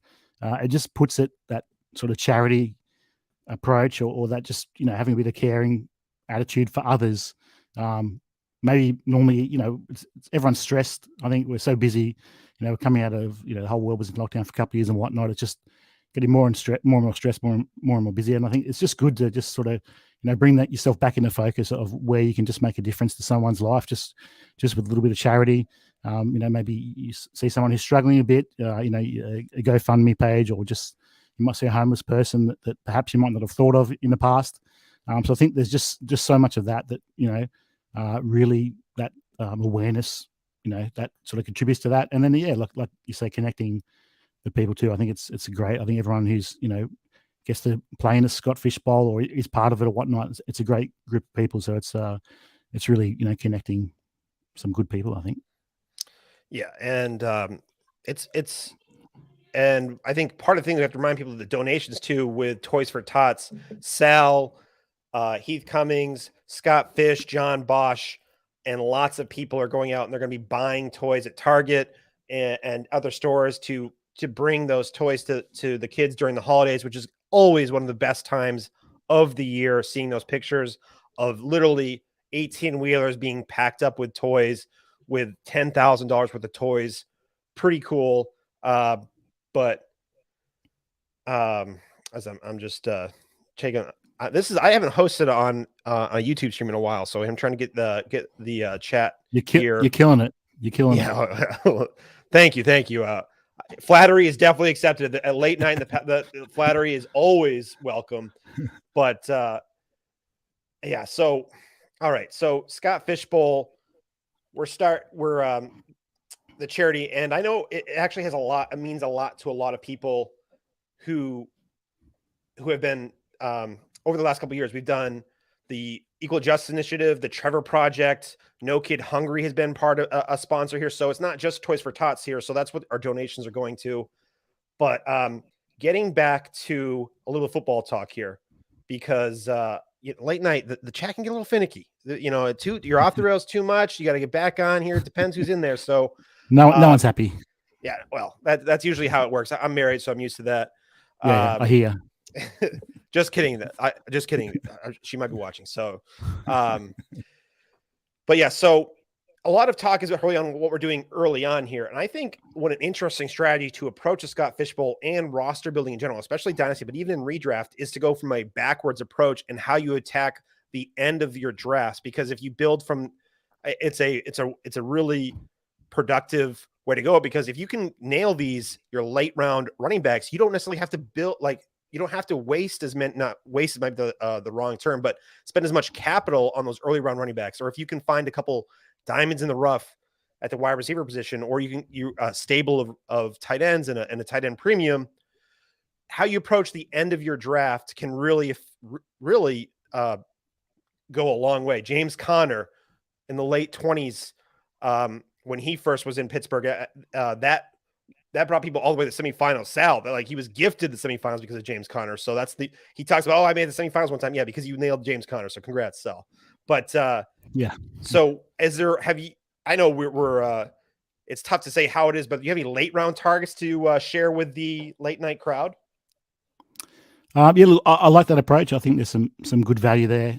I think sometimes just when you're on the clock too, right, just depends on how that sort of news out of training camp comes. I think in the in Pit Against League, the European FFC League, I think I was on the clock and Travis Etienne went down and I grabbed James Etienne. So sometimes that's just a bit of luck that can really fall your way.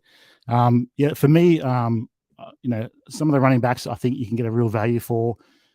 Maybe Rashad White, depending what happens there. Tyler Algier. If you've got a feeling of how the Texans backfield is going to break out, maybe that's somewhere you take a punt. But yeah, for me, unless you get one of those top RBs, I think the next bunch they're all the same. Doesn't really matter really. You see the points scored and whatnot. I think they're very similar. So I'd be looking to sleep on them as much as I can, and just try and get a couple of late round diamonds. Go chalk pretty early on, but I think that's the move I'm making anyway. Is just seeing where I can differentiate a little bit later in the draft. How about yourself? Well, I think Tony Reimer here brings up a really, I think a name that's rising, especially in redraft ranks. Tyrion Davis-Price surprised a lot of people with draft capital. I know the Dynasty community, I don't think a lot of people thought he would be getting third round draft capital, but Trey Sermon busted last year. There's definitely some opportunity to share the load there in San Francisco. A lot, and he was, I wouldn't say he was the all-purpose back at LSU, but he definitely has some receiving ability. So he's an interesting price. I really like that one. I think Chase Edmonds is a pretty good value. I think he's going close to the double-digit rounds, and he was going 2 rounds earlier last year, but he actually got paid this year by Miami, and it's not like there's anyone to really write home about. Now Chase Edmonds a little bit earlier from these late round targets that we're talking about here, but yeah, it's a lot later than some of the RB ones that you're going to have to pay for that might end up with a similar score.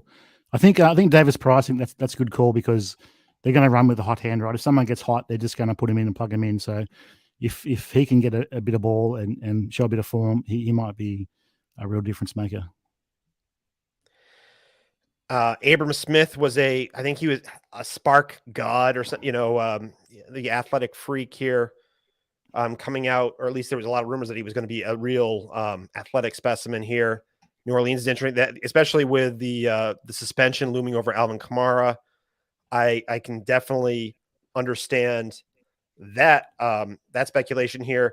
And honestly, I think especially when we're talking late, it gets ugly quick.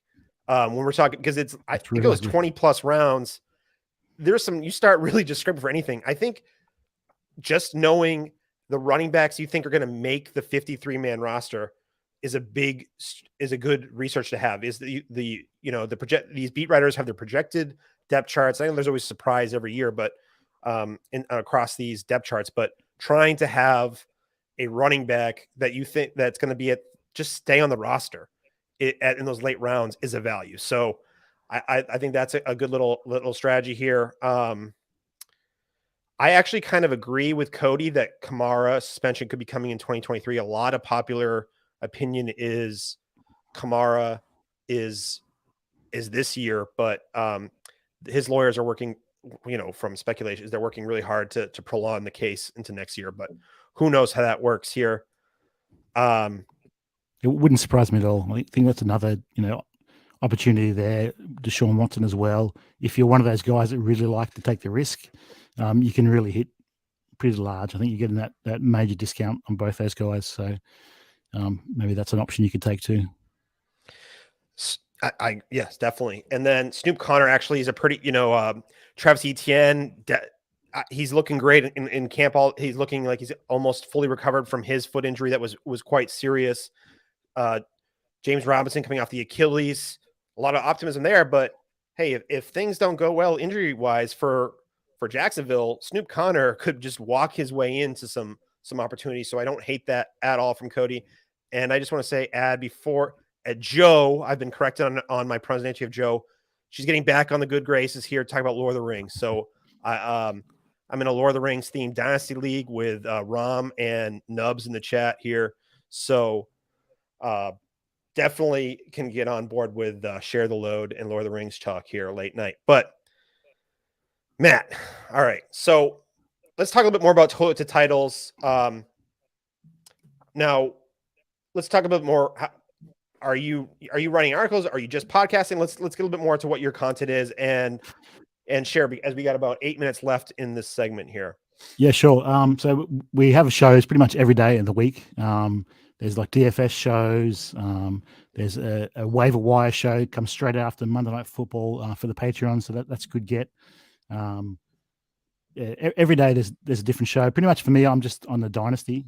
So Down Under Dynasty is the show that I run with Live from the Ben. You couldn't make it with me today. Can you say that one more time, the name of your show? Sorry. No, that's all good. Down Under Dynasty. Down Under Dynasty. Okay, so there we go. DUD. Yeah, we're duds. But yeah, Down Under Dynasty is the Dynasty show that co-host with Live from the Ben, talking all things Dynasty. And then also a big thing that Torts the Titles are doing is there's a forced trade league that we have. It's a multi-copy forced trade league called the Frankenstank, which is it's a bit of a monster, which is a play on the title there. I started off as a 12-team forced trade league, like a vampire league, but sort of no one's a vampire. You just play each other each week, and if you lose, the winner can take someone off your team. So that's something that we've had a lot of fun with this year. It's 5 divisions. It's absolutely massive. There's player cards in as well. You can draft, so like powers where you can go back and you can adjust your lineup after the games have done, or you can take 20% of your team's your opponent's points and put them on your team. So that's pretty wild. Having a lot of fun there.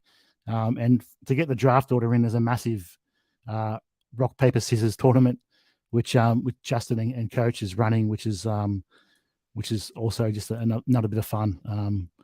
So yeah, that's check it out if you're looking for something a little bit different. Maybe next year jump on that. And I think $500 we give to charity as well from the buy-in. So that's another good little thing we do there too. Hey, we talk about game theory all the time in Dynasty. Paper, rock, scissors is where it starts, right? Great game theory you can have there. So I hear you there. So that's interesting. So Totes for Titles, you see, honestly, I see it all over my Twitter line. So and Twitter feed. So it sounds like you guys are doing some really cool stuff here. Now, fast forward a little bit here, and we'll play a little prediction here to wrap up the show.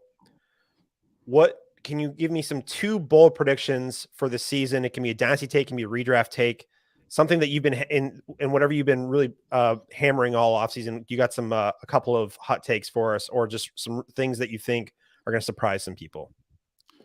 Yeah, look, I'm not really a massive hot takes guy, but I've just been really high on Dobbins since he came out. He was my RB1 up there with Taylor, and I'm loving the fade talk that people are putting out there that he's being faded a bit. So I think he's going to have a massive year, and also ETN too as well. I think he's an RB1, definite RB1. I think he's going to have a massive season. So for me, they're 2 big buys in Dynasty. I think they're both undervalued. They could be a real value. And then I think at Miami too, I think Waddle's still going to be the number 1 there. I know people are pretty excited about Tyreek, and I think that's a great call, but I love the chemistry that Waddle has with Tua. So I think that'll just continue to grow. So interesting to see how that just sort of falls out with Tua. So we're with Tyreek, just see how that sort of all settles down between Waddle, Tua, and Tyreek. But yeah, I think Waddle's a massive value as well. How about you? I love the ETN take. I loved it a lot more when sometimes people are really slow to react to this injury news, and you just know that they need time before you get those hype videos. And if you just act a little bit quicker on the injury news, and you just realize, hey, he's gonna jump 2 or 3 rounds as soon as that first hype video comes out, and that is exactly what's done. ETN's really hard to get now because he's jumped so high in value. Where you could get him in the 6th round. You've missed the boat a little bit now, but earlier on he was a great value. And then, then the Dobbins thing is he is a free fall right now, especially over an underdog. I think his ADP is starting to fall. So as people are trying to play Twitter doctor, and I'm not going to say that I don't have his medical reports. I'm not an expert, but a lot of speculation is really affecting Dobbins, and it's not even training camp yet.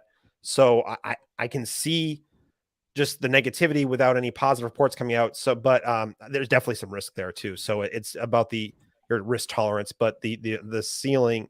The question is, it's tough to see the receiving work if he is back to health. And personally, Gus Edwards, he was a 45% opportunity share guy back when, before they both got injured. So they still love him in Baltimore, but I just, how can you fade that talent that Dobbins has, which I agree. He's got the talent. So I love it here. So Matt, this flew by. This was my first half hour hosting. You carried me, sir. So thank you for helping. You No, definitely thank you. look snazzy here. So one more time, tell us a little bit about yourself, and two, if you can add a charity that you really care about, and one that you're passionate about too, as we get out of here. Yeah, look, I think the buy-in for the Frankenstein is going to Toys for Tots. I think that's a great initiative, really supporting kids. So I think that's fantastic. You can find me at ff_doormat on Twitter. And yeah, Toys to Titles, just chuck that in Google. There's a website there. Andrew Campy does a lot of great work on the website. There's writers that are there that punch out tons of articles, and yeah, there's a team of about 17 guys that are all smarter, better looking, and more clever than me. That really represent the team well. So check us out. Matt, thanks a lot, sir. We'll catch you next year. This was we're gonna the Australian, the UK, the European crowd. We rely on them heavily for the Poda-thon. So hopefully we see you again next year. Thank you for joining us. Definitely. Good luck in your first Scott Fish Bowl, sir. Thanks, Dave. And before we get on to our next guest, I would just want to get some live reads in here. Fantasy Wildcard is a UK-based Dynasty podcast bringing you a unique blend of strategy, game theory, and entertainment to help you win your Dynasty leagues and have a laugh along the way. We bring you the best guests from across the globe on our weekly show and also run an annual charity streamathon supporting mental health. That goes to the Mind charity. Great event. This season, they're also launching an exciting news recap show discussing the major talking points in the NFL and analyzing from a real-life point of view. Fantasy is real life, but yeah, I hear what they're saying here. Come check us out on Twitter and YouTube. And remember, when you have the wild card, you have the power to change the game. And our second sponsor is the Dynasty Rewind, a fantasy football podcast that entertains and informs listeners with the best rookie breakdowns in the industry. The Dynasty Rewind team of Nate NFL, Nate Christian, at Chev Boyer D, Chevin Noonan, and at FF Porkman, Philip Simmons, and at Rewind CEO, Michael Bauer, will help your Dynasty and Debbie teams with a touch of humor, humility, and above all, honesty. If you like winning, find the Dynasty Rewind across all major podcast networks, and you can do it in style with the comfiest shirts in fantasy. Enjoy Dynasty Rewind podcast today, and remember, be kind, please rewind. And I can see our guests, so let's bring them right in here. We've got the 5-yard rush and King Fantasy Sports here. So, oh no, I'm looking ahead here. No, just the 5-yard rush and African Fantasy Football crew. Sorry, guys. This is my first time. So I don't know what Sal did. Give me the reins here. Terrible choices here. Introduce yourselves. Welcome to the Poda-thon, gentlemen. Thank you for being here. Oh, well, thanks very much for having us. Although I've got to say, sharing a spot with Kurt, who's a good friend of mine, but also the person that beat me to a King's Classic title last year.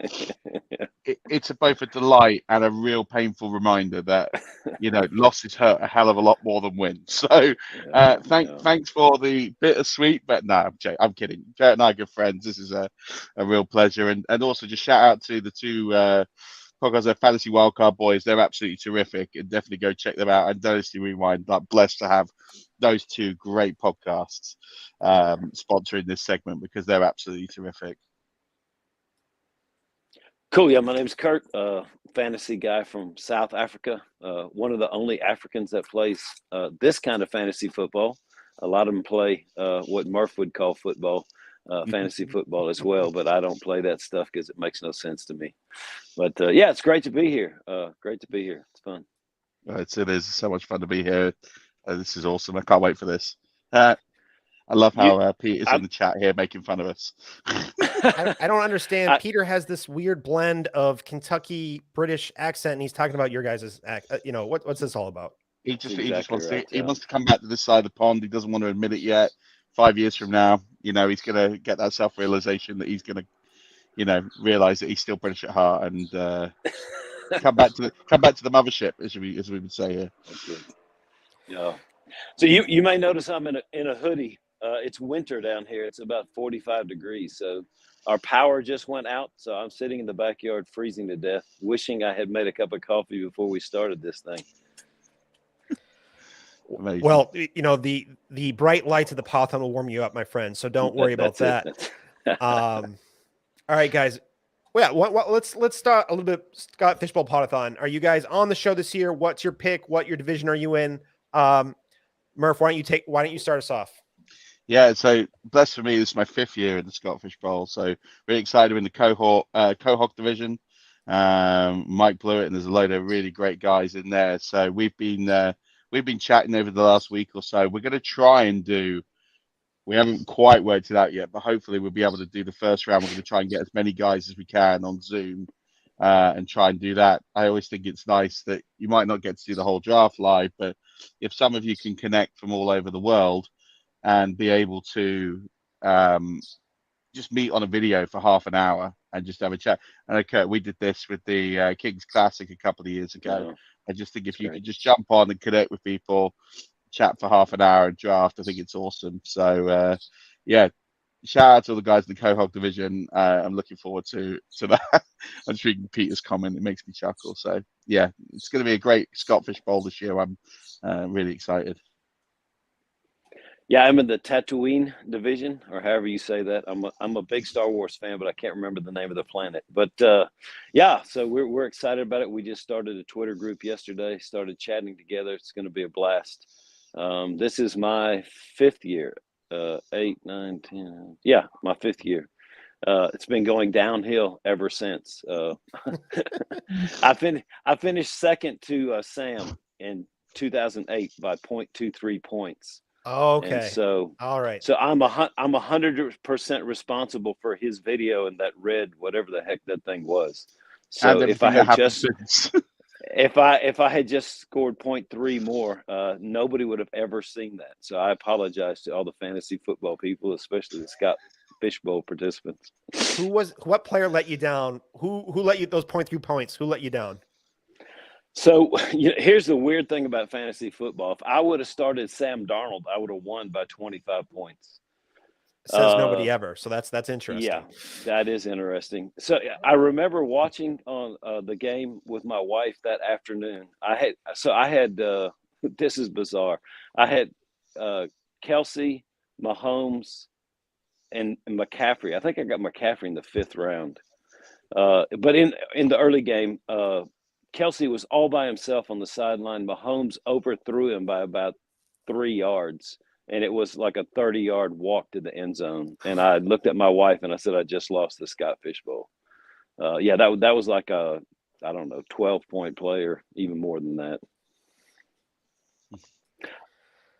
Oh, that we're trying to keep the vibes well. I don't know why we went down this road. I was trying to keep the vibes happy here, and I'm just starting to sink into at 3:30 in the morning, I'm starting to sink into a pit of despair here. So to cheer us up, everybody, go to scottfishbowl.com/give and throw a little bit of money towards Toys for Tots and Fantasy Cares. You'll have to make a league safe account, but that is quick and easy.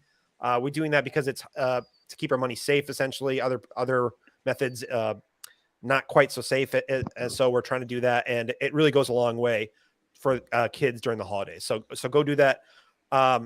Murph, talk to us, my friend. Yeah, and everyone, I learned the hard way. I knew it was Murph. I called him Adam in a DM, and I thought he was about to slap me right through my DM. So I apologize. It's all good.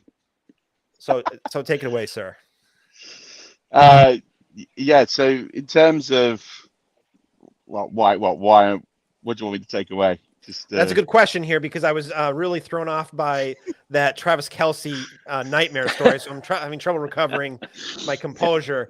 But why don't you talk about how you've done the Scott Fishbowl, and then how you're gonna, and let's just get into some pick strategy here as we move forward too. Yeah. So it's been 3 playoffs out of 4. Never been as far as Kurt has. I don't know if any of you remember Hope Golden, the 12-year-old girl who made the final of the Scott Fishbowl. I was in her division that year, so I can safely say that I've been whooped by a 12-year-old girl at fantasy football.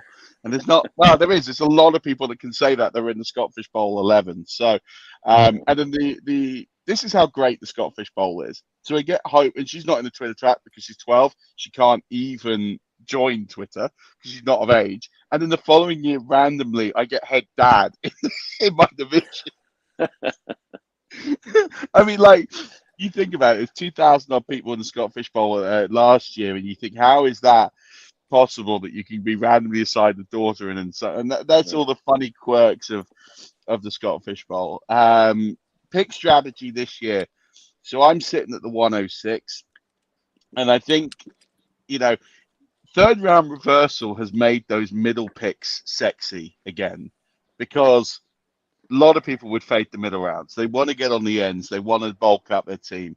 And the third round reversal kind of just takes, you can go down that. If you're a more cautious player, especially in the early rounds like I am, you can catch a beat. You're never going to be too far from the action, and you're never going to get caught on one of those really big runs. If there's a massive run at quarterback, you can pivot if you absolutely need to. Whereas if you're on an end and you miss your quarterback pick, or you miss a tight end, or whoever it is. So I think, the strategies that we've been seeing in the 106 chat, there's really been two, and it's been quarterback, or quarterback tight end. They've been the predominant two. And I know there's others, and people are going to say to me, no, they're not the only ones. But I think in the middle rounds, I think that's where you're kind of got to look. But you've obviously got to react to what's going on the board. It's much harder in the middle rounds or the middle part of the rounds, to get a jump and to look ahead. You kind of just have that ability to just take a beat, see what's going on, and react. And I think as long as you're walking away with a top 12 QB and a top 3 or 4 tight end, or you're going away with 2 top 12 quarterbacks in this format, I think you're looking at that thinking that's a pretty solid start, and you can get your wide receivers later. Although I've seen some drafts that you can get Jonathan Taylor at the 106, and that's going to be a difficult one to turn down if that happens. So you got a lot of different strategies. I think I would say those middle round, the 5, 6, and 7 spots, I think for me are probably the hardest to go in with a prepared mindset, because you are a little bit at the odds of what could happen, because it only takes one of those big 2 or 3 players to fall to 6 or 5 or 7 to pivot your strategy. Whereas at the end, who's roughly going to be there. At the beginning of the round who's going to be there. So I think we're a little bit in limbo here if you're in those sort of middle picks. But I think if you could get away with a top 5, top 6 in each of those positions, I think you're off to a cracking start. Yeah, I'm at 9, interestingly enough, which is about where Kelsey starts to go. So we'll just bring him back in as the theme for this show. Yeah, I think at 9, you kind of have to wait and see what happens.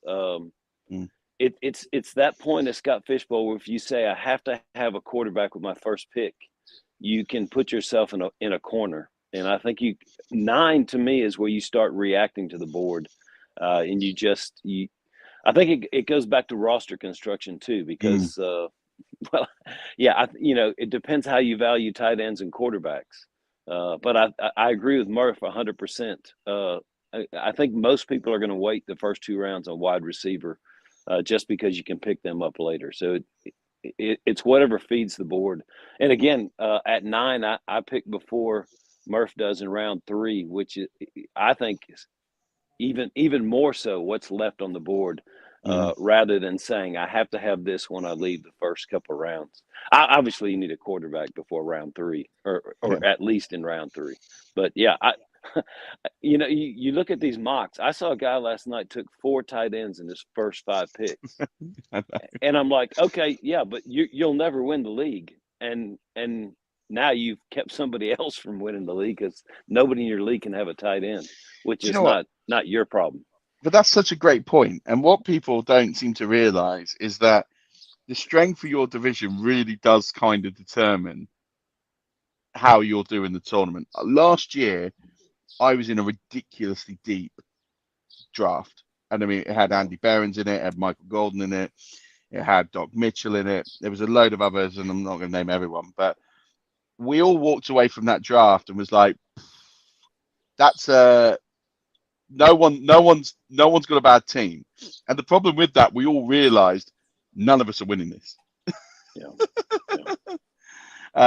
You really just, if everybody is that deep and is really switched on, where it's just so hard to get the value. And like I was in that draft thinking, there's no value here. You're just getting players at cost maybe a smidge up, but you're not getting guys for you because the players you're playing with are too sharp. And if you're in one of those divisions, just have a lot of fun. And I think actually, Kurt, that if you're in one of those divisions, I think you have to do something contrarian.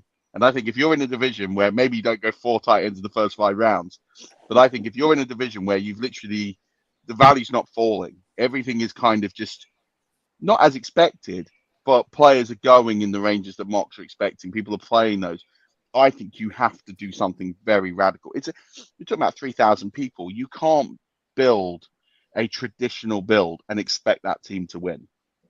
This isn't your home league. This isn't a league of 24, 36 people. This is 3,000 people. You're going to have to do something crazy. And I think if you are getting into round 3 or 4 and you're seeing what's going on with the board, I think you really have to really hammer a position or two and just do something a bit different. Because I think if you want to be contrarian and try and win this thing, and that could be fading running back altogether, fading wide receiver altogether, maybe even fading quarterback, and waiting for the waiver wire. And, I think that's, you've got, the good thing is, and the strategy I would give to anybody listening to this, get to know your league mates beforehand. And I've written Fantasy Football Playbook, and I talk a lot about just trying to get an edge in your league.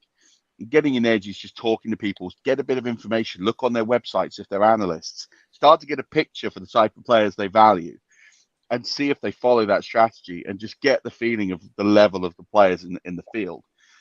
And if you realize that you're in a very, very strong division, you have to just think about, by round 4, round 5, I need to do something really different here. And that's either load up at a position, maybe you fade quarterback very, very late. Maybe you do something crazy and just load up on a load of tight ends. Maybe you load up on a load of wide receivers. I don't know what it is, but I think that's the thing. Take the first 3 or 4 rounds and just see what the skill level is of your league, and see who's sharp, who's not really done the research, and then make a decision on what you got to do. We were talking about what we do from the 109. I'm at the 110, and I have a hard time. What am I going to do if CMC's on the clock at 110? How do you pass up that kind of upside with CMC there? And I understand the injuries and all that stuff here, but holy smoke, CMC at 110. But then I worry about, what do my people on the turn do? If they both double tap quarterback, then I'm going to do what Peter's saying. I'm not going to get a top 12 QB, so I'm going to have to probably wait until Tua or Mac Jones to probably go quarterback at that point. And, I'm fine, because you're probably going to get You're going to probably get a tight end or Derrick Henry back around here. So I've seen Derrick Henry go as far as 303. So that feels like that we talk about players that can really, you don't have to do something crazy, but they're just people that can it's the upside is there to really put you in a different stratosphere. So I agree with Peter here. I just got a couple answer some things in the chat here. I am doing my best. Kevin Cotillo, former host of the Poda-thon, he recorded from his basement year 1, and everyone called it he thought he was a serial killer. He had his freezer behind him that was where he kept the dead bodies. Apparently, I am redoing. I'm taking the summer off. I'm redoing my basement on the other side where I usually am set up. So I am using my wife's. She does teletherapy. So I'm using her backdrop. There's a furnace behind me and a chimney. So I'm doing my best in the I love my that. MASH studio here. So thank you. It's better than where I am. I'm in a hotel room on the sunny English Riviera, because I'm on for you Americans, I'm on a bachelor party. So that doesn't sound like a bad. Everything you said there sounded great. A French Riviera. Did you say the Riviera hotel room? Yeah, what's wrong about this? I mean, it's just the fact that I've got disgusting curtains and floor and carpet. But other than that, no, it's great. I know that there are some people here that have tuned in to see how bad my hangover is, because I was still awake at 5 a.m. So what was that, 3.5 hours ago? That's what time I strolled back to my hotel room. So I don't know if I've met expectations or failed expectations miserably with my hangover, but I'm still Copus Mentis. So. Hey, I got a great Kevin Cotillo story. So in Red List 3, it starts out by you auction off the teams. And I won the South African Penguins. And Cotillo calls me or tweets me the next morning, like, dude, we got to talk. and he had told his daughter he would win the Penguins for her. That would be her team. Then he's like, so now what do we do? So I actually sold the rights to the Penguins to Kevin so that I could buy another team just to make more money for the red list animals. I thought that was amazing. It was really fun. What Kevin's missed here, and that's pretty good right there. Oh, well, gentlemen, the time is flying. We've got about 10 minutes here. Let's talk some charity and some charities that are important to you before we talk about a little bit more what you guys are doing in the fantasy space. So you're looking a little cold over there in your 45-degree weather. We'll let you go first with this one. Cool, man. Yeah. So one of the things that's really near and dear to my heart is called the Door of Hope. It is a church in downtown Johannesburg where mothers can bring babies that they just realize they can't keep anymore. Just usually it's financially, but sometimes there's issues of domestic violence or whatever. And so these ladies will keep these babies until they're able to be adopted. So it's great. Those women are amazing workers, and just a great opportunity to take care of a child that you just can't physically or mentally or whatever it is take care of. So I love those ladies downtown and want to do everything I can to help them. In fact, one of my goals it was this year, but it's not going to happen, for next year, is to start a league with them as the charity and go from there. Well, please hit me up. I haven't had a chance. This is our first time talking. So hit me up. I'd love to get to know you more. I would love to participate in that league. So please, if I haven't ruined our experience here before the show is over. No, man, that's all good. You're the first person that hasn't called me Santa Claus in so long that I don't even know. But yeah. Now that's in my head. God, no, I'm just kidding. You're good. Murph, can you talk a little bit about charity, and then we'll lead right into some 5-yard rush talk.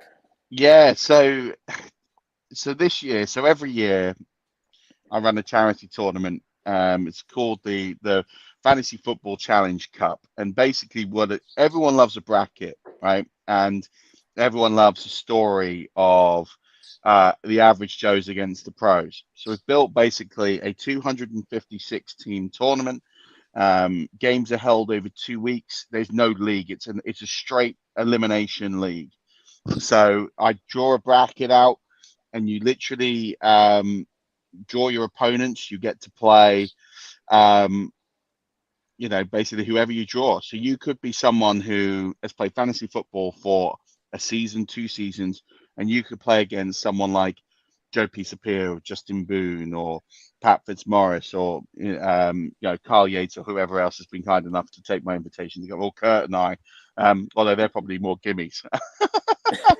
And so we do that every year, and every year we pick a charity. So this year, and the charities we pick are actually to do with the 5-yard rush team.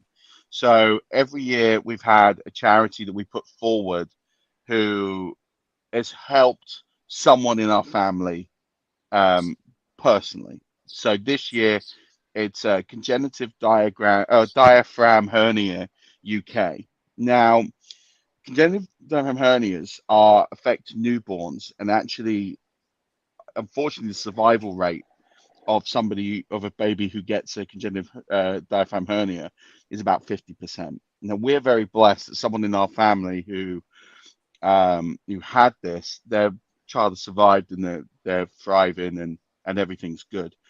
But we want to make sure, they're a very, very small charity. We're not talking about a huge, well-renowned charity here, and it's not a very well-known condition, but anything that's, when it happens, gives a baby a 50-50 survival rate is not something that we can just sort of stand by lightly and just accept. So we're going to, the goal is to raise $5,000, £5,000. So that's about $7,000-8,000 for CDH UK.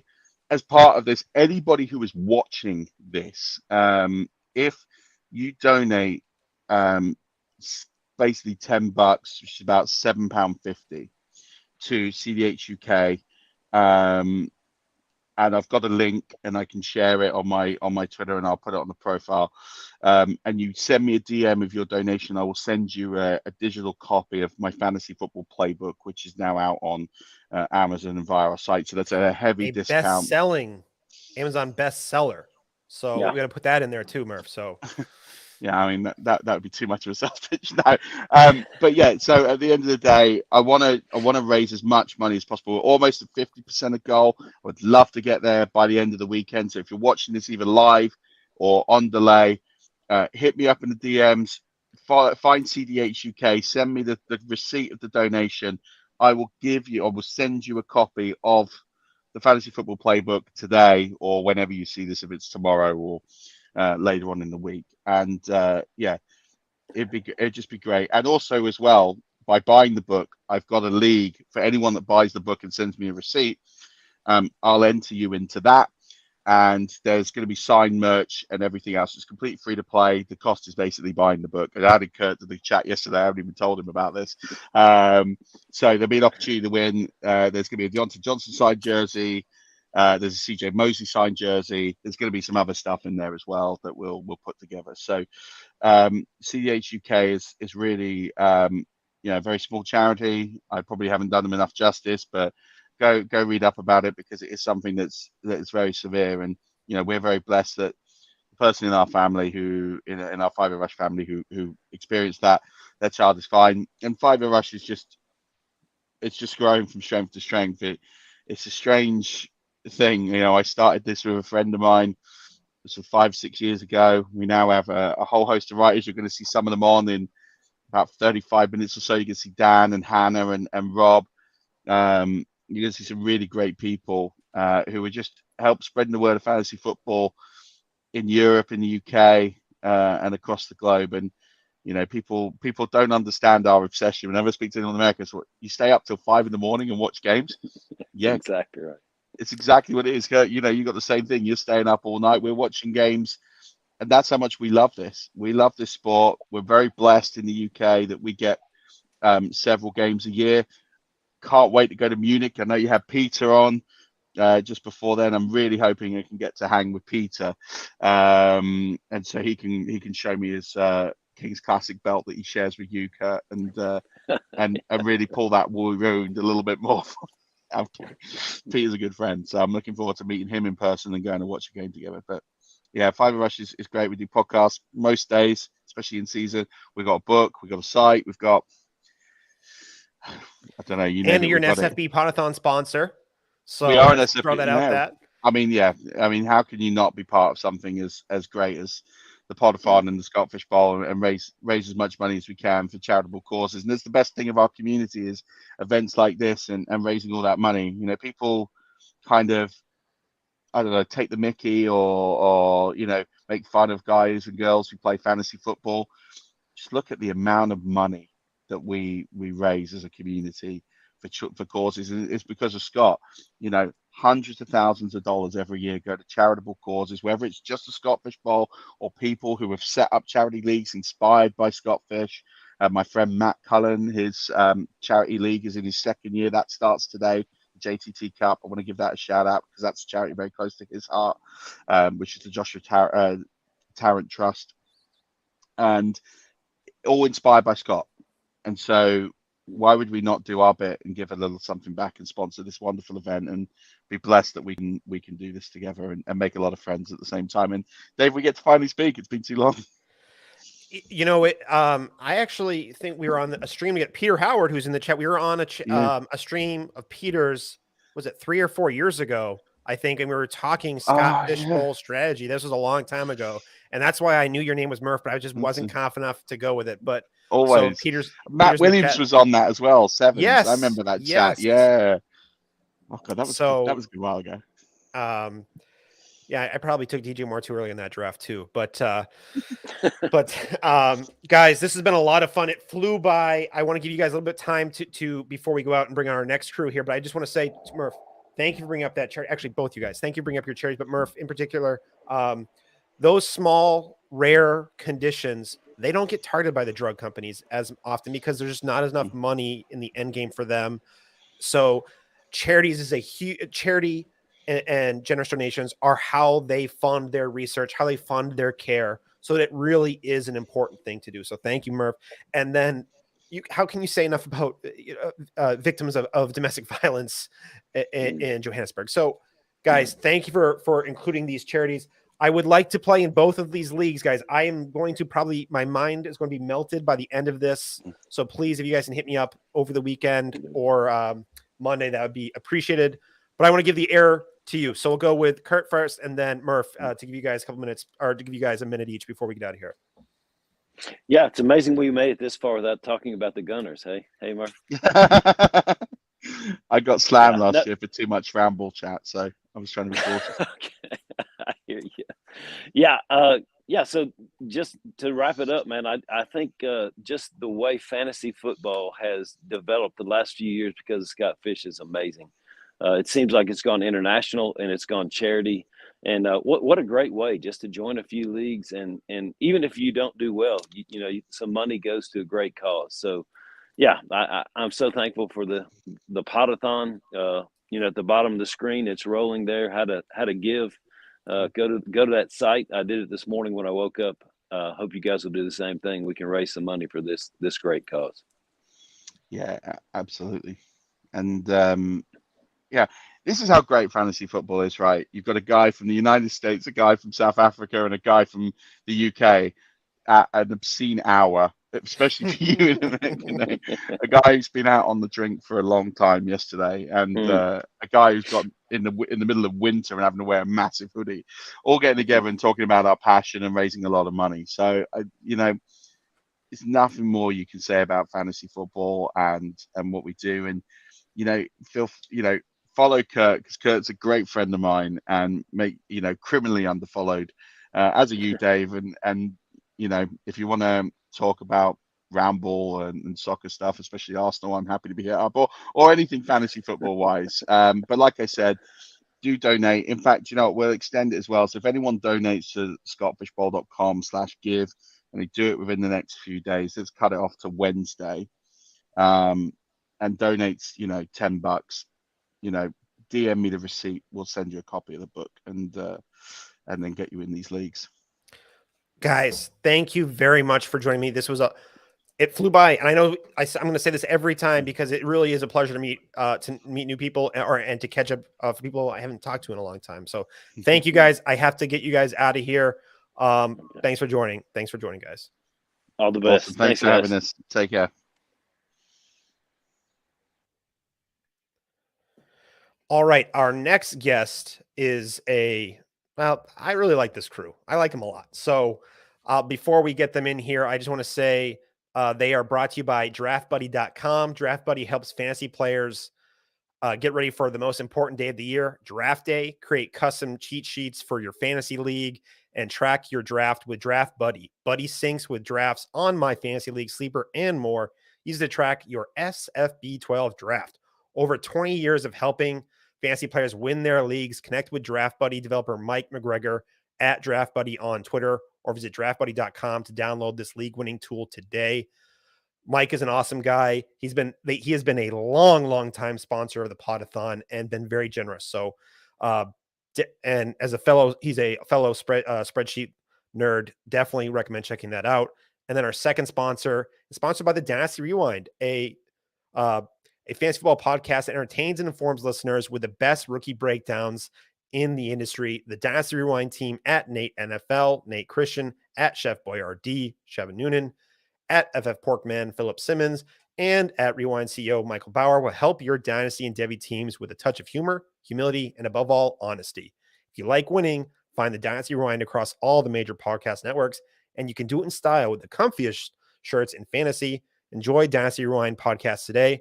Remember, be kind, please rewind. All right. Sponsors are taken care of. Let's get these guys in here.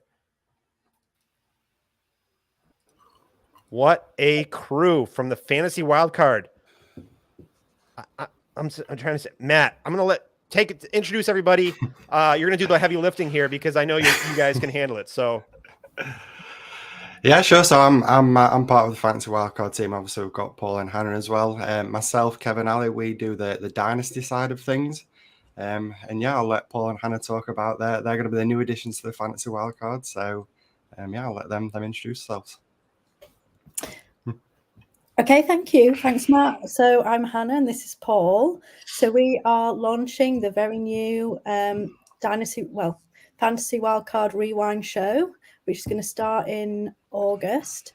So we're going to be basically looking back on the season week by week, seeing how things are playing out, not from a fantasy side, but from a more, I don't know if you can call it real life, because it's all real life to us, of course. But, just looking at it from a football point of view, what's been going on. We're going to be doing some pick'ems. We're going to be against each other to see who can guess the right bets and things like that each week. So we're really looking forward to coming on through your ears and potentially through your screens every week. And if anybody wants to come and catch us, we'll be recording every Monday, probably out every Tuesday. So we're looking forward to getting going, and hopefully we'll get some followers and listeners and some interactions with you guys throughout the season. So that's us here at Rewind. We have another co-host who is actually on a stag do this weekend, so he wasn't in any fit state to join us, but Mags is also going to be joining us. Anything to add, Paul? I just want to say, Paul, before we get in, because Paul, I haven't had I don't really know Paul very well, but I really know Hannah. I really know Matt. I just want to say, Hannah, this is a Michael Jordan flu game level performance from you, I believe, right? You're powering through right now. I'm doing all right actually today. So I was diagnosed with COVID on Friday. Yesterday was a bit of a stay in bed and just watch everyone on the Poda-thon day. But today I am here. I'm ready to go. So really pleased I could make it and catch up with you, Dave. Hannah's one of my favorites. So this is a pleasure. This is we've talked in Zooms off, not live or anything. So this is fun to talk to her on air on an event here. But enough about that. Paul, sir, at Paul_Pickin, talk to us, sir. Hey guys, I'm Paul. Been roped into the Wildcard Rewind show. I say roped in. I kind of badgered Kev for 12 months to let me start something. So here we are. For me. All right. So sorry. I think I froze a little bit there. Gosh, Sal's porn bots have infected everyone apparently. Anyway, I'll have to talk to him about that. Matt, yeah, Mr. Fantasy Wildcard yourself. Introduce yourself, sir. Yes, as I say, I'm Matt FF Dynasty on Twitter. As I say, we do a Dynasty show, myself, Kevin Alley, that drops weekly. Every Tuesday is a podcast, every Wednesday is a stream, and yeah, just for myself, I obviously produce for the FF Astronauts as well, trying to bring content over there, and just on Twitter in general, dropping the threads, things like that. So yeah, it's all a lot of fun, and it's great to be a part of the Poda-thon with yourself, Dave, and obviously Sal and everyone that's been a part of the team and putting this all together. We really appreciate you giving us the chance to come on and help. I don't know, help support you guys, help bring awareness, and obviously power through. And it's the graveyard shift for you, Dave. I know it's the middle of the night over there for you. So yeah, just happy to come on and try and help you get through these tough hours. Well, what is it? When you have the wild card, you can get what's the saying? I should remember. This is a Kev saying. I feel like this is a cheesy Kev saying, but when you have the wild card, you have the power to change the game. That's the tagline that Kev came up with, and he wants to roll with that. So it's not the graveyard shift anymore. We're not calling it. This is the early morning hours. The grave shift is over because of the fantasy wild card. Welcome aboard. Some of my favorite. I've had the pleasure of guessing on. I'm flexing here, but I've guessed it on my fair share amount of shows. Fantasy Wildcard is whenever it's over with, I'm disappointed that I have to wait 6 to 8 months till the next one. So, but also the Fantasy Wildcard, one reason why they're important to me, just because of the quality of people involved. And it's awesome seeing Paul and Hannah brought in to the Wildcard, but also the Mind Charity Poda-thon. You're right after our own hearts here, guys. This is, can you talk to us about that? How much money you raised, and also the Mind Charity itself, and what that is all about? Yeah, so myself, Kevin Alley, we did the Fantasy Wildcard Stream Fun again. It was the second one we did this year. as you say, doing it all for Mind Charity, which is a UK-based charity that helps support people that struggle with mental illnesses, just trying to support them, trying to help those people. Obviously, it's a big thing to talk about with everything that's gone on in the world with COVID and everything. A lot of people are struggling. So it's just great to be a part of trying to raise some money for such a cause that's close to a lot of us hearts. I think pretty much everyone in the world's been affected at some level by what's been going on. So it's great to do that, do the streamathon, and as I say, raise money. We do 16 hours, so not quite as brutal as what you guys do with the Scottish Poda-thon, but yeah, it's been a lot of fun. As I say, it was the second year this year, and we raised £1,700 this year just gone. So big thank you to everyone that came on, obviously yourself, Dave, and many other great people. And I think we'll be doing it again next year. I think we've got to do it, and hopefully now we've got Hannah, Paul, and Mags on the team. Hopefully they can come in, loosen the workload a little bit. Obviously, it's just those three that do it beforehand, so it's great to get 3 more people. Hopefully they can join us next year, and yeah, just raising money for charity is obviously a great thing, and yeah, it's, as I say, it's great to be a part of this, but also it's great that we can do his own thing as well with Mind and just do some great work for charity. Couldn't have said it better myself. The Herms here says, shout out to mental health awareness. It does not get talked about. Actually, you know what?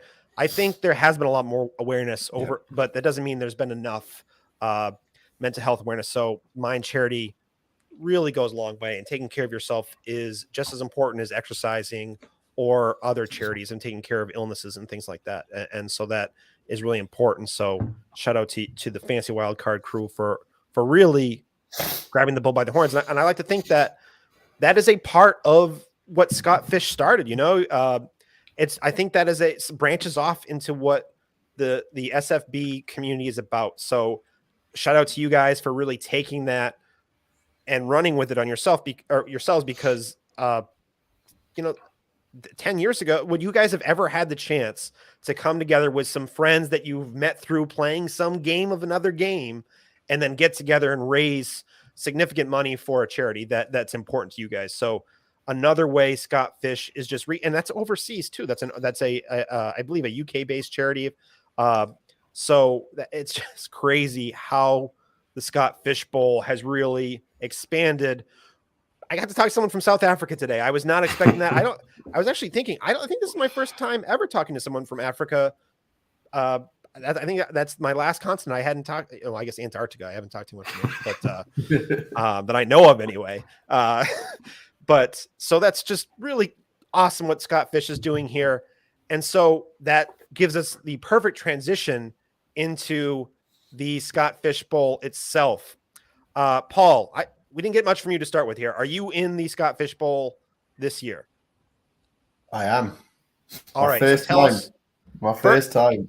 That is the best. I remember actually Peter Howard, who was in the chat. I say this whenever I have a chance to talk about my origin story. I was in the hospital recovering from kidney surgery overnight. And I was tuning in on my phone, and the lights are out in the hospital. Peter used to do these late night streams, and he gave away a Scott Fish Bowl spot. I won it on that stream while I was in the hospital. And that's how the Scott Fish Bowl. Then I had probably 200 followers at the time when I won that appearance from Peter and his co-host at the time. At Draft Talk, They'll come to me in a second. I should know his old podcast. This is terrible here. Luckily, he's probably not watching here. Oh my God, that's going to really bother me. Draft Talker, at NFL Draft Talker, I think that's what it was. But wow. Anyway, so because of that, I literally gained 300 followers overnight because I was into the Scott Fish Bowl, and I released my first spreadsheet shortly after that. I had been working on it for a year. Actually, after mirroring, I just wanted to add more columns to Peter's sheet. So I went and I started from zero, and I made a sheet that was different than Peter's. Jake Anderson, God dang it. Thank you, Peter. Anyway, so that's just the brain's short circuiting here. And I should have had that in a spreadsheet, but I didn't. But so that's how I got my start, is because of Peter Howard and he was doing and his giving that away. And then I had eyes on my spreadsheet because of that. And then I got my first writing gig. And then that's how I got involved in the Scott Fish Bowl Poda-thon. So shout out to Peter. So I say this to him and he probably gets sick of hearing it. So thank you, Peter. I owe a lot to you, sir. So that being said, sorry, Paul, first time. And sorry, I got a little reminiscent about my first time and how important that was to me. So can you tell us like how exciting it is for you first time, what division you're in, what pick you're at? Oh, it's unbelievable. The only way I can describe how I felt when I got that email was Chandler Bing from Friends when he starts like Mexican waving on his own. That's kind of what I was doing in my lounge when I got that email. But I got it because there was like a lot of people I know UK based, even Murph himself on. All of them were shouting me out and tagging me in things and saying, you know, this guy deserves a spot, and I got my spot. And then I decided, right, what league do I want? Do I want to go London and stuff? And I looked at the London league, but it's actually a lot of people that I'm in leagues with already. So I was like, well, am I getting the full Scott Fishbowl experience if I'm in a league with people that I'm already in leagues with? I was like, no. So I wanted to pick 12. So I was like, right, scrolling down, and came across Wakanda. Big Black Panther fan. So I joined that league at pick 12 and joined that league. We joined the chat and everything. And all the players in there, we've all agreed that we're going to make a separate donation to the Chadwick Boseman charity. And it's going to be a percentage of, so each win we get, it's going to work out to be, so if you get like 10 wins, you could donate like, you know, $20 or something like that to the Chadwick Boseman. And the whole league's agreed to do it together. So we're going to put a separate donation into another charity. Another awesome part of the Scott Fishbowl right there in action. That's pretty cool. So, that you said the Boseman Foundation. What's the name of that foundation? We got Chadwick Boseman. Paul just froze. We lost Paul. So that hopefully he doesn't freeze on the clock like this, or in his new podcast that he's gonna be launching for 5 years or for fantasy wildcard. Oh, Paul's back here. So sorry we lost you, Paul. Minor hiccup. Get these out, because when you start your show, when the NFL season starts, we can't be having this here because, you know, I don't have enough time to listen to this kind of hiccups when I'm going to be tuning in. So because I'm going to be supporting my fancy wildcard friends. So on it. But yeah, so Chadwick Boseman plays Black Panther, and he sadly passed away.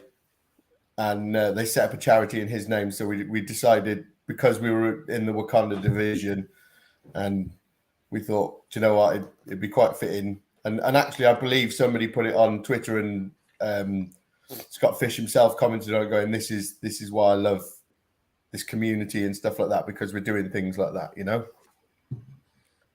So big shout out to the Wakanda division.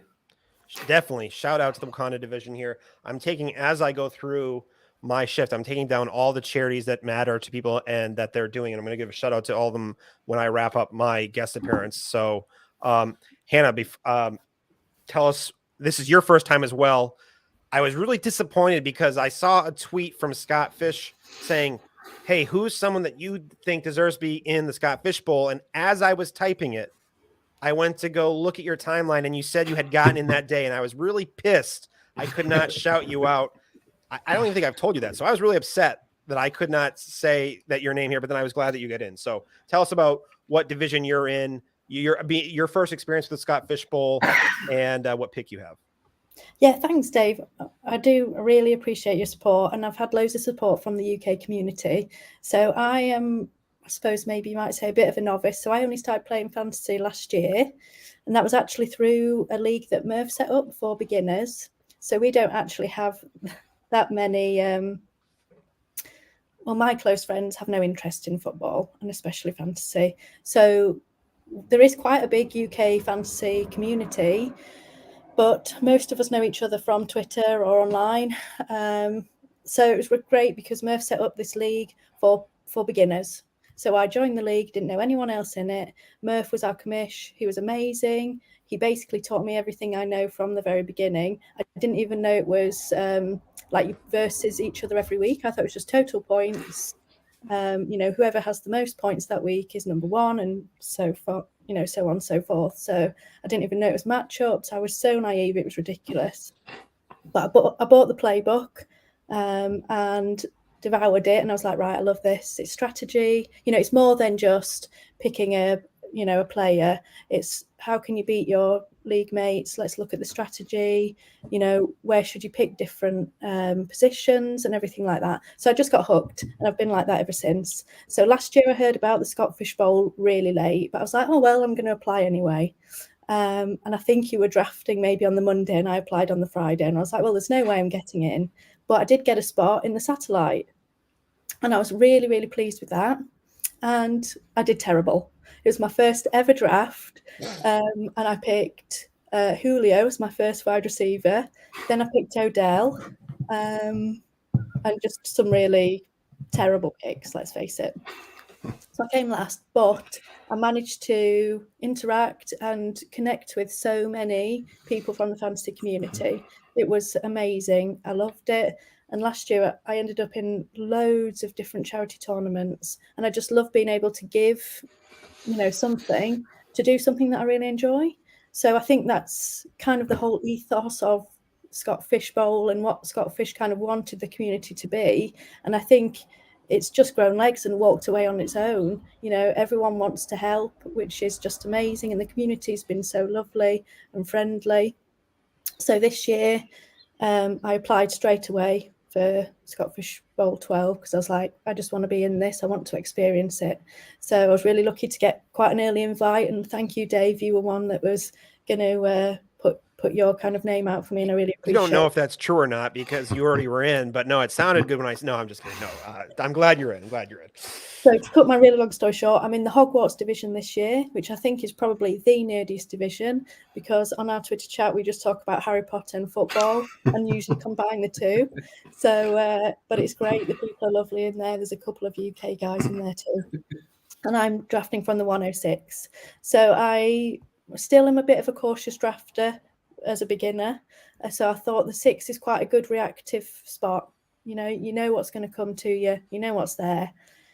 The Scott Fish Bowl is interesting. I suppose it's like these big tournaments, paid tournaments that you do. You can't just think about yourself within your division. You've got to think about the bigger picture. There's 3,000 people out there.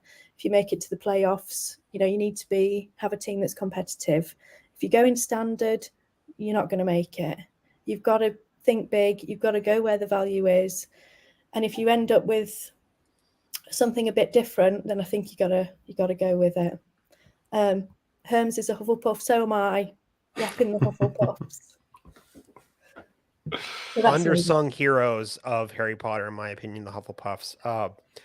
Now, Hanley, these are actually the second. Murph also is from the 6. I want to say, because sometimes I think a mistake that happens a lot for people in drafts when they're like, oh, it's about being flexible.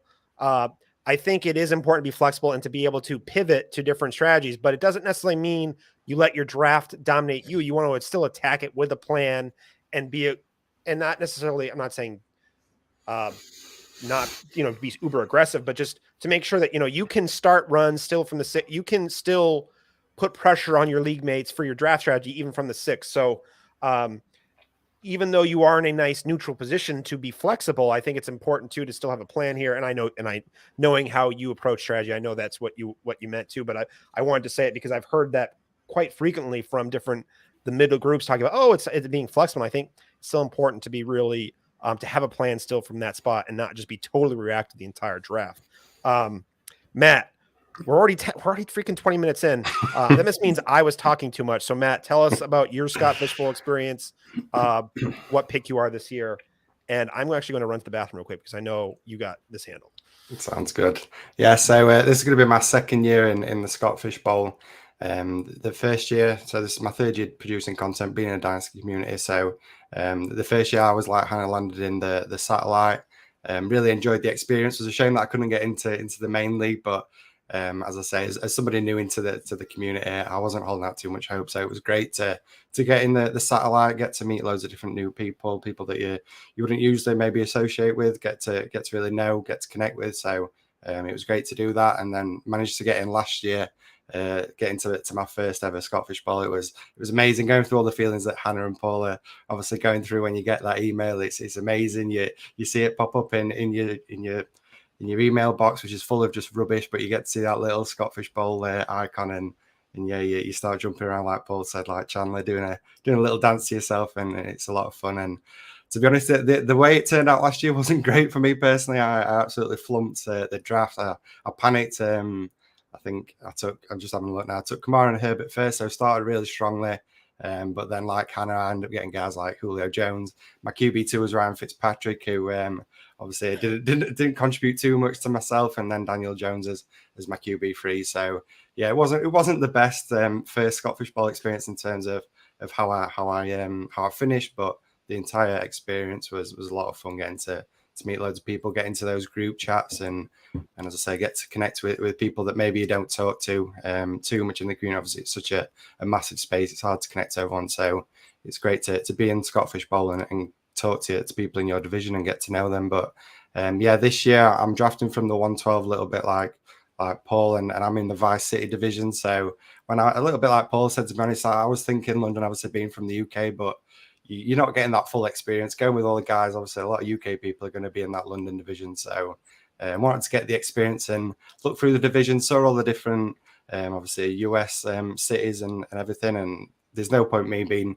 over in the US. I thought I'm going to go for one of these fantasy divisions, and I went for Vice City. It was the one game that really got me into Grand Theft Auto. It's obviously one of the biggest games in the world, and that was my first experience of it. Absolutely loved the game. Probably a little bit too young to be playing it. I think I was maybe 15, 16 when it came out, maybe even a little bit younger. But you get away with these things, and it's what hooked me to the franchise. And I thought, yeah, I've got to get in that division. And there's some really interesting people in my division. I've got some great analysts, but then great fans. And I think that's what's so great about Scott Fish Bowl. You get all these people from all different walks of life, all different countries. Obviously, from the UK, you get people from all over the world in there, but we've all got this one common thing, and it's the love for fantasy football. And I like to think as well the love for charity, doing something for charity, and being a part of such a huge event of raising money. So yeah, absolutely thrilled to get in for my second Scott Fish Bowl. I can't wait. And as I say, I ain't got too much to live up to after my first experience. So I'm looking forward to hopefully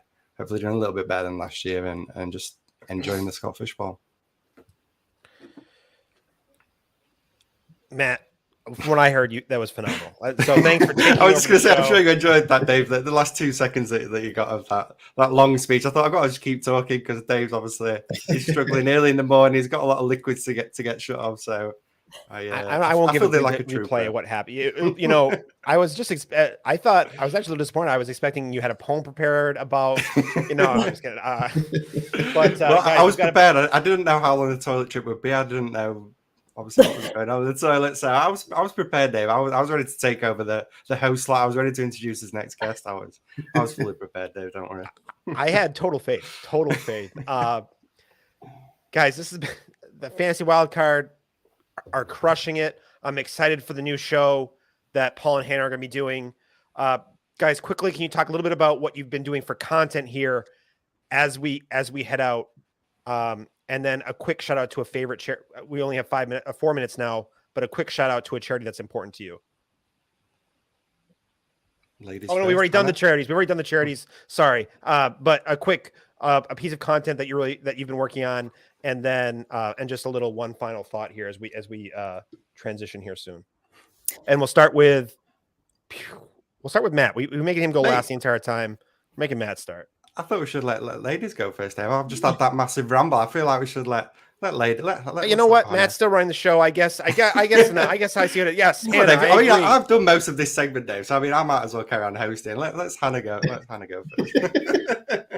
So I'll let Matt talk. A coup in the middle of the Poda-thon here. Yes, Hannah. Yes, please, Hannah. It's been awesome talking to you this half hour. Tell us a little bit about you and some of your content as you get out of here. So I'm one of the writers for 5 Yard Rush, which I think is coming on next. So if you're watching, stay for those guys. A really great community, as I said. And then I'm the great Spark group. So I'm going to be hosting with Paul and Max coming August on the Rewind Show. And I'm hoping to start, I've been a bit quiet recently. I've got some exams going on, but I'm hoping to start powering up as the season gets going, getting more content out there, doing some more articles, and then obviously getting to do the Rewind every week. So hopefully you guys will see me a bit more on Twitter and at 5 Yard Rush and Fantasy Wildcard. But if there's anybody who wants to connect with me on Twitter, I'm at Han Rowland, so always open to catch up in the DMs for beginners or anybody alike. Matt, you're running the show. Who's next? On to Paul, surely. On to Paul next. I think that's the logical way to go here, Dave.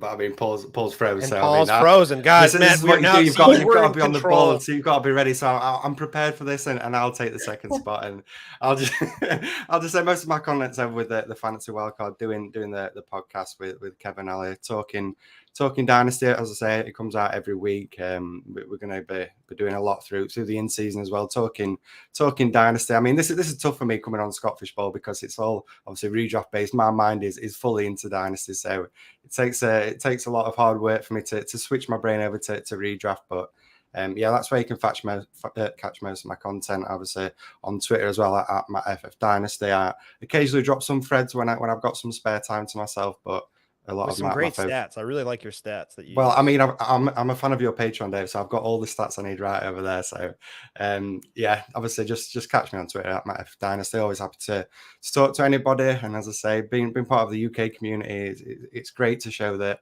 even us guys over in the UK, we can hang with the Americans and your sport. And yeah, looking forward to the Scott Fishbowl. And I just want to say a massive thank you to the sponsors, Draft Buddy and Dynasty Rewind. Just want to say thank you to them for sponsoring our segment. And then again, Dave, thank you for yourself and Sal and everyone that's been a part of the Scott Fishbowl Poda-thon and what you've done for the Scott Fishbowl and for charity and everything. It's amazing. And me, myself, Hannah and Paul, it's been great to be a part of this. And yeah, I'm looking forward to watching it for the rest of the day. It's still only at 9:30 in the morning over here, so we get to enjoy the rest of it while you're struggling through the night, Dave. We can enjoy it this morning. So yeah, thanks once again for having us on. Just quickly before we go, Dave, I want to echo everything that Matt says. Thank you so much for having us on the Poda-thon and being here so late to chat with us, guys. We've had a great time, and our sponsors, we really, really appreciate it. It's been awesome. Yeah. Thank you guys. You guys carried it. Your back should be sore from carrying me for this segment. So thank you guys. But we have to go here as we go here. So have a good one. So our next guest is sponsored by hello everybody. This segment is sponsored by the Samba Dynasty League podcast. Do you think you have a badass Dynasty League? Think again, because not only is the Samba Dynasty League sponsoring the SFBPodathon, but we're extremely unique. The Samba Dynasty League covers a single home Dynasty League. How wild is that? Our host Ken the Commish Daroka, the Insider Dave Flannery, Nick Money Travins, and Bad Mitchie Snowden have the best chemistry on the airwaves while providing A+ entertainment and enlightening strategy discussions. Tune into the Samba Dynasty League podcast today or tomorrow, and thanks for having a giggle. And the Fantasy Wildcard, I've never heard of them. I think they might have been just on. They are a UK-based Dynasty podcast bringing you a unique blend of strategy, game theory, and entertainment to help you win your Dynasty leagues and have a laugh along the way. We bring you the best guests from across the globe on our weekly show and also run an annual charity streamathon supporting mental health. This season, we're launching an exciting news recap show discussing major talking points in the NFL and analyzing from a real-life point of view. Come check us out on Twitter and YouTube. And remember, when you have the wild card, you have the power to change the game. All right, our sponsors have been taken care of here. And coming up is the 5 Yard Rush crew continues to crush it. We've got Dan Hughes and at FF_lights_out7 here. I believe it's Antonio. Welcome, gentlemen. Welcome to the Poda-thon. Hello. How are you doing? Doing great, guys. Welcome. I believe you guys are nice. You guys look nice and fresh. It must be 9:30 a.m. for you guys. It is indeed. Yeah, we woke up in our house with the kids. We've stuck YouTube on, and I'm sitting here watching all these friends I know from the UK talking fantasy football. It's a very surreal world here right now. Same. It's nice and fresh, Dave. How much coffee have you had? That's the question. None. I actually didn't. I've been drinking water all day, and then at about 11 p.m. my time, I switched to some Mountain Dew. I don't drink coffee, so and I don't normally drink soda. I'm usually anti-caffeine, but for the show, I was afraid that I would fall. Fall give it asleep 2 hours, conversation. Dave. Give it 2 hours. So that being said, I have to say, I always get a kick out of when fantasy analysts show their young kids on YouTube. So if they want to tune in on the YouTube, we'll keep this very kid-friendly episode. We won't talk about any David Wilson heartaches or heartbreaks. We'll keep it very kid-friendly here. But anyway, talk to us about 5-Yard Rush before we get into the Scott Fish Bowl a little bit. The 5-Yard Rush has been a huge sponsor for us this year, doing and they've had a strong presence here overnight, helping us carry us through the night in the US. So can you guys talk to us about 5-Yard Rush? Yeah, obviously, you just had Murph on recently, which you tuned into. So I host a flagship show with Murph. It's a big team we've got here under the umbrella. We've got a flagship sort of redraft show. There's a Dynasty show. There's an IDP show that goes out. There's a DFS show that will go out in the season. I think I've got them all covered. There's a college show with Stocks. Each of them had their own team of writers. So the website and the content is being pumped out throughout the weeks all the time. Antonio does a bit of writing for the Dynasty guys, I believe. Is that right? That's right, yeah. So with Liam, shout out to Liam and Rich, Dynasty Island and FSA tweets, do great work at Dynasty, 5-Yard Dynasty, and the community, the 5-Yard community overall is great. Dan hosts the flagship show, as you say, with Murph, and just everyone's so supportive. Can't say enough good words about them. So long may it continue over at 5-Yard. Well, to show our love for the first off, are you guys both in the Scott Fish Bowl this year? Yes, sir. Yes. First appearance, second appearance. How many times you guys been in? Second for me. First for me. First time. We had some first timers last time. So Antonio, pretty great, right?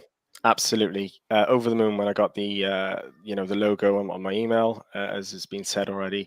I've been playing Dynasty. Been playing fantasy for a while now, so I'm very aware of the Scott Fish Bowl and the years before. So it was an absolute honor to be part of it. Can't wait. Drafting from the 10th spot, Dave. I think you are as well. So what is the best case scenario? Our choice between CMC and Kyler? What are we thinking here? Or Kelsey. I'm going to go. A lot of tight ends go late to that long, but I haven't been paying that close attention to it. But let's see if Kelsey gets there. CMC, Kelsey, Kyler, Dak, in that range. But if Kelsey's there, I think that'll be my selection. And Dan, this is number 2. Now you got invited because you won a bunch of trophies from TrophySmack for how well you did last year. Now, how did this is that why you got invited back, or how did you do last year? They literally felt pity for me after the roster I built last year. Let's go through it. Saquon, Matt Ryan, Calvin Ridley, 3 of my first 4 picks there, obliterated. Further down, Myles Gaskin, Sam Darnold, Raheem Mostert. That's 6 of my first 10 picks blown out of the water. So did you come last, Dan? Yeah. It's not even denying it. Dan, I started 0-6, so but I was able to go on like a 6-game winning streak, and I just missed the playoffs. At least I tell myself that. I'm not sure how close I actually was, but getting back to 500. So I feel your pain of these bad starts, the injuries. Now that being said, as kind of celebrate some 5-Yard Rush here, we've had some loyal people in the chats. I just want to say one thing. A friend of mine from Happy Hour. I have not had any G&Ts yet. I'm going to wait until 9 a.m. when I'm done hosting. I might have a drink or just go to bed. I haven't decided yet, so none yet for me. Nubs or at Timmy, and then I just want to say we're going to give away. They didn't say I couldn't, and Ryan said we could throughout the show. We're going to give away a Scott Fish Bowl appearance or an entry right now. We're going to give away 2 entries to the Scott Fish Bowl, and the first people to reply they have to be registered already for Scott Fish Bowl 12, and they just reply that you want in from the Poda-thon, and we'll do it here. So we'll wait as they come in. Okay, big moment. I hope people are listening. That's bad if we're not listening here. Giving away. It's my burner account sitting there, Dave, right? Here we go. Like, nope. Come on, guys. Well, these just are hardcore. These hardcore. These are people getting insight from everybody, right? These are people doing their real research. Cody, are you on the Scott Fishbowl?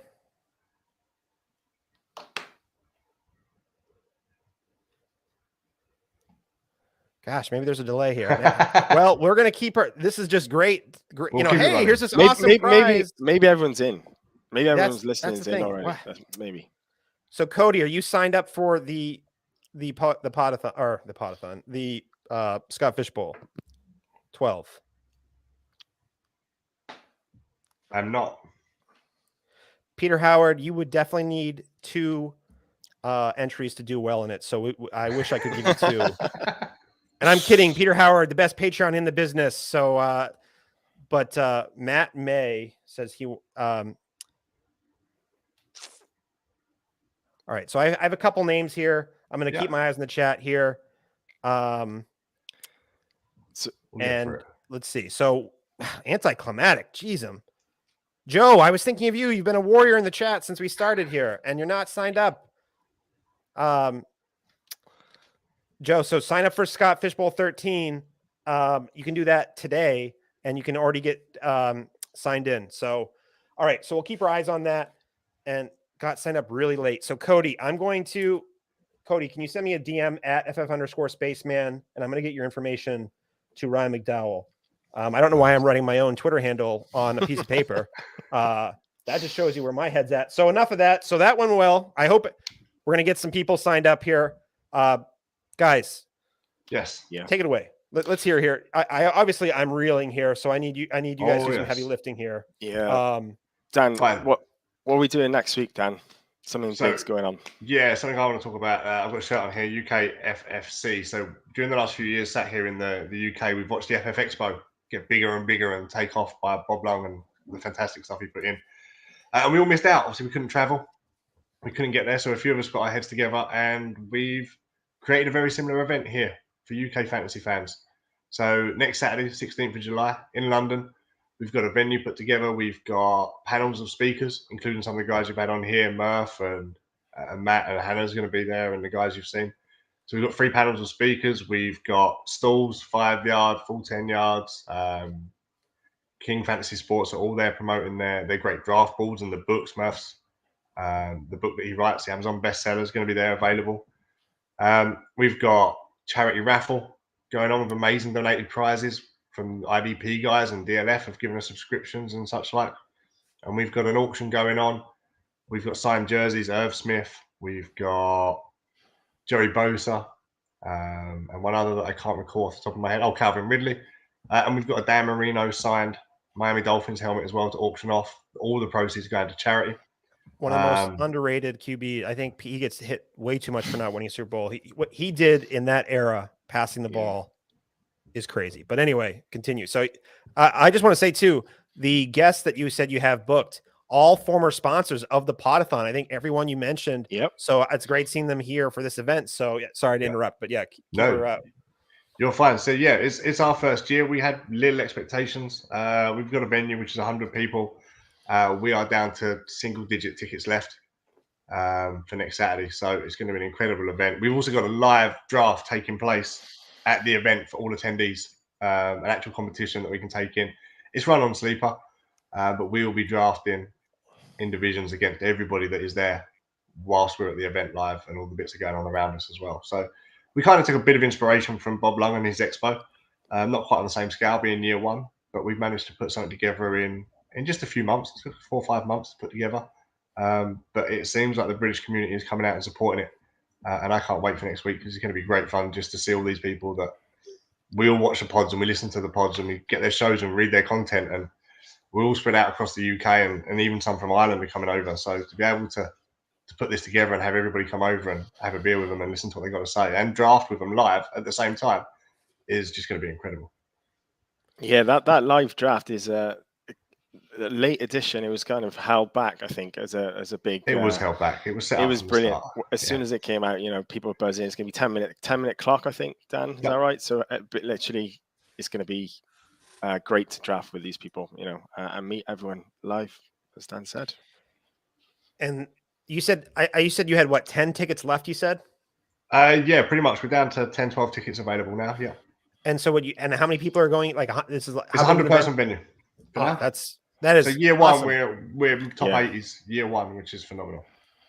And this is I keep saying this. I said this last episode with Fantasy Wildcard, or last segment with Fantasy Wildcard, and now this seems just to be another branch kind of the Scott Fish Bowl. People getting together in a community that they wouldn't normally, because of fantasy football. They make connections all over the UK, and they're coming together for an event to have some fun. So this is awesome, guys. And this is the first year you're doing this? It is the first year we've done it. We spoke to about late February time and said, is it possible? Can we figure something out? And we've gone from there. We come up with the concept and the idea of the panels and what we could actually make the day about. We found a venue. We paid for the venue. We then reached out to a few people, to a few sort of businesses and industries. Murph with his book, and King Fantasy Sports sells draft boards and things like that, to see if they'd be interested in holding the stalls to promote their stuff.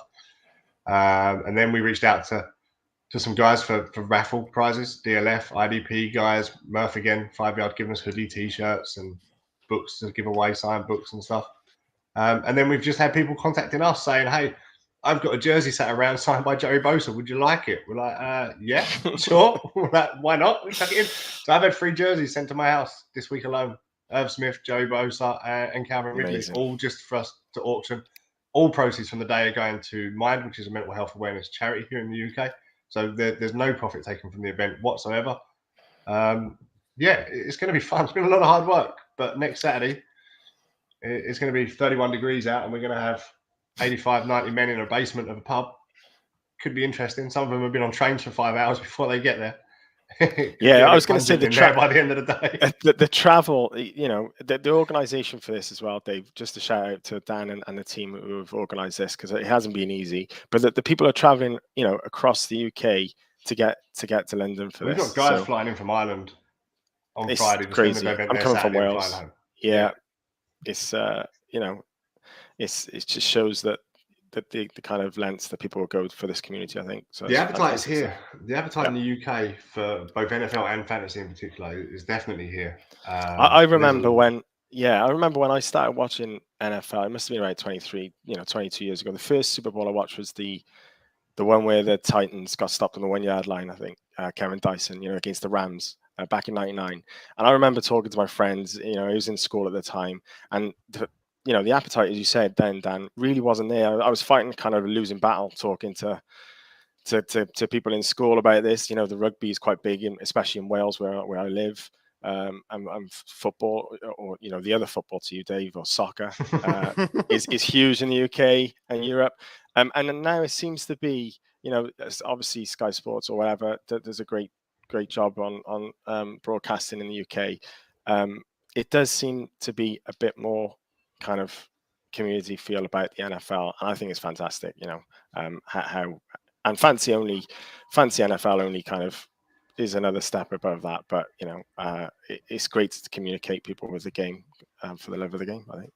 Dave, can I have some insight to our spot giveaway quickly, having a look at the comments coming through? So it looks like Cody sent me a DM. I'm going to take his word for it. And I'm going to reach out to Ryan McDowell with his Twitter handle and see if he signed up, because he said he was a late sign up. Sometimes that meant they signed up for SFB 13 and not 12. So, but we got Cody. Yeah. Have you got a second yet?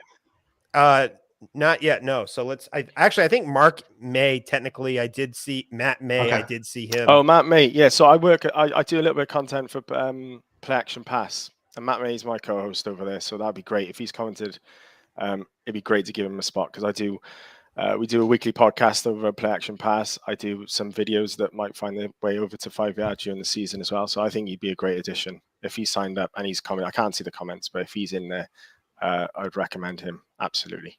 Matt May, if you are signed up for Scott Fish Bowl 12, send me a DM at FF_spaceman, and I will send those 2 names over to Ryan McDowell.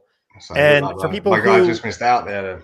I just was it Dave Hillman? Yeah, Dave helps. Dave Henderson. Co-commission a charity competition here in the UK called the JTT Cup Best Ball Competition. Drafting today from 12 o'clock. We've got nearly 300 players in that, and he gives up his time for free to help out with that. So, Dave Henderson, that is I like that kind of vouch. Sal's sleeping. He does not know that I have now control. Let's get him in, Dave. I'm not gonna I don't want to go 3 because I'll be just drunk with power. Keep him on your reserve list for me. But no, I will say that he'll be on the reserve list. But everyone who's listening, stay tuned in. I will be giving away one more spot before I am done hosting today. So, awesome. Dave, stay in the comments. Be right there in the Twitter chat. If I'm seeing your name more and more in the chat, I'm just that much more likely to pick you because I maybe it's selective eyesight now in my old age. But so because you guys talked about the NFL UK UK and the NFL. Do you guys think that's is that directly related to just the NFL having more and more games? Is that what's really causing the spread, or is it something else is it the fantasy that's really causing? Like, can you guys talk a little bit why you think fantasy football is getting or football and fantasy football is getting more popular over in England and UK? Yeah, so I think the first thing you said is correct. I think there's more games. They're spread out differently. When I first started watching it, they didn't have these kind of prime time games shown over here at all. And red zone's been a big part of it as well because people, friends that I speak to who are newcomers to the game might not want to go through the whole game event at 3.5 hours with the adverts. They find that a bit like, okay, the comments that I get, is a stop start or there's a lot of commercials all the time. So red zone's done a really good, I think it's been really big in the UK community to actually watch the game, whereas there's action all the time. You can switch screens, teams in the red zone, obviously, it goes to that. I think that's been a big part of it. And then the fantasy side of things, back in the day, there was just Sky Sports. I think they were just doing the NFL fantasy back in the early 2000s where I got involved. And then I think, the more that it was on TV, the more people just gathered around the fantasy side of things. There is a bit of a fantasy pull on the Premier League over here as well. That's kind of stopped now, I think, but that is something that has been going over here. So we do fancy for the sports over here, and the NFL's just grown off the back of that, I think. Yeah, for me, I think the UK NFL crowd are of a certain age where it was late 80s, early 90s when NFL first kind of came to the UK and became a thing. I reckon you'll speak to most people in the UK, they're going to be, 30 to 50 age bracket because they would have caught that initial wave of the NFL coming over. What we're now seeing is actually a younger wave coming through where the UK games and the NFL International Series is we're taking our kids now. And some are taking their grandkids, and we're actually starting to see a second wave of fans coming through. We've kind of lost that middle tranche, if you will. But there's a new wave of NFL fans coming through in the UK, and it's just growing. It's great to see. I like, the London games. Everyone wears different jerseys as well. It's not just one set of fans. I went to the first one back in 2006, 2007. I think it was the Dolphins against the Giants in Wembley, and everybody had a different jersey on. It wasn't just the Dolphins or the Giants. It was bring a jersey. I think I had my Cardinals top on. I was going to say you have a Cardinals shirt on. Now, what is that your team, the Cardinals, or it's kind of it's become my team. I think I watch every single game, but it has become my team, and I'm sticking with them over the years. Don't know why. Just like the logo, I guess. It's a pretty cool logo, isn't it? Big Andy Isabella fan. That's what did it. Yeah, that's swung it for me. Yeah. Oh God, I would have. I had. He feels like he's burned you, hasn't he? I can tell already. As a loyal Peter Howard zealot early on, and just listening to Peter's advice, I had Andy Isabella over DK Metcalf. So I blame Peter for that. No, not really. That was just my own stupidity. But anyway, Dan, what's your team? Do you have a team that you root for? Yes, sir. Tampa. Yeah. So are you a bandwagon guy, or you've always been Tampa before they got good? No, bandwagon since I went to my first game out there in 2007. So I watched the NFL for a year or two, a couple of years before. Couldn't really settle on a team. family holiday, Orlando, made the trip down to Tampa, absolutely fell in love, and I've tried to be there at least once a year since. So it's not a cheap hobby supporting an NFL team from the UK. So this year we've got flights and tickets out to Germany. Hopefully, we need to get match tickets still, but we've got flights and hotel booked in Munich. So we hope to get out there and see that game. Yeah, that's interesting. Dan. When you were a Tampa Bay fan, probably in the early 2000s, their defense was great back then. And I remember watching, early 2000s, the Ravens defense was always the one that was great around that time for me. It's interesting, obviously, going to fantasy now. It's all about the offensive players, but defense really pulled me into the game, which is great. It might have been the same for you, Dan. Mm-hmm. So, guys, before you guys are gonna have to. We have about 5 more minutes before we have to start wrapping things up. Now, a loyal listener, a big fantasy fan from Lithuania is Ram Klim in the chat. I call him. He's known as Ram in my circle. He tunes into. We have a group, happy hour group that has gotten together through the pandemic. We did a weekly Friday night hangouts through the pandemic. We've been doing it every Friday for 2 years now, over 2 years. And so Ram asks some mid wide receiver targets for the Scott Fish Bowl. What do you guys have here? Josh Palmer, probably a bit late. Like that's mid. I would call him a late round. I think he's past 10. Yeah. So I'm thinking like mid round guys for me. Russell Gage, banging the ground on Russell Gage. Godwin. The talk yesterday is that you might only miss a game or two, but Gage has still got a role. They've paid him $30 million. He is not there to play a bit part. And the other one I really like this year, and I'm on my own on this one a bit, I think, is DJ Shark. Jameson Williams is going to be out for a period of time. They brought Shark in. He's on a 1-year prove-it deal. I like Shark. I'm a fan of his anyway. So I'd be looking at those guys late to have a big impact. Yeah, I agree with Shark. MVS as well. Let me just throw that in there. Around Shark, where Shark's going. If he's starting to creep up boards a little bit, if he gets into that range, I'll be looking to jump on MVS. I'm not surprised to see the Tampa Bay fan throw out Russell Gage just like that. Gosh, Dan, I don't know. Like, can we get? We talked about my roster last year in SFB, right? I got Antonio Brown in the 11th last year. That was my one pick that did here. Oh yeah. The rest of them, the first 10 never. That one did. And then even he left me. So,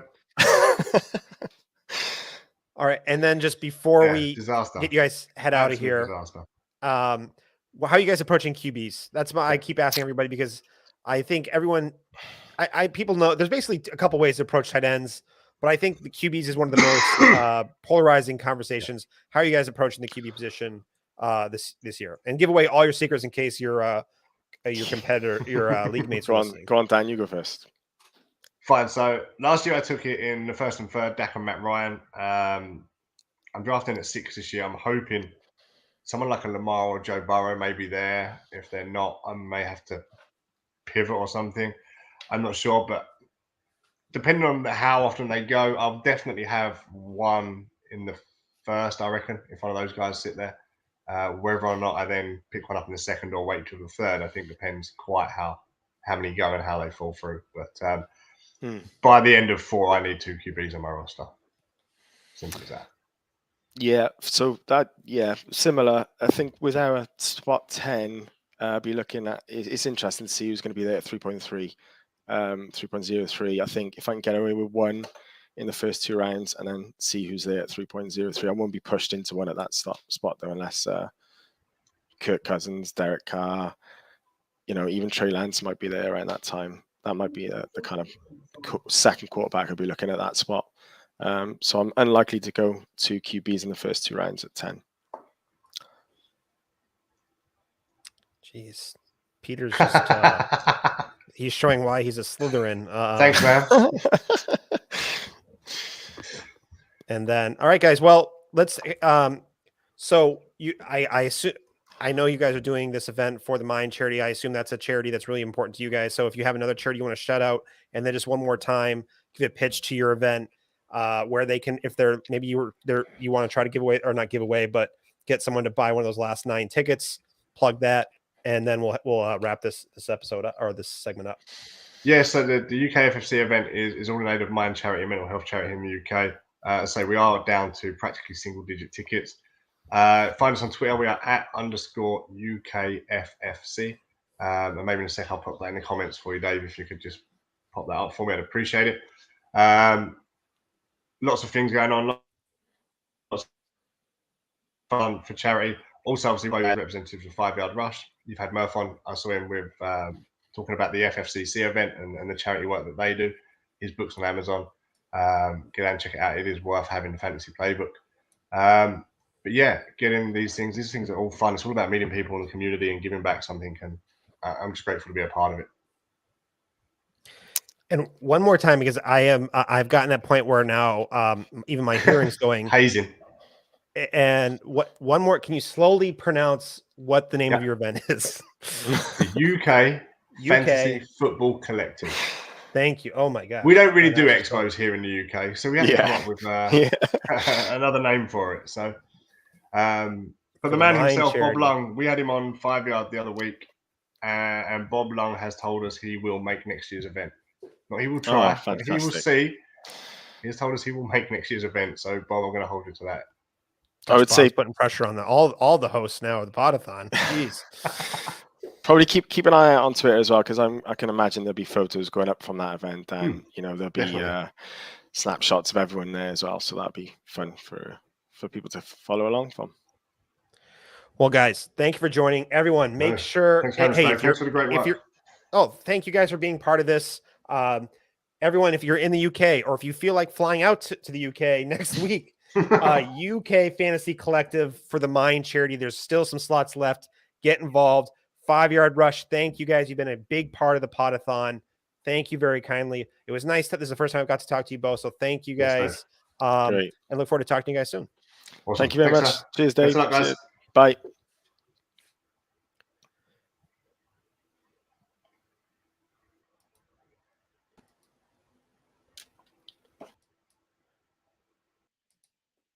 Now things are moving all around. Sorry there. And then I'm just going to do a quick live read to, before we get on to our next guest. All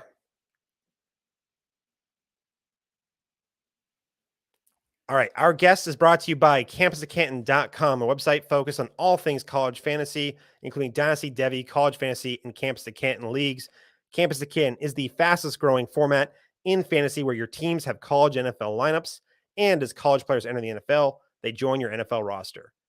Visit CampusToCanton.com as their team of experts bring you articles, podcasts, cutting-edge tools, exclusive ADP, industry-leading draft guides for Devy, College Fantasy, freshman supplemental drafts, and the deepest set of college rankings anywhere. Check out campus.com today. There is like 2 sentences in that entire read, and I'm out of breath. So, CampusToCanton.com. But then the other sponsor for this guest is the JWB Fantasy Football as your #1 destination for everything fantasy football, from weekly digestible videos and articles to rankings and projections covering redraft, dynasty, best ball, and DFS. JWB Fantasy Football can be found on YouTube, all your listening platforms, and at jwbfantasyfootball.com. Visit now to watch the JWB Dynasty Digest, see our redraft rankings, download the JWB SFB12 scoring projections, and much more. Very popular. Highly recommend going to go check out their SFB scoring projections, and let JWB Fantasy Football give you the analysis you need to crush your competition. And I believe this is the cleanup hitter for 5 Yard Rush. I'm excited to have these guys on. We have, so I can try to find my mouse here. We've got at NATO NFL and at 5 Yard Rob. Gentlemen, welcome to the Poda-thon. You guys are batting cleanup for 5 Yard Rush. Welcome. We're happy to do so. Mopping up at the end, clearing up anything as well. Thank you for having us. Mopping up, is that a shot at how I've been doing hosting? Is that what that was supposed to be? Is it getting sloppy? No, you've been absolutely fantastic. I've been watching for the last few hours, and your stint has been absolutely top notch. So Sal, Mike as well, amazing stuff so far. You did a fantastic job. Guys, incredible, Dave. Incredible. Well, you guys are starting off perfect. This is already one of my favorite guest appearances with, and I did not pay you guys to say that. I promise. All right, tell us about where they can find your fantasy content before we got talking about the Scott Fish Bowl. Nick, go ahead. Well, you can find me at NATO NFL. I'm all over Twitter. But mainly I do all the IDP stuff for 5 Yard Rush. And now I'm doing quite a lot of content for Dynasty Rewind as well. Again, I've started on the IDP side of things. That is how I really got into fantasy and into NFL. Actually, that's how I became a Vikings fan. And we're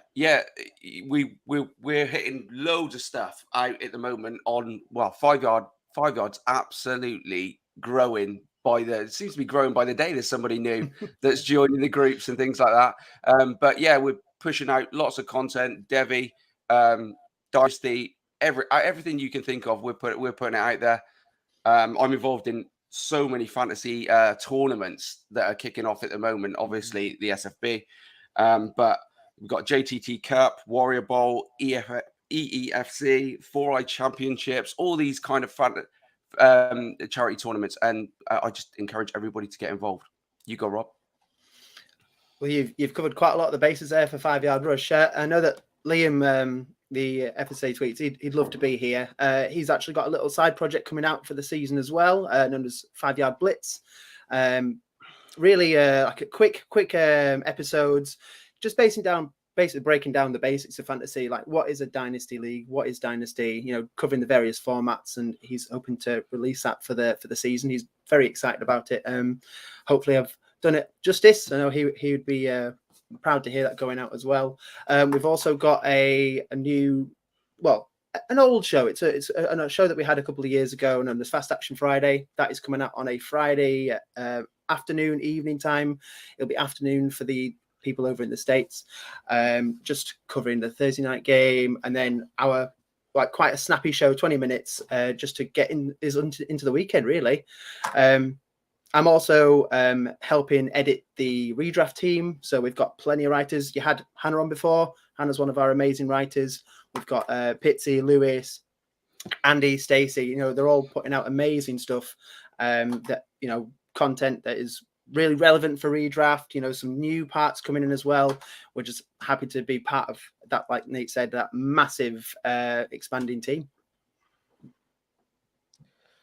Guys, I have to say that I really love the energy that 5 Yard Rush has. I think you guys have the values in the right way. The way you never.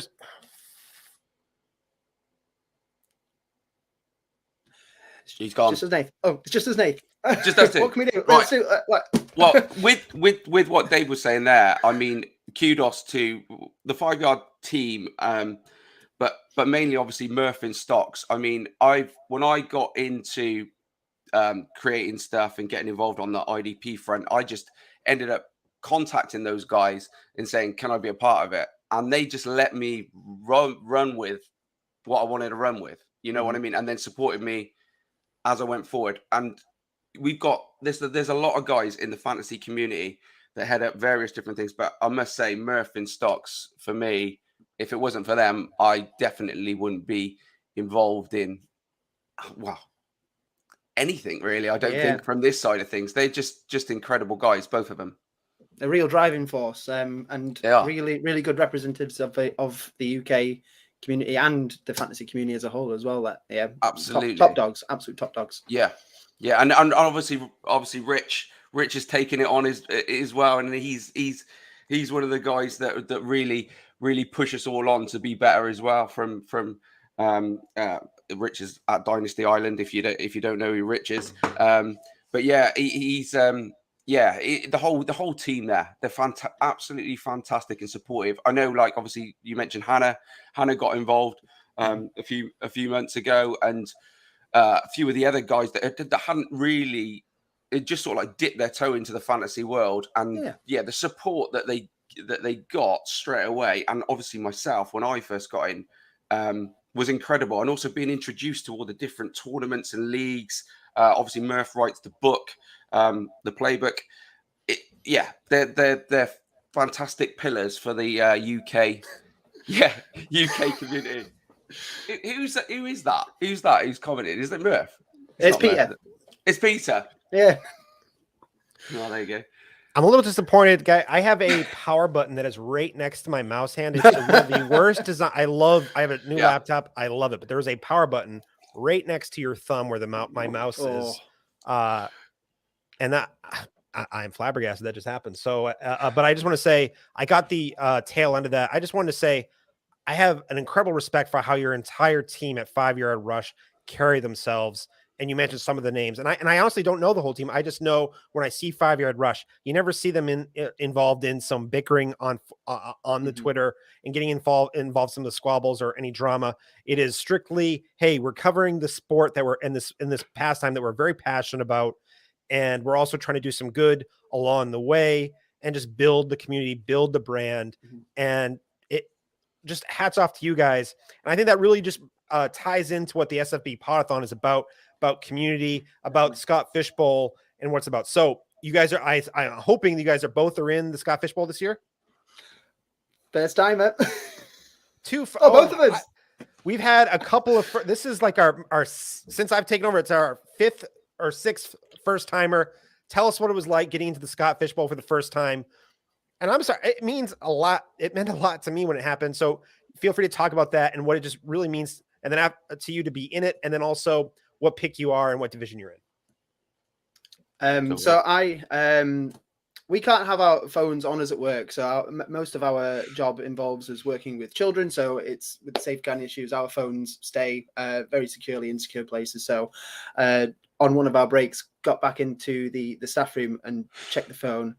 There was the email. And I think the entire staff room jumped in shock about the loud, high-pitched squeal. I'm not afraid to say it. I'm not embarrassed to say it. It was a high-pitched squeal to get that email, because I know how much prestige this tournament has and how much good work it does for the community outside of fantasy as well.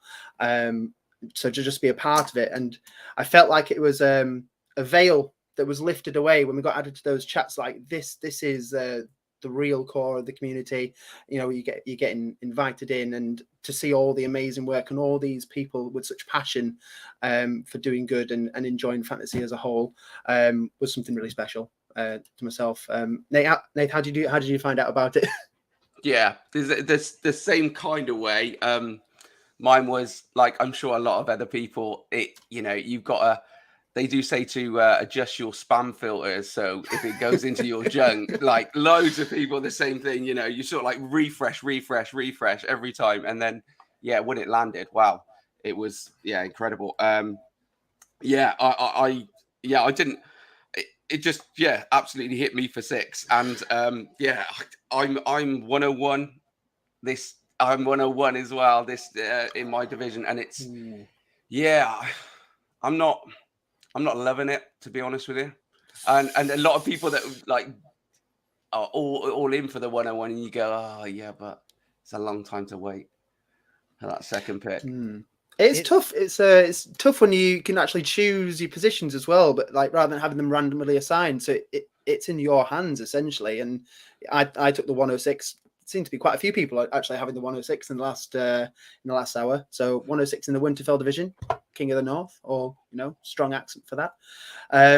But Murph mentioned before, it's taken away a bit of the stigma, having the third round reversal in there as well. So a bit more free choice with what comes up. So 101 was considered, because I don't get 101 a lot, but with some of the things that have come in, I'm like, I might just put myself a little bit far back this time. So, all right. So we talked a little bit about 5-yard rush. We talked about the Scott Fishbowl Poda-thon. The Scott Fishbowl.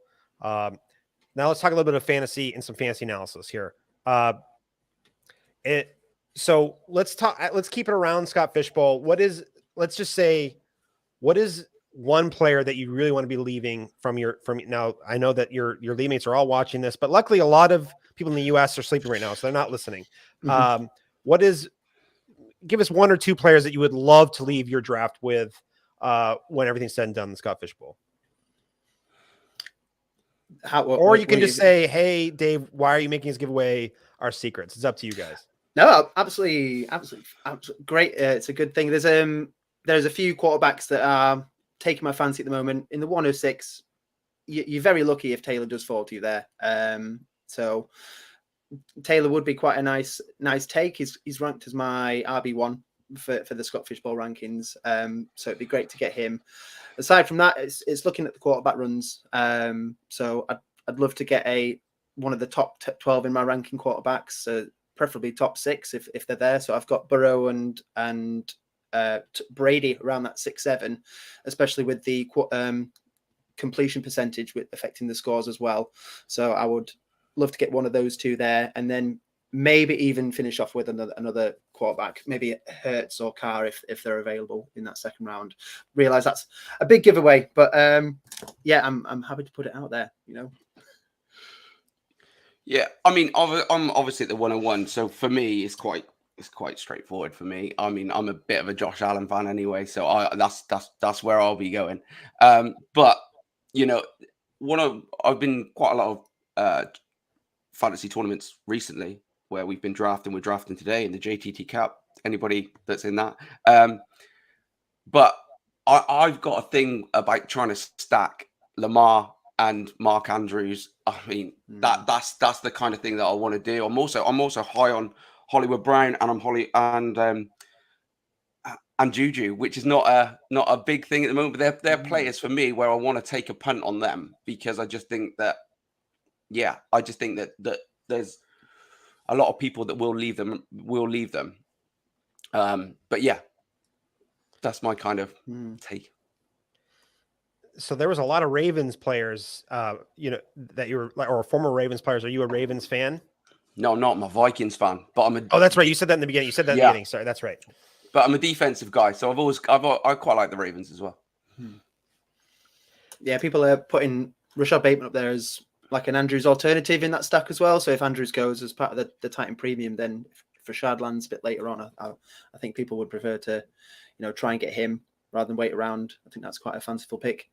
Yeah, Ravens are very expensive to stack right now. Yeah, that's the only thing. Definitely, and like with Dobbins and maybe Edwards coming back as like a mid-late, if they share that backfield, that's something that you could see them creeping up as well. Yeah, I mean, that's it from last season. I mean, you watched them throw the ball more than they had to throw the ball because their running back room was destroyed. So, but this year, I don't think that'll happen. So it'll be quite interesting to see what the stats say, what Lamar's stats say at the end of this season. But I'm really high on Lamar. I wouldn't be surprised if he goes absolutely off the scale this year. Yeah, but I think I've got him down as my quarterback too, based on the scoring, especially with the points for first downs. I think he's going to be up there making those scrambles. With Dobbins and Edwards coming back, they're like, okay, we've got the running backs to concentrate on. Lamar can just keep making those runs, fake plays, run around the edge. I think he's good for those things at the moment.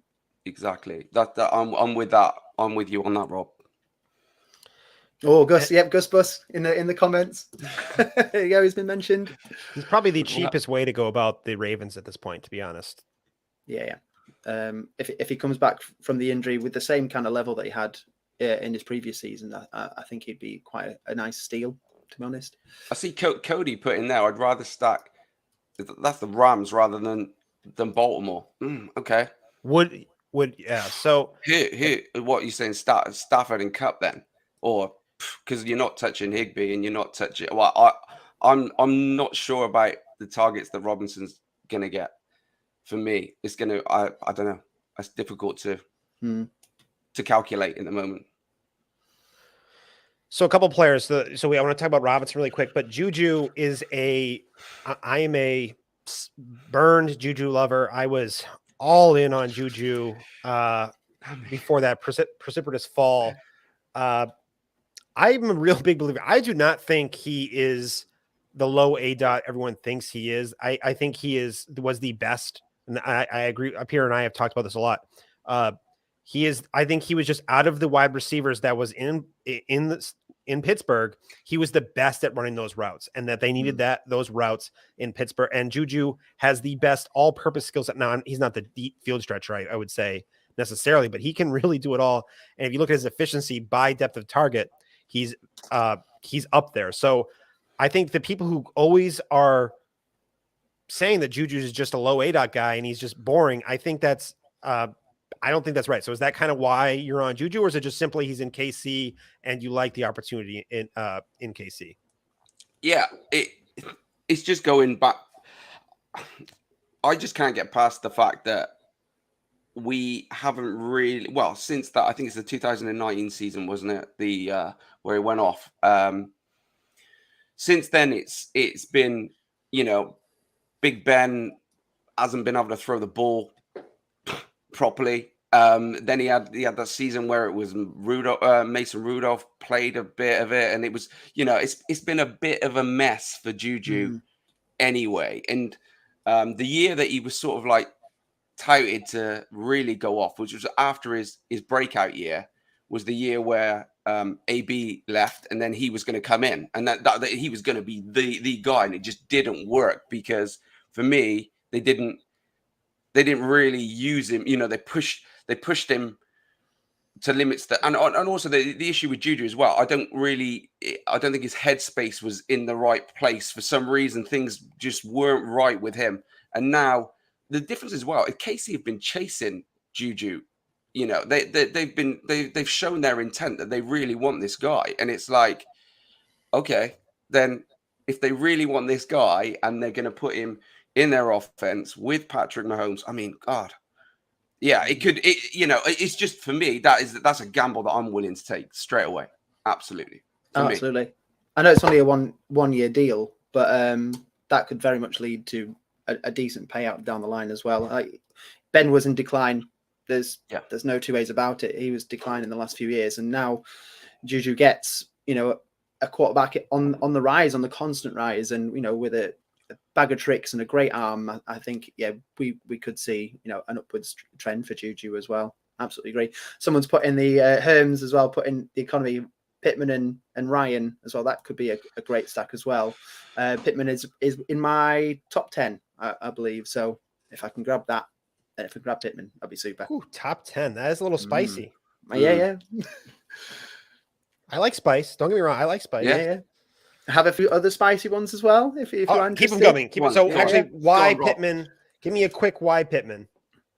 I think he had flashes last year with Wentz, and Wentz got quite a lot of stick. He's just been getting a lot of stick since he dropped off the radar at Philly. So I'm hoping that Ryan coming in with that line in front of him, just is able to use Pittman, and that there are some really good offensive pieces in that team.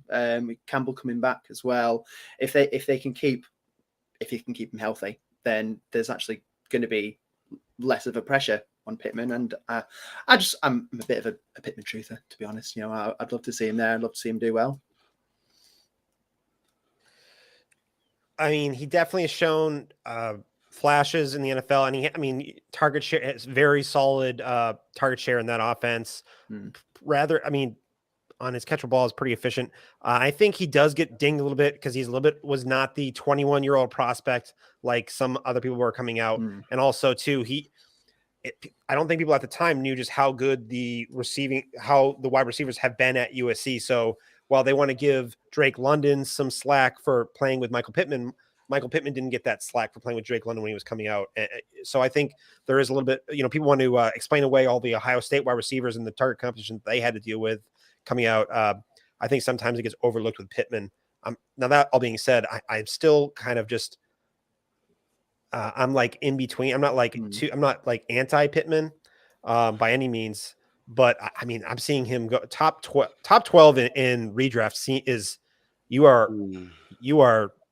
it's spicy. I like it. Yeah, but you just want to see a bit more. You just want to see a bit more. Yeah. No, I'm happy with that. And yeah, it will just be taking that chance. I think there's some people who may be seeing it a little bit ahead of the trend, but you never know. We have seen it go the other way as well. So I'm happy to put my name on that spicy take. And all right, so Nate, it's Nathan, right? Yeah. Nate. All right. So, are you going to go Are we going to go spice take for spice take here? What are we doing here? Are you more of a more reasonable, like, hey, let's take it easy here. What are we going to do? Well, I'm one of these guys that is, it depends on where I quite like my dart throws late. I'm not sure with I don't think I would do that with Pittman for me, and too high up, he would be too much. When you've got maybe even, I know I'm a Vikings fan, but I mean even a Thielen to Cousins is there's some safety around that kind of thing when you go where Pittman, where you're going to take that sort of dart throw with him that early on. I'm not sure. If you're betting on the fact that Matt Ryan puts in, his old performances really, which he might do. I like Matt Ryan, and I was a Calvin Ridley guy last season, and and Julio Jones in years past, Russell Gage. It's been great for those sort of wide receivers, but I do worry about Ryan. I do worry about where the sort of drop off is with him, and the fact that Pittman really hasn't done enough quite yet to go. So you've got two parts to the puzzle there, that both of them are a little bit dodgy for me at this moment to go. You know what I mean? If I had one of them, at least if I knew when my quarterback was nailed on. But yeah, I would rather go, I would rather go like a Kyler Hollywood Brown, because at least you've got something between those guys straight away. We know what they've had before, and they're so say best friends and all this kind of. I don't read too much stuff into that, but I do like that. I do like that pairing, especially with D-Hop missing some time as well. I'm just frustrated. I mean, I love that Hollywood got traded to Kyle. I think. I'm not going to complain that I think Kyler is a very good thrower of the football. I think he's incredibly accurate, especially on his deep passes, and it's strength for strength. But I really loved where I was getting Hollywood in drafts. He was he was such a great discount before that trade, especially in Dynasty or in early best ball, which I don't play. So I'm acting like I play best ball when I said that. So I apologize, but it sounded good for half a second. But all right. So I also like how Nathan, he's like, oh, what's a hot take? And he spent the first 2 minutes of his hot take just tearing down Rob's hot takes. So way to go there. Like, oh, it's hot take. No, I'm just going to throw water on somebody else's. I was saying all these nice things about 5 Yard Rush Crew, and then they're at each other's throats here. What is going on, gentlemen? I'll take it like a true gent. I was like, I respect your take, Nathan. It's absolutely fine. We're not going to throw any fisticuffs or anything like that. It's too early. It's still early here. I've still got my early morning grumpy head on. So yeah, I'll chill out later on. Oh, don't give me about too early here. Don't get like now you're pissing me off here, Nathan. What the heck? No. I know. Sorry. Oh, bro, I'm off. Well, guys, we've got about 3 or 4 minutes left here. I'm going to turn it over to you. Talk about maybe anything that's really on your mind, and maybe just a real quick reference to a charity that means a lot to you as well. So the Mind charity that the collective are working on is a really important one as well for the team at the moment. We've also got the CDH UK one for the 5 Yard tournament, the FFCC. One charity that's local to myself, I live in North Wales, is the Hope House Children's Hospice charity. So they support local families of children who have got terminal illnesses, and also children who have sadly passed away from those illnesses as well. So they do all they can to give comfort and planning for those families who are in really tough and dire situations, and just give them that support there. Only 20% of their funding comes from state sources as well, so 80% is through donations and charitable events as well. So that's one that it's close to me as well, because of my work with children as well. Worked with children for many years, and that's one that's come up several times with my work. I've also got a 4-month-old daughter as well, so it's something that I'd never want to be in the situation myself. So if we can give support to those who are, then I feel that's super important as well. Incredible. One more time, what's the name of that charity? Hope House Children's Hospices. Oh, I as someone, I have an 11-month-old, so congratulations, Rob. And that sounds like a very important charity. And did I cut anything else, or we turn it over to Nathan for? Absolutely, Nathan, go ahead. Yeah, mine, the Mind charity, like you mentioned, we're doing obviously with the FFCC, that side of things. But one charity that's really close to me at the moment is Breast Cancer Now, which is my wife got diagnosed with breast cancer 6 months ago, and that has been a hell of a journey for us. Luckily, well, touch wood, everything's going well, and we're progressing through all the treatment side of things and all the planning and all the waiting. But the amount of support that Breast Cancer Now as a charity has given my wife, just mainly on the social media platforms and just generally information that you don't get from your doctors and things like that have been fantastic. So Breast Cancer Now is the charity that I would like to put forward.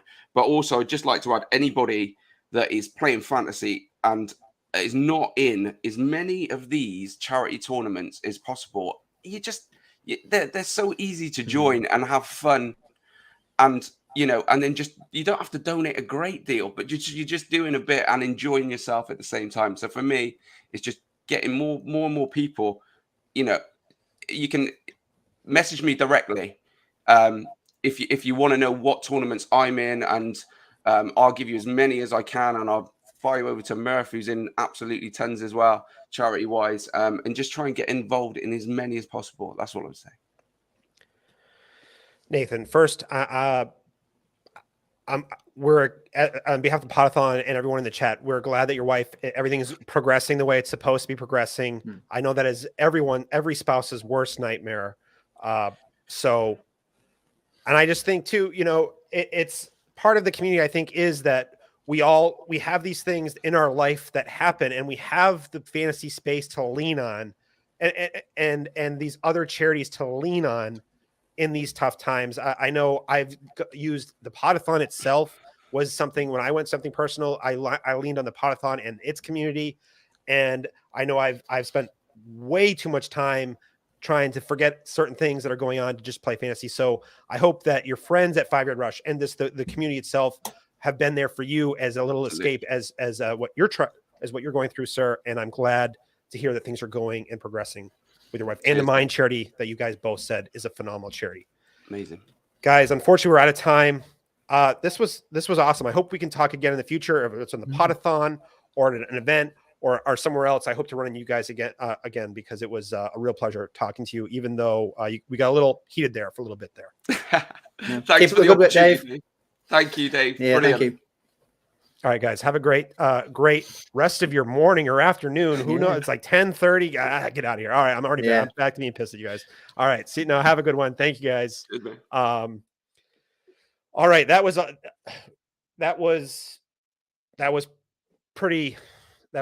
really, I really enjoyed talking to Rob and Nathan there. We're still waiting for our next guest to join the stream here, so I'll get some live reads out of the way and say that our guest is brought to you by the CampusToCanton.com, a website focused on all things at college fantasy, including Dynasty, Devy, college fantasy, and Campus to Canton leagues. Campus to Canton is the fastest growing format in fantasy, where your teams have both college and NFL lineups, and as college players enter the NFL, they join your NFL roster. Visit Campus to Canton as their team of experts bring you articles, podcasts, cutting-edge tools, exclusive ADP, industry-leading draft guides for Devy, college fantasy, freshman supplemental drafts, and the deepest set of college rankings anywhere. Check out CampusToCanton.com today. And then our second sponsor is brought to you by our second sponsor is DraftBuddy.com. At DraftBuddy helps fantasy players get ready for the most important day of the year, draft day. Create custom cheat sheets for your fantasy league and track your draft with DraftBuddy. Buddy syncs with drafts on MFL, Sleeper, and more. Use it to track your hashtag SFB12 drafts. Over 20 years of helping fantasy players win their leagues. Not only win, dominate their leagues over at DraftBuddy. Connect with DraftBuddy developer Mike McGregor at DraftBuddy on Twitter, or visit DraftBuddy.com for top shelf spreadsheets and league winning tools today. Now, we're still waiting for our next guest, and I just want to say a big thank you to our title sponsor, TrophySmack. You've seen their name in the top right, or my top, the top right of the show. All for what are we?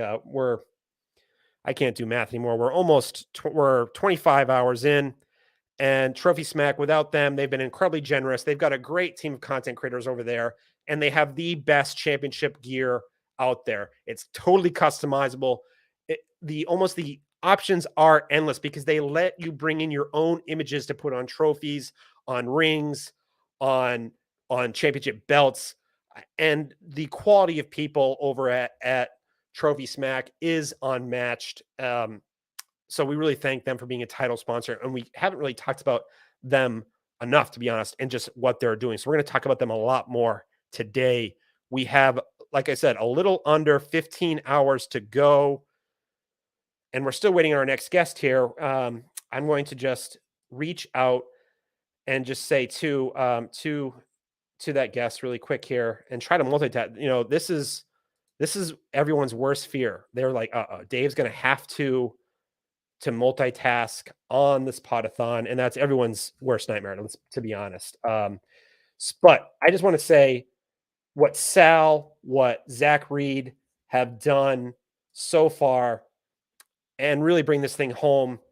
We are crushing the donations, and it's been awesome. I think we're up almost to 39,000 raised over to League Safe.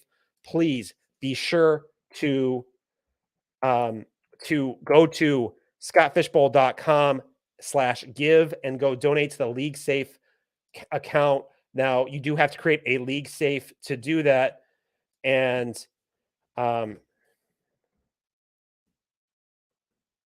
sorry, and I cannot truly multitask here, but so definitely come and donate here. We got to keep things going here. We got to need a really second half push for the donation. I think we're a little lagging behind. We've done awesome. Don't get me wrong, but I think we're lagging behind a little bit of where we were in previous years. And guys, this is what is so important about the Scott Fish Bowl is the Fantasy Cares aspect of going and taking these Toys for Tots donations and filling up these trucks with over $10,000 worth of toys and delivering them to cities all around. John Bosch in Ohio, Sal in New York, Ryan in Kentucky. And I think Bob Gilchrist does some in Boston area, all over the U.S. The fantasy community has come together and really stepped up. So a shout out to everyone who has done so far, but I think we can do, and we can do this. We can do this some more. And as we still are waiting for our next guest here, I just want to take a little time and just say why the Scott Fish Bowl Poda-thon is really important to me. I usually am behind the scenes here. This is my third year being involved. I reached out to Sal 3 years ago, and to say, hey, it was like February, and it was right before the pandemic. I say, hey, Sal, I'd really like to help with the Scott Fish Bowl Poda-thon this year. What do you need? And Sal said, hey, come aboard. The more the merrier. That he was just him really was doing a lot of the work at that point. And then Tim at Tim NFL was also involved. But then the pandemic happened and everything kind of changed. And everyone was stay at home. This was the beginning of any idea if there's a way for internationals to donate. League Safe doesn't work. Matt, that's a good question.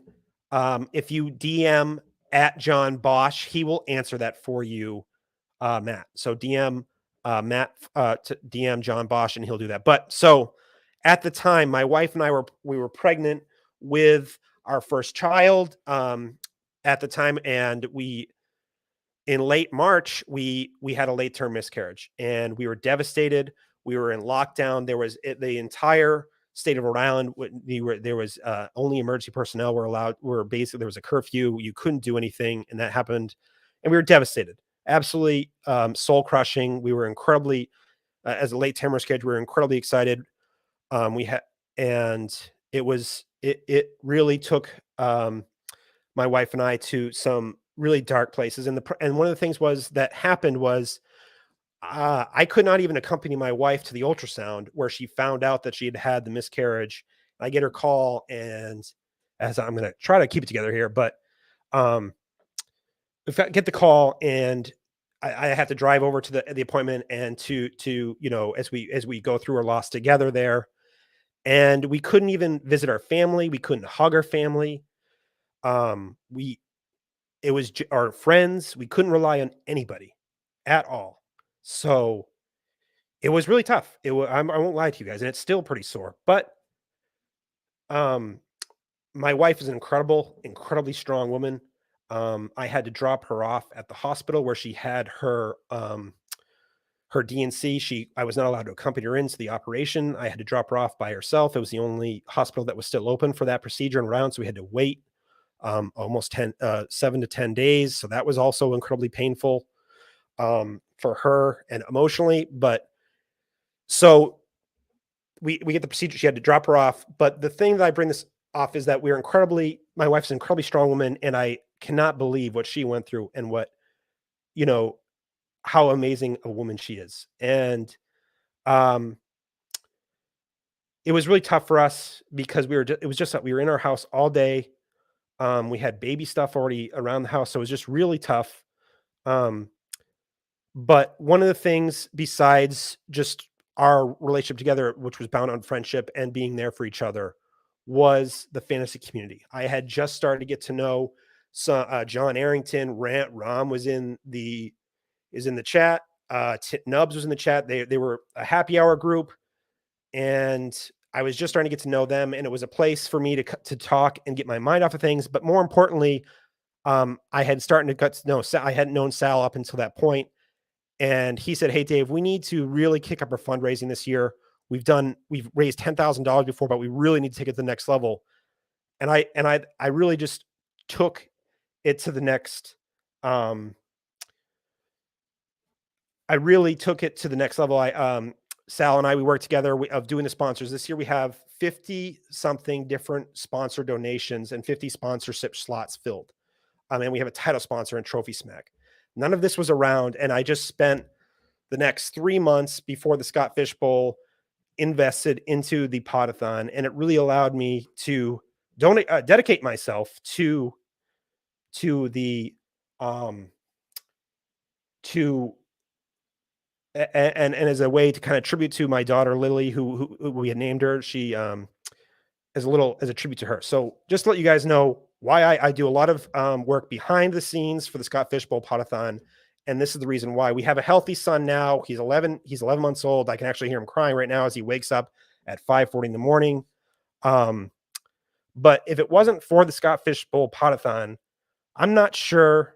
I mean, I would have gotten through it, but the ability to connect with the community, and we raised so much freaking money that year because there were so many people who didn't have food. The economy was in shambles, and without people who were the sponsors and the people that you meet in this community, I'm not sure if I'd still be the person I am right now, because to see the community come together for strangers, for kids, it was really special. So that's why I so clear my throat here, but that's why I really step it up for the Poda-thon.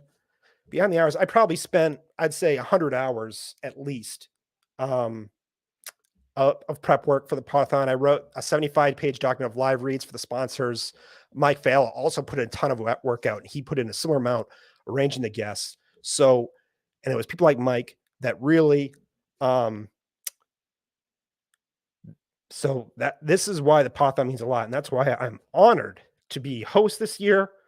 And for my daughter, Liz will pay it forward to know that she had a small part, and we've raised over $100,000 in the time since I've been involved in the Poda-thon. I've been an incredibly small part of it. Incredibly small part. Sal and the guys, they all crush it. And Scott Fish and what he puts on, and the money that goes everywhere else, and knowing that I was a part of this community, and that's why I've been asking all the guests who come on. These are the list of charities that they've mentioned. The CDH UK Fund, which is a that I believe is for a rare genetic disorder for infants that has like a 50% death rate. And that he had a relative or a close friend in the 5-yard rush community, I think, whose kid went through that, but is okay. And that's a really important charity. The Black Panther Foundation, I'm blanking on his name, Chadwick Boseman Foundation, the Hope House charity, which is a charity for babies of victims of where there's domestic violence in Johannesburg. The UK Fantasy Collective, which is basically it's a fantasy. The guys over there, they're having their own kind of expo over there, and they're raising money for the Mind charity. The Mind charity, it keeps meeting up because we've had a lot of people from the UK on, and just how they have done work for the for charities. So and then we have the Nathan mentioning the Breast Cancer Now and what their tools and the access they had on their social media and what's that meant for his wife who was diagnosed with breast cancer 6 months ago. That was an incredibly powerful share. And I just want to say, if anyone is having a league that has a charity aspect to it, and if it doesn't, think about getting one of your buy-ins to be in a charity. And then if not, reach out to those guys and follow up with their charities or a charity that's close to you, because we all have, unfortunately, dealt with loss. We've all dealt with difficulties, health, mental, physical, emotional. Everybody has gone through some kind of, they've dealt with loss or tragedy in some kind of way. And I hope you can take your passion for fantasy football, your passion for being part of the Scott Fish. But we talked to so many first timers in tonight who their first time getting in. And I hope these people who are taking this excitement, and these people who have been on, they are taking that excitement and they are taking it and putting it into charity.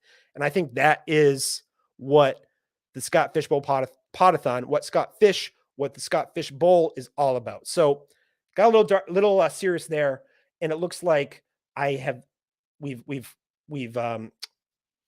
our guest probably will not be joining us this hour. So Herms, can you please slide into my DMs, please? And I'm gonna bring you on here, bud. So yeah, I'm gonna, and then yeah. So as we wait for Herms to join us here, I just want to look at the chat here. And I see everyone's everyone talking. I see all the kind words. Thank you guys very much. I just want to share why the Poda-thon meant so much to me. And I know everyone has the same stories. Everyone has something that makes them tick, and why charities are important to them. So I didn't really want to make it about me, but I just felt I really want to take a minute as we had some airtime to just say what makes the Poda-thon so special to me. All right, I'm just sending Herms a link, and we're gonna have Herms on here because Herms is everyone knows Herms. Everyone knows Herms. He is and here he is. Herms has his own flair for fantasy football. I don't think people give Herms enough incredible credit for his knowledge of fantasy, because he is so much talented as a performer, as an entertainer, as a producer, as an audio specialist. So I am really extremely happy to someone that I've gotten to know because of Happy Hour, John Arrington's Happy Hour, and that group. Incredibly honored to have Herms come on, spend a little time on the Poda-thon. And I'm going to, without any further ado, at Herms NFL, come on in, sir. Hey, hello. Yes. Oh, dude. First of all, shout out the Scott Fish Bowl. Shout out all charitable aspects of everything that goes on with not just the tournament itself, but also the Poda-thon, just like everything about this. It's so wonderful that we can all come together collectively to be able to give back so much, because in a world that, you know, takes so much from, you know, every aspect, whether emotionally or financially or whatever, to be able to give an opportunity to give back is always something beautiful to be able to do. And I'm just super glad to be part of this. And, you know, if you heard the sponsored reads for the Lateral Show podcast, hey, yo, that's my show. So Herms quick is plug reel there. incredibly generous. Thank you. So Herms, a first-time sponsor. And now, is this your first time on it? No, were you on? I think you were on last year, weren't you? I was on briefly last year with shout out to homie Rum Boys Robbie as part of the Rum Boys Fantasy Network, you know, spot that we did. And like, honestly, it was super fun. Like, this is such a wonderful event, and I'm so glad to be able to be back again and a surprise appearance. You know, like, dude, like, and also just like shout out, dude. Honestly, Dave, you have done such a great job during your hosting spot of this. Like, it has been so fantastic to watch this entire morning. Like, dude, like, you're my guy, dude. Shout out, like, you're the best, man. Part of the hey, you know, we're part of the team. The chat has been crushing it. Yeah. Joe and I got in a little rough start here early on. I didn't even know, I couldn't pronounce her name, but then she said she was in Lord of the Rings, and then she's been dominating the chat ever since. So Herms, it's been a lot of fun, and you're on. Yeah. And people want to know, what's going on in Pittsburgh. What's going on in the wide receivers? Can the QBs support the wide receivers? And I know you're passionate about this, so take it away. Okay, so actually, fun fact, while the podcast, the Poda-thon has been going on, I decided to catch up on some reading over at theathletic.com because Mark Cabali does a really great job of covering the team. I enjoy reading his work a lot. But I'll start with the quarterback situation because, I mean, obviously, well, when it comes to offense and stuff, I mean, you know, the ball starts, well, I guess it starts with the center, but then it immediately goes to the quarterback afterwards most of the time. The vibe that we're kind of getting just from like reading about stuff and whatnot, the world in which Kenny Pickett starts the season is kind of dwindling. You know, like Mitch Trubisky seems kind of locked into that job, barring any unforeseen circumstance, you know, like maybe like an injury or something. Like, hopefully that doesn't happen because you never want to root for an injury, but I digress. He will be the quarterback. He will be responsible for running the Matt Canada offense, which I would like to point out to a lot of people, it did end up being significantly limited by the fact that Ben Roethlisberger just did not have mobility the last few years of his career. I mean, I use this comparison all the time, but, you know, he was kind of just like a sack of potatoes with a rubber band slingshot for an arm, you know, he couldn't really do a lot. So hopefully we're going to be able to see a more refined version of this offense, which relies heavily upon just a lot of motion from the receivers, doing a bunch of jet sweeps and stuff. You know, fun fact, shout out to the great state of Maryland. Matt Canada did have a pit stop as the offensive coordinator at University of Maryland. So I was familiar with his work prior to him being hired by the Steelers. So, like, you know, we'll see a little bit more of an unleashing of more of the quote unquote advanced concepts of the offense. But as far as it goes for the receivers, I mean, it's going to come down to how much Mitch Trubisky has in him. But I think Deontay Johnson's going to be really good once again. He should theoretically be hyper targeted like he always has been, because for as long as I've been alive and as long as I've been watching the Steelers, like, they have that one guy and they're just like, boop, boop, boop, boop, boop, boop, and it's like super fun. Chase Claypool could be interesting too. He's another guy I've seen usually available in like the 10 to 12th round range of Scott Fishbowl drafts. Honestly, y'all pick up on that, because receptions, receiving yards, he did a lot of the same stuff he did in his rookie year. It was really the touchdown department that came down. So, like, we'll see about that. And then I've also seen George Pickens might be cast into the vacated Juju Smith-Schuster role, which may not be a lot, but as far as late draft targets, could really be something if he turns out to be, you know, the type of prospect that we think he could be. So I don't know. I could talk about the Steelers all day, but like, they're fascinating. And like, honestly, I encourage people to, you know, just follow the camp reports, because it's going to tell us a lot. Of course, my furnace, I'm redoing my basement on the other side. My furnace is on, so I'm not sure if you can hear that. Right? Can you hear that, Herms? Barely.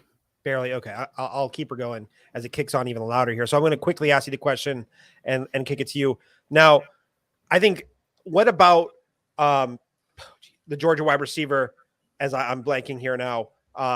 What about him? Do you think, because I think one of the things that gets overlooked is the value of these rookies. And there's a lot of value rookie wide receivers right now that are pretty cheap targets right now, because everyone is focused on the top 3 or 4 rookies right now. Can you talk a little bit about I'm blanking on him. George Pickens. Jesus, I was going to get there.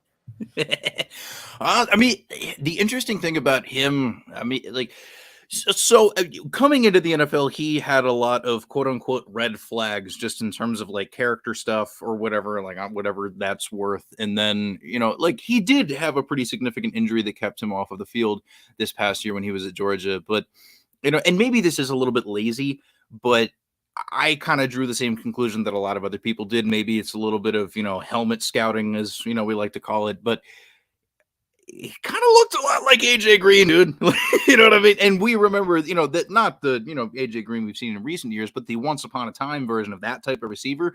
Like, yo, this guy really has a lot going for him. And fortunately, the Steelers do have a very good track record of being able to bring in receivers and really develop them super well. And, you know, especially when it comes to the quote unquote character concern type guys. I mean, like, there have been successes in that area. I mean, Antonio Brown comes first to mind, and then like Martavis Bryant, another one. Like, his career didn't do much once he left Pittsburgh, because I remember he went to the Raiders briefly, and then I think he washed out and went to Canada or whatever. But like, at any rate, like, they can still really develop something there.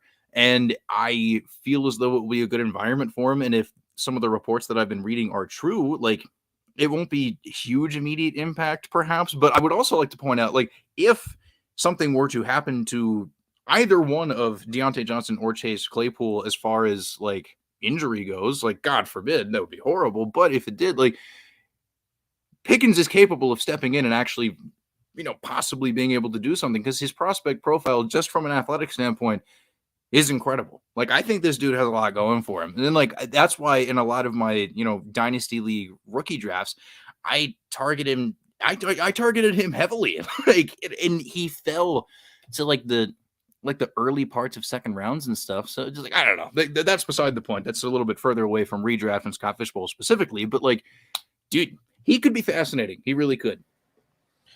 All right. So Herms, you got about 3 minutes here. I think this got a little carried away early on because of the dynasty hype, but this is Mitch Trubisky's job to start, right? I would be stunned if he does not start. Yeah, and I think that's essentially it. Now, there is a situation where maybe Pickett gets a chance if he totally bombs out, but this very easily could be Trubisky's like whole season type of right? Or do you think it's a for sure thing Pickett works his way in? I mean, so the complicating factor of it all is the fact that for as awful as I think he is at playing football, Mason Rudolph is still there. And at least through some of like the offseason workouts and the minicamp type stuff, Kenny Pickett has been running with the third team offense the entire time. I think from their perspective, they're really viewing this as a long-term project, because it's like, yes, okay, sure, spent the first round capital, blah, blah, blah. But like, you know, and we spoke a lot about this during, you know, draft season and stuff. Anyway, this is not a particularly strong draft class. Hi, Mike. So like, you know, it's not, there was never going to be an immediately walk-in, you know, type guy to do that. So the only thing that I really think could happen for Pickett to, you know, take the job at a certain point is the fact that the early part of the schedule for Pittsburgh is difficult. It is not going to be easy at all. So if he performs like super poorly, then I don't know, we'll see. But barring that, we're probably going to be stuck with Trubisky for a while. And well, I mean, stuck kind of feels like a harsh word, you know, especially because I was shout out the JWB. Hey, they've been sponsoring some stuff. I was on, you know, I was on that stream not that long ago, and they did that the other day. And if you look at Trubisky versus Roethlisberger, just in terms of like completion percentage, yardage, touchdown rate, blah, blah, blah, like they compare pretty favorably, with Trubisky being slightly better. So like, I don't know. Like, people treat the Pittsburgh offense like it's a nightmare now that Ben's gone, but like he was really bad. So. Now, it is his first year in this offense, I would say, but he has had history running an NFL offense. I think you've got to give him that. Now, it was one of Big Ben's strengths at this point was running an NFL offense, and I think that's what he was able to do with just his knowledge of the game, which kept him afloat for so long. But there's definitely, I'd say, a physical upgrade at the QB position, to say the least. But as we wrap this up, how, like, where are you seeing him go in the Scott Fishbowl mocks? Where do you think you'd be willing to target him, or is he even a target of yours in the Scott Fishbowl? I mean, to be honest, man, like, once you get to a certain part of the draft, like, so like a lot of the mocks that I've done, it's just like huge QB runs early. Then there's kind of just a little bit of a dip. And then in the middle rounds, people are going after QB2s. But even once we get into the rounds where people are taking QB3s, I've noticed that, like the two teams specifically that have people fall, the Atlanta situation and the Pittsburgh situation. I mean, like both of like I guess four, that the group of four quarterback, like they've all fallen like pretty far. I would not be upset with Mitch Trubisky as my third quarterback, or if you're going to be the type of person who does your roster build based off of, I'm going to take one, I'm going to punt the position entirely and just see what happens. If you're going to go with that type of build, I don't think that Trubisky is a bad idea at all. Because like I said, like barring something unforeseen, Trubisky's going to start longer into the season than people think he will. Like, unless he struggles so bad early, it's probably going to be him for the better part of the entire season. So, like, yeah, go for it. Plus, I mean, he can run, he can do stuff. Those It's not rushing first downs. Exactly. You know what I mean? He's not just an arm, he can scoot a little bit and do the whole thing. So it's just like, you got to think about it. Sit back. You gotta think about why is that. But like Herms, I gotta say, I appreciate you stepping up last minute to come in and help us really give some great energy for this part of the show. You picked me up, bud. So I really appreciate you coming on and talking some Pittsburgh just to annoy John Arrington as much as possible. And that was phenomenal. And I want to give you also the same, everyone follow Herms at the Lateral. You've heard his, he's at Fantasy Pros. I believe he's part of ECR rankings now, but I also want to say, one more time, Herms, do you have a charity that really means a lot to you besides the Scott Fish Bowl? Do you have a charity that means a lot to you, man? Not to put you on the spot, sorry, but oh no, you good. I mean, I'm going to use the Google machine real quick, but because I'm going to get the name right. Here we go. The International Bipolar Foundation. I am a content creator who I am untreated and unmedicated for bipolar disorder currently. Through the course of the pandemic, I was dropped from my mental health care provider because I was uncomfortable doing Zoom meetings. So I haven't returned to therapy since because, again, like I'm a lot more comfortable with in person, but either way, like that's something that is near and dear to my heart. I was diagnosed with bipolar disorder in 2015, and it's been very difficult to, manage and deal with in my life. But, it is also something that I think provides me with a lot of really great perspective in life and fills me with a lot of empathy.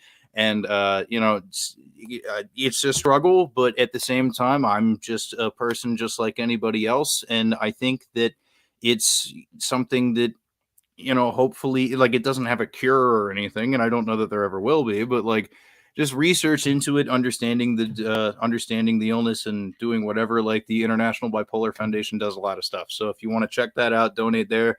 That would be super cool. Shout out Bipolar Gang. What up? Yo, it's your boy. And thank you so much for, having me pinch hit. Herms, thank you for seriously, sir. International Bipolar Foundation. Everyone check that out. It honestly, we learn a lot. My wife deals with mental health. We are learning more and more about it. It's because people are they're being a lot more vocal about it, and they're being more open to talking about it, which this was not talked about 30, 40 years ago at all. And a lot of people have suffered for a long time because of the stigma. And so that's what organizations like that will do. And just people like Herms coming on and talking about it means a lot. Herms, I could talk to you for another 20 minutes, another 30 minutes, another 40 minutes, but we have to talk to you about our sponsors, and we have an amazing guest coming up. So Herms, thank you very much, sir. And you're a real one, sir. Thank you, sir. Appreciate you. All right. As we wrap this up, as we start the 6 o'clock hour, holy smokes, we are crushing it. We have 14 hours left to go in the Poda-thon, maybe 15. I carry the one, who knows? But when millions of opinions just aren't enough, head over to thesheist.com to get your fix for film, football, and more. Founder Nick Scheist features a weekly curated release radar for new movies, personal film reviews, and recommendations.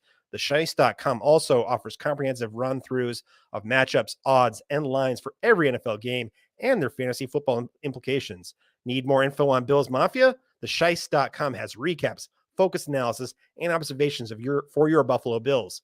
Visit TheSheist.com and listen to Scheist podcasts for the weekly NFL Pick'em show with co-host Kristen Ortiz on your favorite podcast platform today.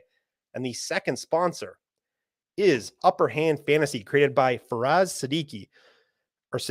Upper Hand Fantasy delivers high-quality content in digestible Instagram stories and posts. Don't assume you can't find good fantasy content on Instagram. Upper Hand Fantasy has built an amazing community over the last 4 years, and so many people depend on Faraz for his opinions and analysis as the NFL landscape shifts every day throughout the offseason and during the season. Come find out for yourself and visit Upper Hand Fantasy on Instagram at Upper Hand Fantasy. Again, on Instagram at Upper Hand Fantasy, and send Faraz a DM to say hi. All right, so I'm seeing a lot of familiar faces here, but before I bring in those familiar faces, I want to give a big shout out to our guest, Gladys Tyler. Exactly right. I just started following you yesterday or the day before. I saw you were a guest on the Poda-thon, and I was like, I don't know Gladys. I would like to get to know her content, what she's about. I had no idea I'd be hosting at this time. So this is just, I think this is, you're flattering me already. You're already doing a good job as far as that's concerned. And I want to say this isn't serendipity, but gosh, this is what I'm talking about. What the Scott Fish Bowl is all about is bringing people together to talk as a community. And Gladys, first introduce yourself, and then can you talk a little about fantasy football and in particular the Scott Fish Bowl as we bring you here onto the Poda-thon? Well, as you said, you can find me on Twitter at Gladys L. Tyler. I do 2 podcasts for the Going for 2 network platform, which I think Jeff and Ryan will be on an hour after me, and they are spectacular, so you should listen to them. And then I do some content writing for Rotoballer and Sports Gambling Network and Gridiron Experts. And I am in Denver currently, so it's 4 o'clock in the morning right now. 4 o'clock, and it's a glorious day because it was like 99 degrees. This is great. It's like only 77 now, so it's great. I can take the dog out. We're good. It's all peachy.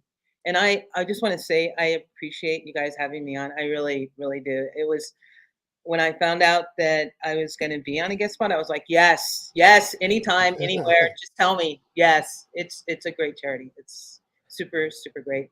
And if anyone can tell me where to get the 12 cap, like I have the Wakanda shirt, but I need a Scott Fish Bowl 12 cap. I couldn't find a link for it. Just hit me in my DMs for a link for that. I would be most appreciative.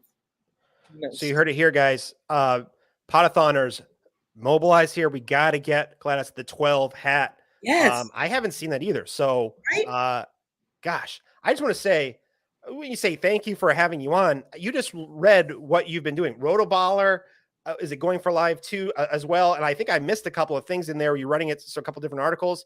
You just flex some serious fantasy football content. So don't sell yourself short. You definitely deserve to be on here.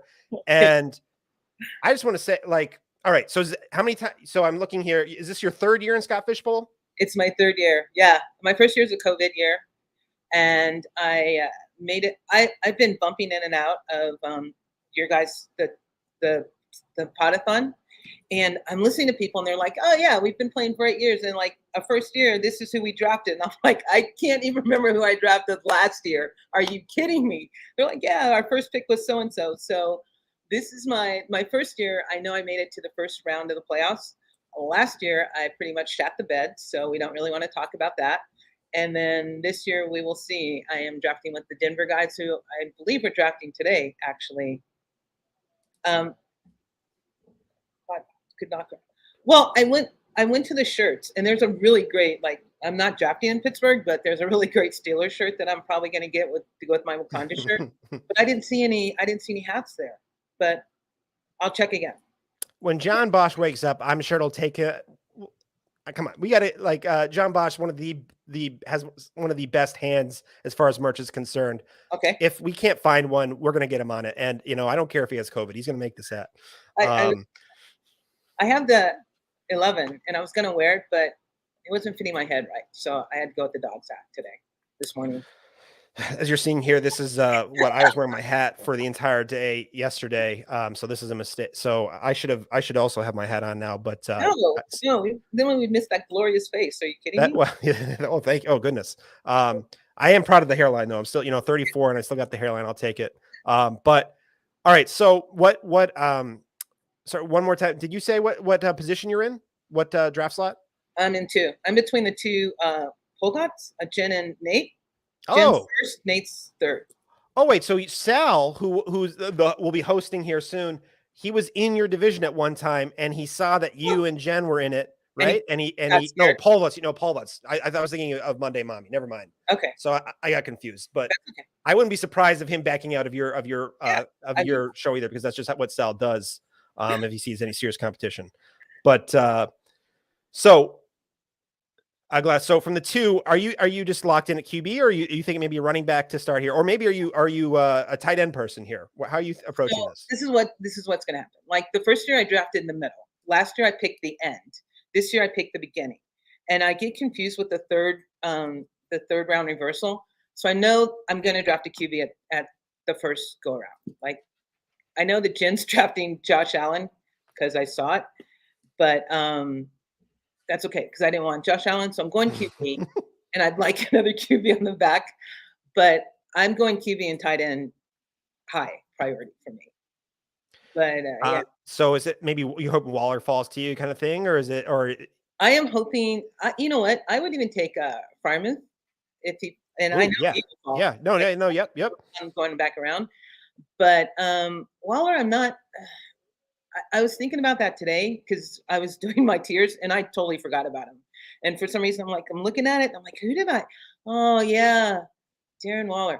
I'm not sure I have that much confidence in him this year. So I would take Freiermuth over Waller. And I know Freiermuth's going to fall. And I can say this because it's 4:00 in the morning. And I know no other Denver person is up listening to this right now. So I'm not worried about them taking my strategy, which I have none. It's not to panic, but so I'm good. Yeah, but I'm going QB tight end. I think that's my plan. But I mean, I'd say it first off. I'm seeing people here now. There's some real stalwarts in the chat here, but I have a feeling like I'm not just some people they don't have the willpower to be hardcore overnight Poda-thoners like the people in the chat right now. So shout out to the chat. I see everyone. There's some people are waking up and the first thing they're doing is hopping on the Poda-thon. We love you all. Now, as you're all dealing with your grogginess of waking up or your overnight grogginess, take that energy and who needs coffee? What you should do is go over to scottfishbowl.com/give and donate to Fantasy Cares, or contribute, as John Bosch will say, because there's nothing that'll wake you up more than seeing those kids during the holidays get toys for tots. So just think of them, the kids and the toys. That's like the most fantastic thing. Like I was reading about this kid went in and he needed basketball shoes. And this guy was like, he only had like a certain amount. And he was like, I couldn't give him. And this man was like, I'll give them to you. All you have to do is send me a picture. I'm like, that's the greatest thing ever. It's so great. So yeah, do it. You guys, this is like, he brings people together and that's awesome. This is such an awesome thing. But the underlying reason is even more awesomer, which isn't a word, but I'm just making it a word right now. Awesomer. It's more awesomer. So you get in there, even if you can only donate like $5, it all adds up. It all adds up. Give what you can. 100%. The minimum donation is $1. So every time that I say or I look like a dumbass on the rest of the stream, feel free to donate $1. That's a perfect way to deal with my inadequacies in the chair here, because we all know. Yeah, actually, I'm probably doing a pretty good impersonation of Steve's chair right now. But anyway, I'm off the rails, and I'll say. I don't know why you keep saying that. You're doing it because I'm trying to I haven't had a sip of caffeine in a little bit here, so. But I will say, Gladys, as the views are starting to come in here, and I'm loving to see everyone waking up. But so I also want to say, you don't care about other people taking your strategy. I agree. That kind of conviction is, hey, I can tell you what I'm going to do, and I'm going to still kick your ass in the Scott Fish Bowl. I'm still going to do it. But I want to say one more thing about charity, because I just remembered this. I'm going for 2. We have a gentleman. We call him Doc. I think his Twitter handle is @TFSDoc. And he has a book out on Amazon called Injuries Suck, But Your Fantasy Team Doesn't Have to. It's really not that hard reading, but it's great reading. But 25% of the proceeds of that book he is giving to the Scott Fish charity. So if you want to know about injuries, you can talk to Doc, but you can also get the book on Amazon, and 25% you're donating right then. Boom, boom. Boom. Two I have to birds, say, one stone. Gladys, the Going for Two community. Yeah, it's awesome. They have been really stepping up this season. They've been a big time charity sponsor in the past, and I do not want to ruin anything because I know what their team is going to do when they come on later in the day. I just want to see people get ready when you see Going for Two on the schedule. Lock it in, and you guys are going to be blown away by what they're going to do. So tune into that. 7 o'clock, I think they're on, right? They're on like 6. Yeah, I think they're on 7. That sounds good. They're going to be. Yeah. So yeah, that makes. Yeah, I think you're right. So and right. Tune in, because and they're gonna crush it because they have a big announcement to make, and I'm excited. It's gonna be cool. And here comes Mike, the guy, the schedule himself.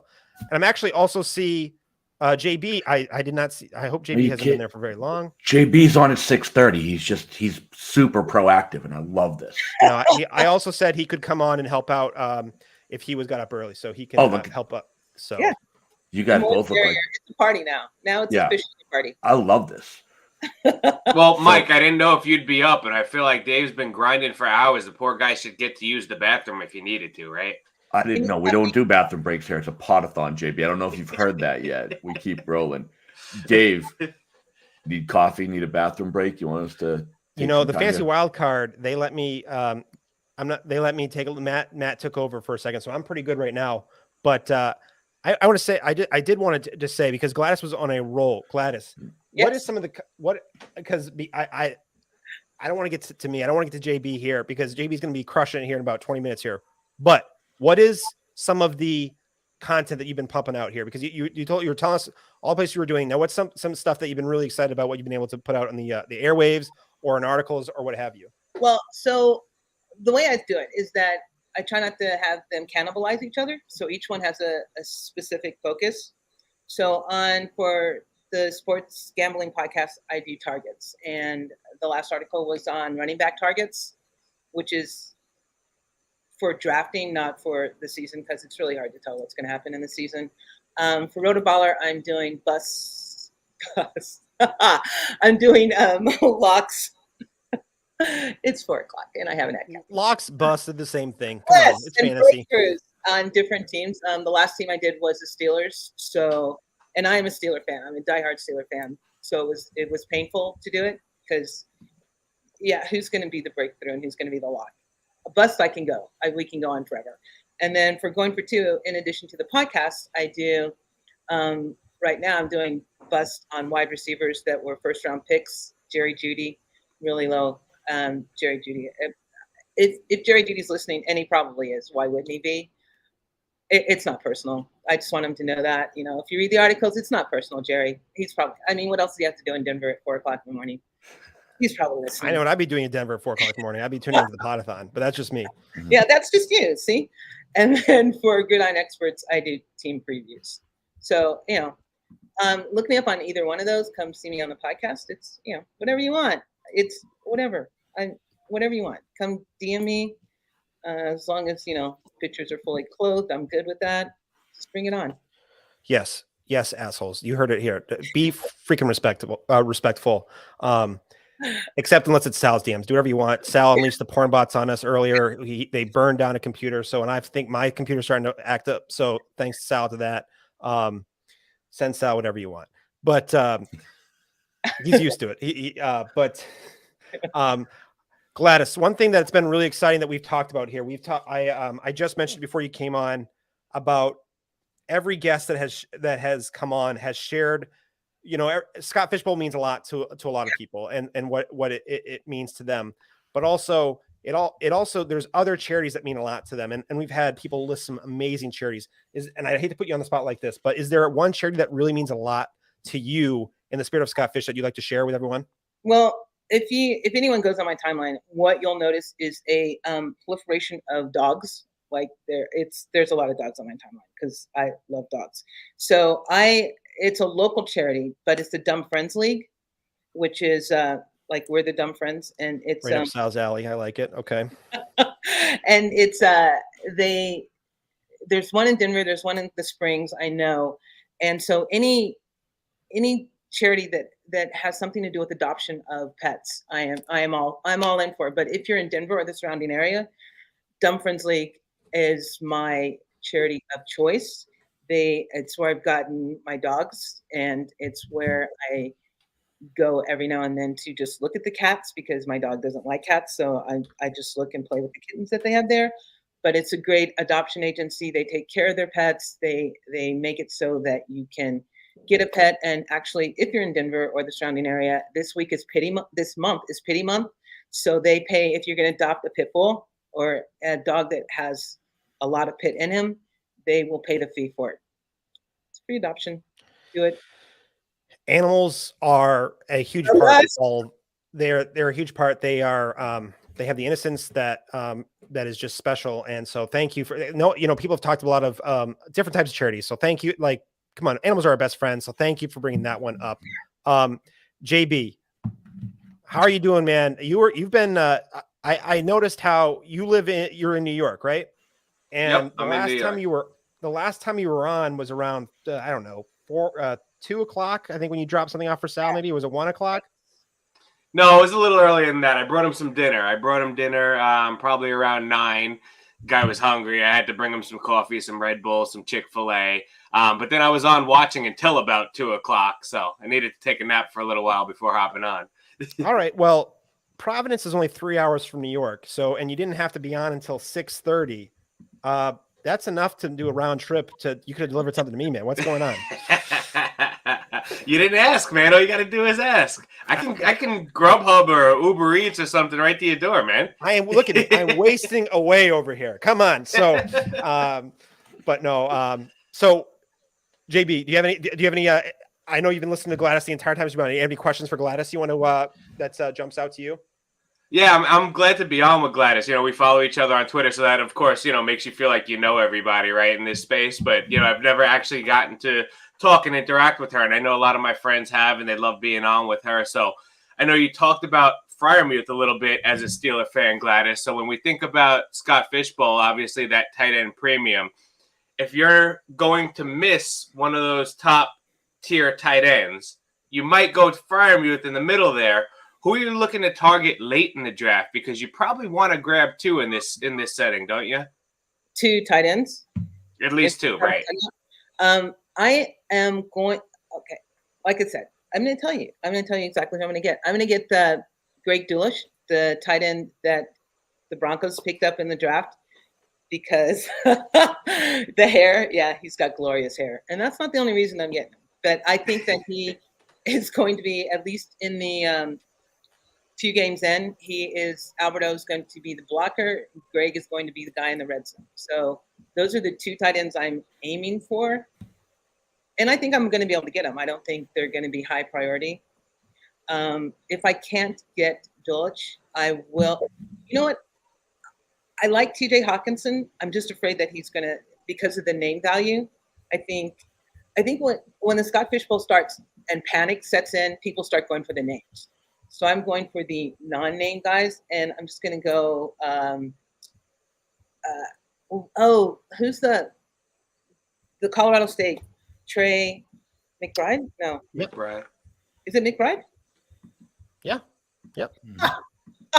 Take that, mind. Take that, brain. Yeah. He's at 420. So at 420. Perfect. 420. Damn it. I mean, that's a great point. That's all I meant. It's just a great time. He would be another one that I would pick up, because I think that people are going to sleep on the rookie tight ends. And I think those 2 are going to be really good. Not really good, but, good enough to get me through. Wait, here's the link. Wait, is there a link? Did I miss the link? I think you have to put it in as not a URL. Excuse me, so it'll show up. Yeah, so write out the words and then .com, like the actual DOT space COM. All right, so I should have my Scott Fishbowl hat tomorrow, or put it in for tomorrow. It's Space Fan time. Mike, I know you were a big part of bringing Gladys on. Do you have anything that comes to mind? It's a little early for sandwich, maybe breakfast sandwiches. I'm not sure, but hey, Mike, you put in a lot of work here. I know you wanted to have something. There's a reason. Well, it's pretty clear why Gladys is on here, because she's carrying us. Mm-hmm. But my God, what is there something that anything you have for Gladys here? Oh yeah, well, so Gladys is one of my favorites. I've been on her show, had an absolute blast. Like, you want to talk about a chill show? Like, Gladys has the most chill show. Like, you can show up, like, be yourself. And honestly, like, this was tough putting this all together. And the reason why it happens is people like Gladys. The response was, what do you need? And everything I've come to expect from Gladys as a person you're seeing here. Hearing a dog lover, I'm a foster myself. We take care of animals who have been abused and make sure they trust humans again. So everything's been hitting my heartstrings. So I haven't jumped in because you guys are absolutely crushing this segment. And it's just making me smile to watch y'all go at it and watch you see it. But yeah, Gladys is all that is good in the fantasy community. Like we said about Front Yard Fantasy, I can say the exact same thing about Gladys. So wonderful human being. So no, we're lucky to have you on, Gladys. It was our pleasure. And literally, I had forgotten you were in Denver when I'm like, hey, I have this spot. And I'm you're like, yes. it was I'll take easy. I was so hyped. So hey, I had to get up with you because I feel like I was going to be lazy if I wasn't waking up at 6, right? So Mike, there's the Poda-thon. There are people who reach out to be part of the Poda-thon, and they're the people who, they reach out and they say, hey, can I be a part of this Poda-thon? I really want to help out. And then you say, all right, I really need you to step up here. Can you do this time? It's 4 a.m. for you. And there are people like Gladys who come on, they step up, and they're like, yes, because I want to be part of the Scott. I really care about what Scott Fish is about. I really care about the Poda-thon and what it's doing. And then there's people who are going to complain. And I don't think Gladys, and you can see by the energy Gladys has brought, that is not the case. So I want to just honestly, Gladys, this is, I've said this a couple times already tonight, but this is what really makes me passionate about the Poda-thon, is that it brings people together. I'm not sure when we would have come across each other and when we have a conversation, but this is awesome. So I appreciate you bringing the energy and really embodying what the Poda-thon is about. I would have found you. I'm glad. So I'm gonna jump in here because we just talked about how great your show is. I think a Gladys Dave combo would be sick. I would watch the hell out of that. I would too. Oh, I'd be on it. Okay, yeah. Let's make it happen. Let's make it happen. We can do that. Bringing friends together. We're gonna make a show this season. Let's figure it out. Now to JB, F you, buddy. I was talking for like 12 hours yesterday. And I woke up like 25 minutes ago, and I got to hear from you that, I haven't had a chance to get a drink yet, bro. I love it, bro. I love it. It's that 6 a.m. voice, man. You got to hit him with it. Oh, we're going wild. And also, hearing your accent, I'm surprised you sound so happy after what happened last night. Didn't my socks walk off your baseball team? Hey, I'm not a Yankee fan, so I'm okay with that. I love it. Tell me you're a Mets fan. I am a Mets fan, so I enjoy watching the Yankees lose. Oh, so unlike Sal, you're not a front runner. I love this. All right, look at Sal must be having nightmares right now trying to nap. He's hearing JB talk, and he's just twitching. Like...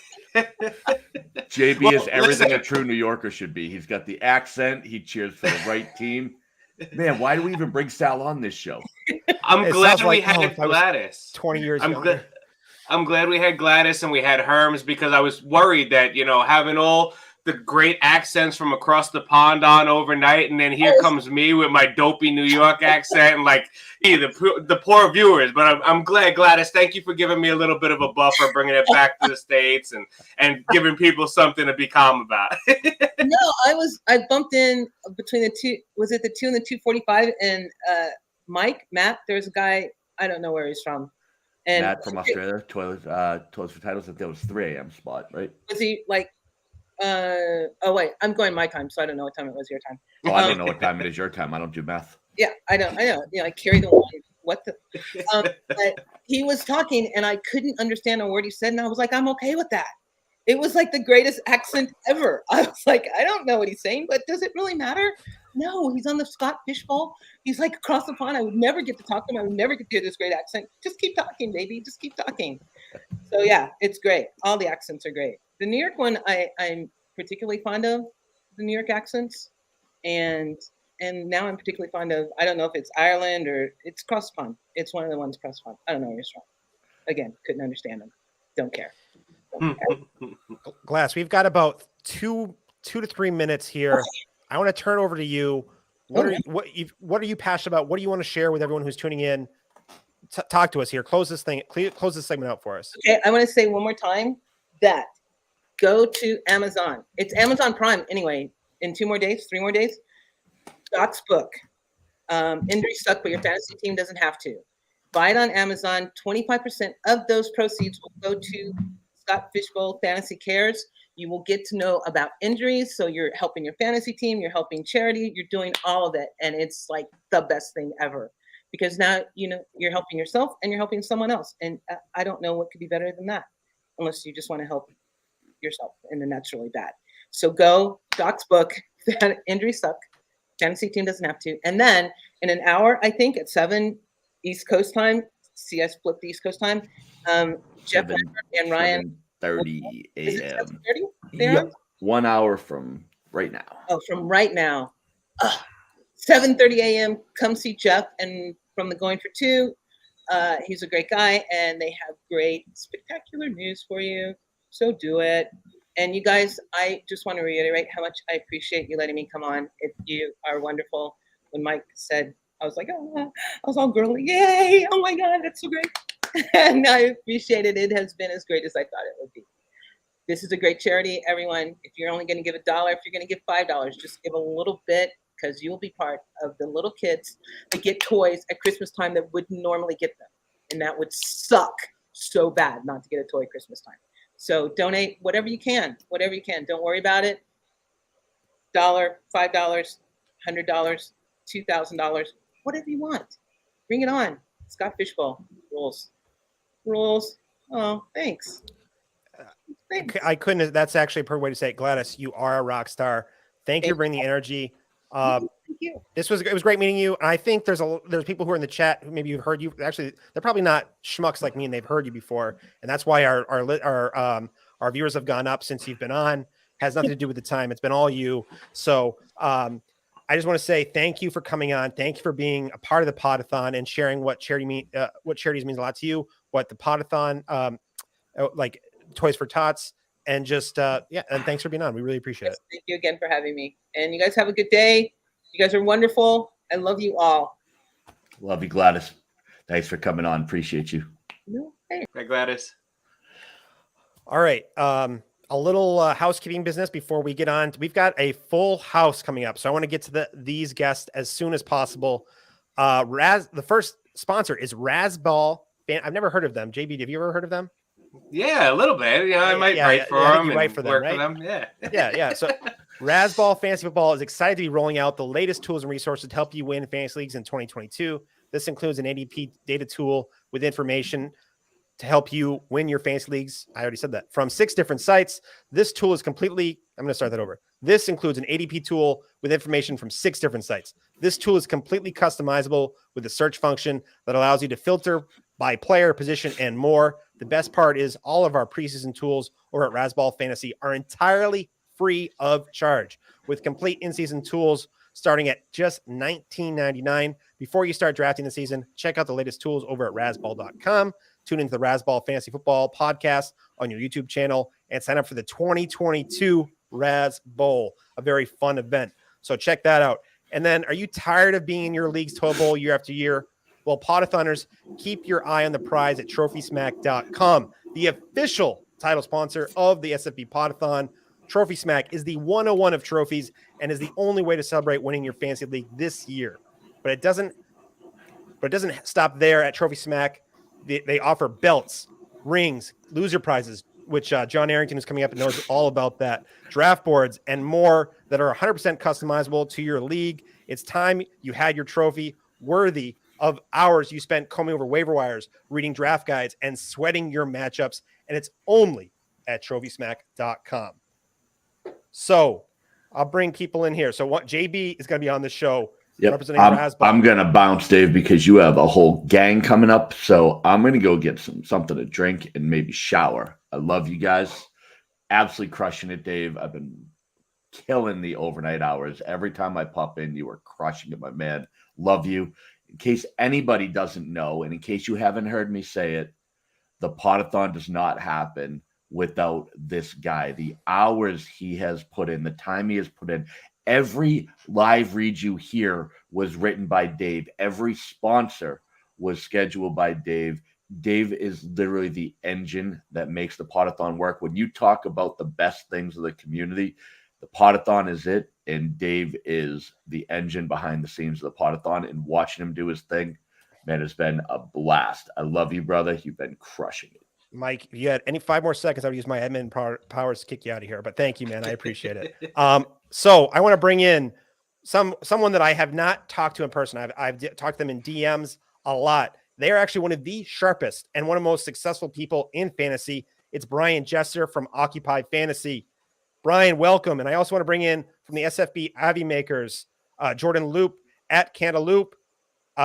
Gentlemen, everyone, welcome to the Scott Fishbowl Podathon. Everyone's awake now. Everyone is awake for these guests. How are you guys doing? What's up, boys? How's it going? Good morning or good evening, I guess. It depends on how long you've been on here. But what's up? Doing great. Thanks for having me. And then, guys, it's a pleasure. SFB Avi Makers have been crushing it, helping us raise a lot of money for the Scott Fishbowl Fantasy Cares. And then I'm not sure if people know, just about, this is Razball's first time being a part of the Scott Fishbowl as a Poda-thon as a sponsor. So I really appreciate having JB on to rep them. And then I just want to be, before I turn over and we want to talk about Scott Fishbowl, I just want to say that Brian Jester, this is his 3rd year supporting the Poda-thon. He's one of the original sponsors, and he didn't we were taking sponsors back then where we were just begging people, hey, can we have $25 to come and just so we can put your name and say you're sponsoring us to help us raise money. Brian reached out to him. He said, yeah, no problem. And he just stepped up and he's like, hey, no problem. And he's $300, no problem. Doesn't know us from what. And it's really helped us. This is his 3rd year. So Brian, I know it's early for you, but thank you for coming on, sir. No, I appreciate it as always. And, Dave, I think the sentiments were loud and clear right before I came on.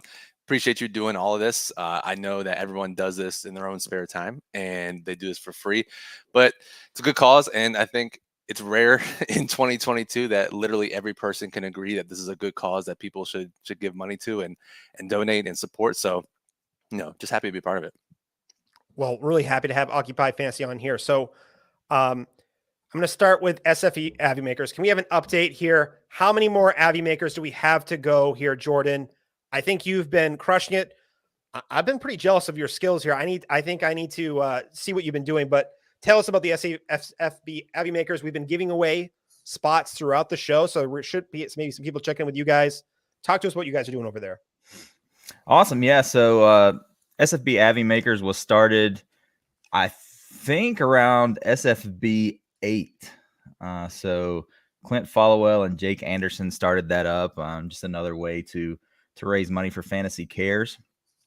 So we take the orders. You tell us your division, your handle, anything that specific you would like to have, and we try to accommodate as best as we can. So I think right now we've got 250-ish down, and we have about 150 to go still. So the orders are continuing to come in. So the last day for orders is going to be tomorrow. So first day of drafts. That will be the last day to order. So if you have not ordered yet, make sure that you get those in, and we are going to get those to you as fast as we possibly can. But yeah, we're having fun over there.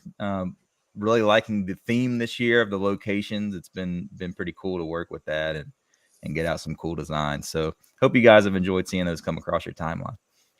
It's what it does. When Loop says he tries to accommodate Dave, he's being really modest because Loop has been absolutely crushing his Avis. And if you follow his thread, and if you're not following him on Twitter, you're making a mistake already. But follow him on Twitter at Cantaloupe_FF and take a look at some of the work that he's put out there. He's been playing these, count how many fish I could put into an Avi game, and it's awesome. Like every time he puts one out, there's a hidden fish somewhere that it's just like, oh my God, how did you get a fish into that spot? Like, it's just been off the charts. So I'm not even exaggerating. You need to check out his work. It's top notch. It's phenomenal.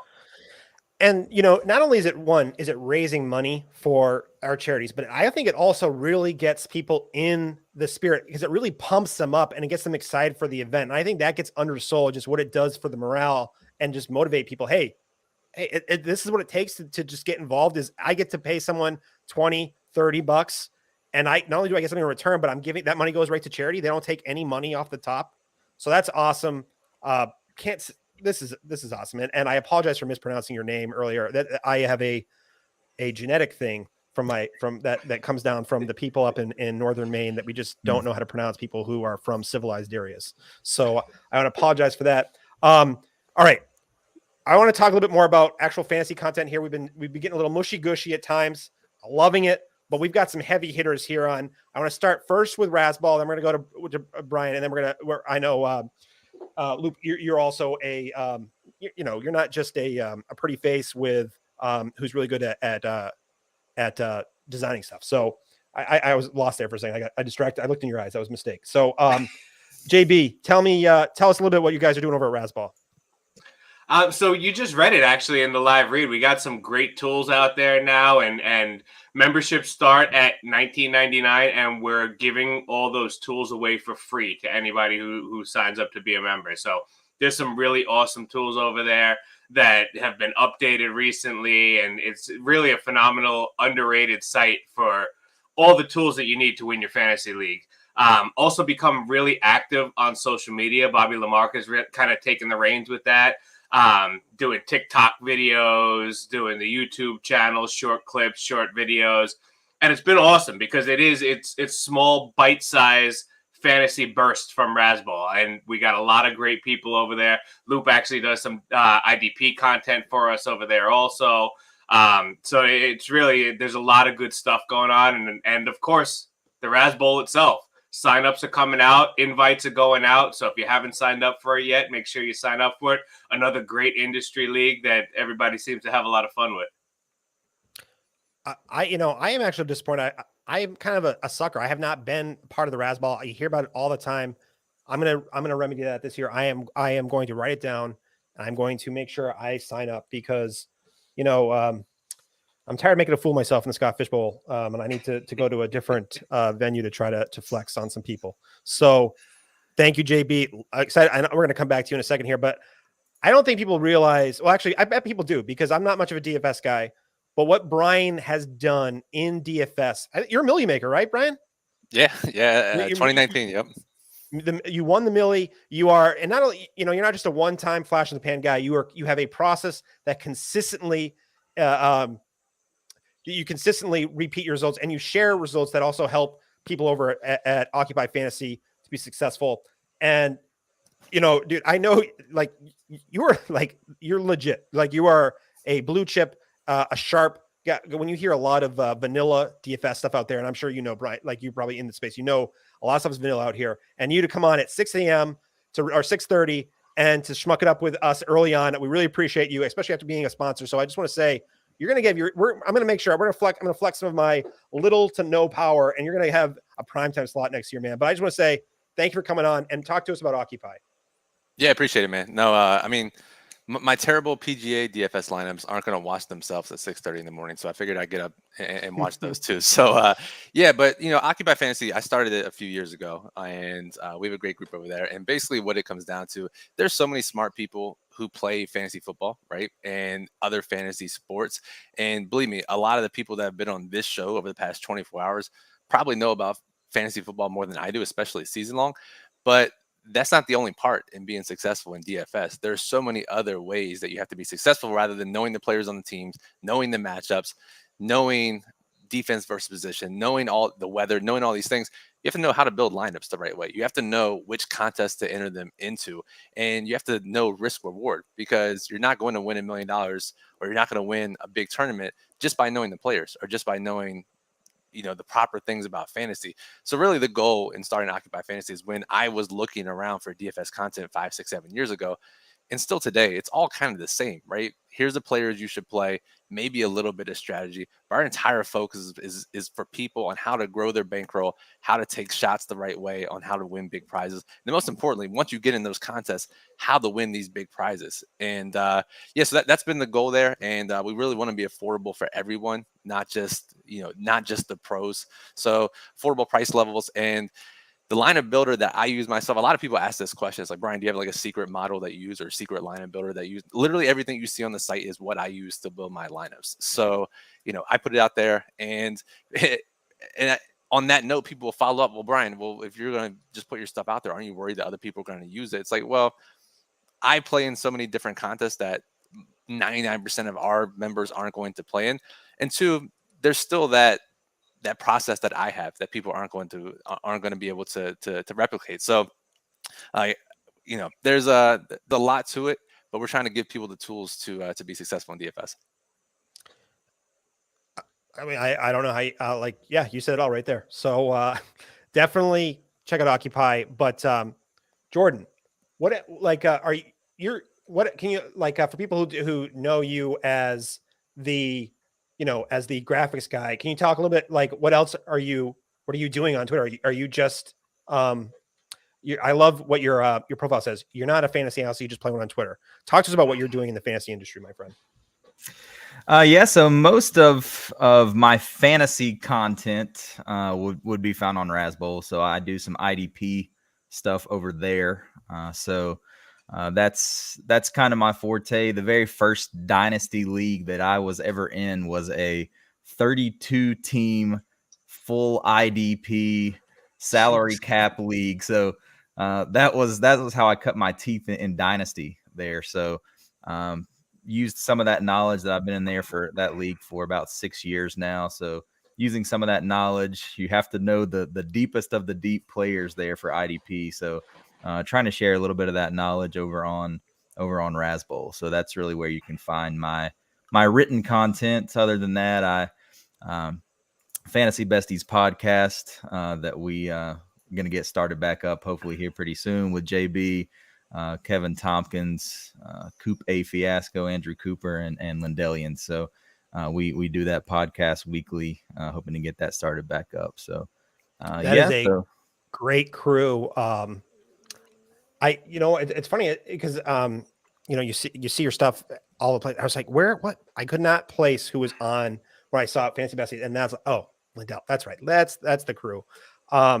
So all right. So Dave, this is what's fun fact. Fantasy Besties was born out of Scott Fishbowl. So I did see that. I did know that. That's right. So this is another reason. We were all in the same group chat. We were all in the same pick chat. And we found that the five of us were talking so much that it was probably annoying to the rest of the group. And we were just having these conversations among the five of us. We ended up taking it into a private chat. And we were like, well, we enjoy talking to each other so much. Let's talk to each other on camera and turn this thing into a podcast. And we did. And honestly, Dave, you just said it. What a great group of people that I get to talk football with. And we have so much fun on there that, even if we're only giving mediocre takes half the time, we're having so much fun and it's entertaining. So I'm excited to get that kicking again. It is a great group of friends. And so that's a perfect segue about what Scott Fishbowl is about. I'll say, JB, how this is your third year playing? Second year? Third year. So what division are you in? What pick do you have? And just sprinkle a little bit. What's your plan on early on your draft? So I have the 6th pick, and I'm in the Kuala Lumpur, Malaysia division, which I still think I'm the only one in. Maybe I have one more person in it right now. So I'm guessing that's going to fill up today because we're kind of running out of time. But I chose that division because there was only a New York City division, and I'm out in Long Island. So I don't really associate myself with the city folk. I'm kind of out here on my own little island. Plus, it filled up pretty quickly. So Malaysia is where my grandfather is from. And I went to visit there about 15 years ago, and it was really a beautiful place. Kuala Lumpur is the capital of Malaysia. It's gorgeous. I talk about it as if it's like a clean, beautiful New York City. It's actually like no garbage on the floor and no homeless sleeping on the floor. But so I chose that division, figuring I'll pay homage to my lineage there. My strategy early is probably to go quarterback, Dave, because my first year, I made the mistake of not prioritizing quarterback. I went a little bit heavy with running back, wide receiver early, and I ended up finishing the season with like Nick Mullins and Kendall Hinton as my starting quarterbacks that year. So needless to say, I didn't fare very well that year. I learned my lesson from it. I came back last year. I prioritized quarterback. I got 2 stud quarterbacks, and they led me to the semifinals last year. So if it's not broken, don't fix it, right? So I'm going to stay with that strategy. I'm going to prioritize quarterback. I plan on getting at least 2 out of my first 3 picks will probably be quarterback. Obviously, you have to be fluid and see how the draft is playing, but I think I chose 6 so that I'd be sure that I would get that QB1 that I would want. So I'm writing down this advice here. Don't start a wide receiver at your QB2 position. Thank you. All right, you heard it first here, Podathoners, from JB himself. No, I agree. I it's a struggle to see like what's the level of the second QB you want to go. Yeah, I don't mind going Dak Prescott and Russell Wilson, but like, am I going to go as far down as, do I want Tua as am I comfortable with Tua as my like, and how high am I willing to take to it? And I think that's the interesting part of QB. Now, Brian, were you able to get in this year, sir? I am, and I'm pretty nervous because I haven't really touched much season-long stuff. So I got about an hour blocked off later today where I'm going to dive in, and because the Scott Fish Bowl is so different than other fantasy leagues, so got a pretty good basis. And I've been doing a lot of studies for NFL for this upcoming year, but that's DFS related. So yeah, I'm excited to be in. I was in a few years ago in the Scott Fish Bowl, but took a few years off, but now I'm back in. So I'm excited to get at it and yeah, just not make a fool of myself. Easier said than done, from my experience, anyway. But no. So, what pick are you, or and what division are you in?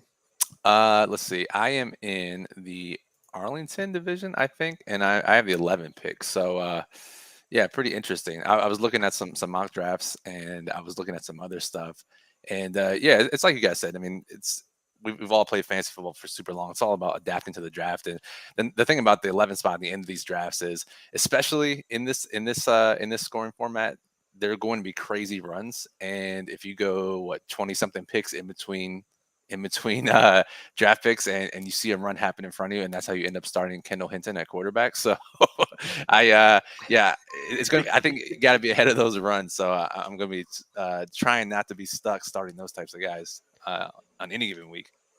So at 10, I also am at the edge there, and I think there is an advantage there to you can kind of control a little bit what's happened as far as those runs. So I like it. Jordan, what pick are you? Yeah, and what are you thinking there at your pick there, and what division are you in?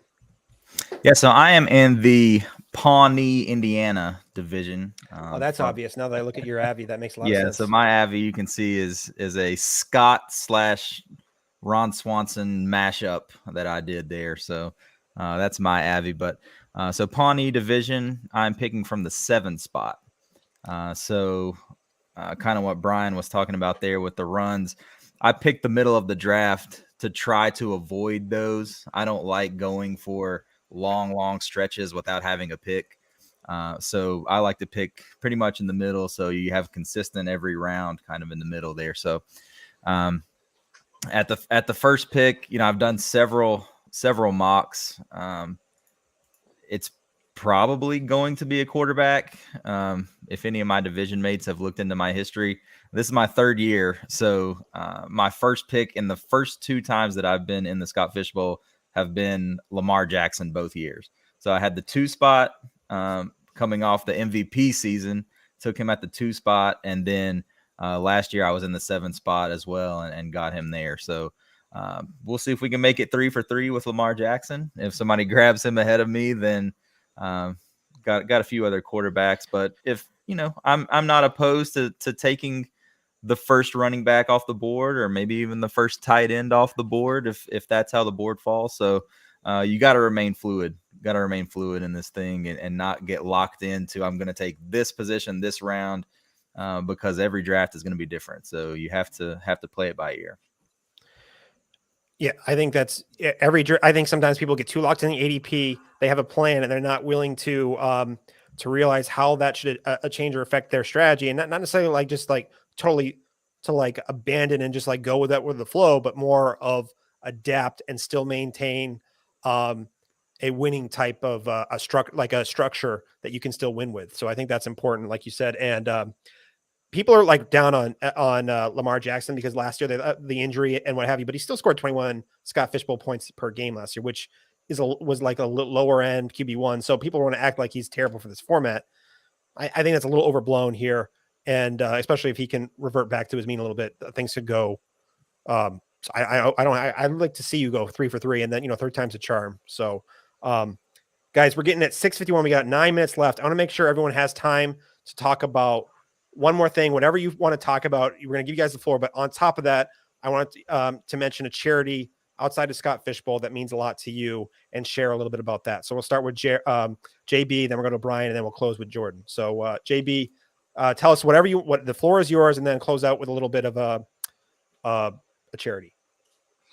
All right. So I just, I talked about how the Besties was born out of Scott Fishbowl, and, outside of all the strategy that we've been talking about on this Poda-thon for hours now, and we'll continue to talk about, the best advice I can give you guys is to enjoy this. Enjoy this tournament. There's 2,999 other people like you that enjoy the same thing that you do, that are all getting together to play fantasy football and to raise money for charity, and just get involved in the group chats, get involved in the Poda-thon chats, get involved, meet people, get in these DM groups, and just have fun with it. Because really, we call ourselves the Fantasy Besties, and I really consider that group like some of my best friends.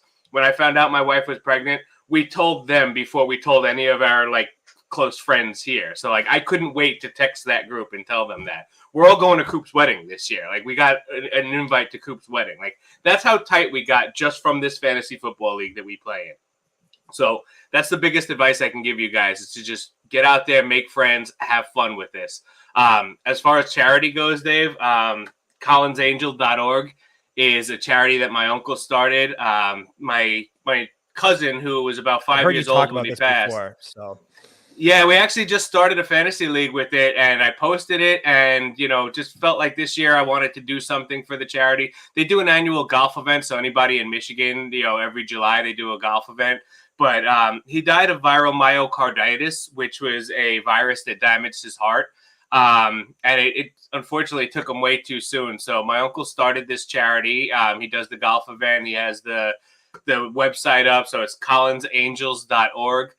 It really is. It's a great cause. And it's, it's close to me because it's my family. So I did this charity league this year. I posted it, and I asked anybody who was interested. And within an hour, I had a 16-team league full. That's I was overwhelmed with the support that I got from this community. So, that's a charity, and I've always been Alzheimer's Association, and I kind of alternate between the two when I'm raising funds. So those are my two charities.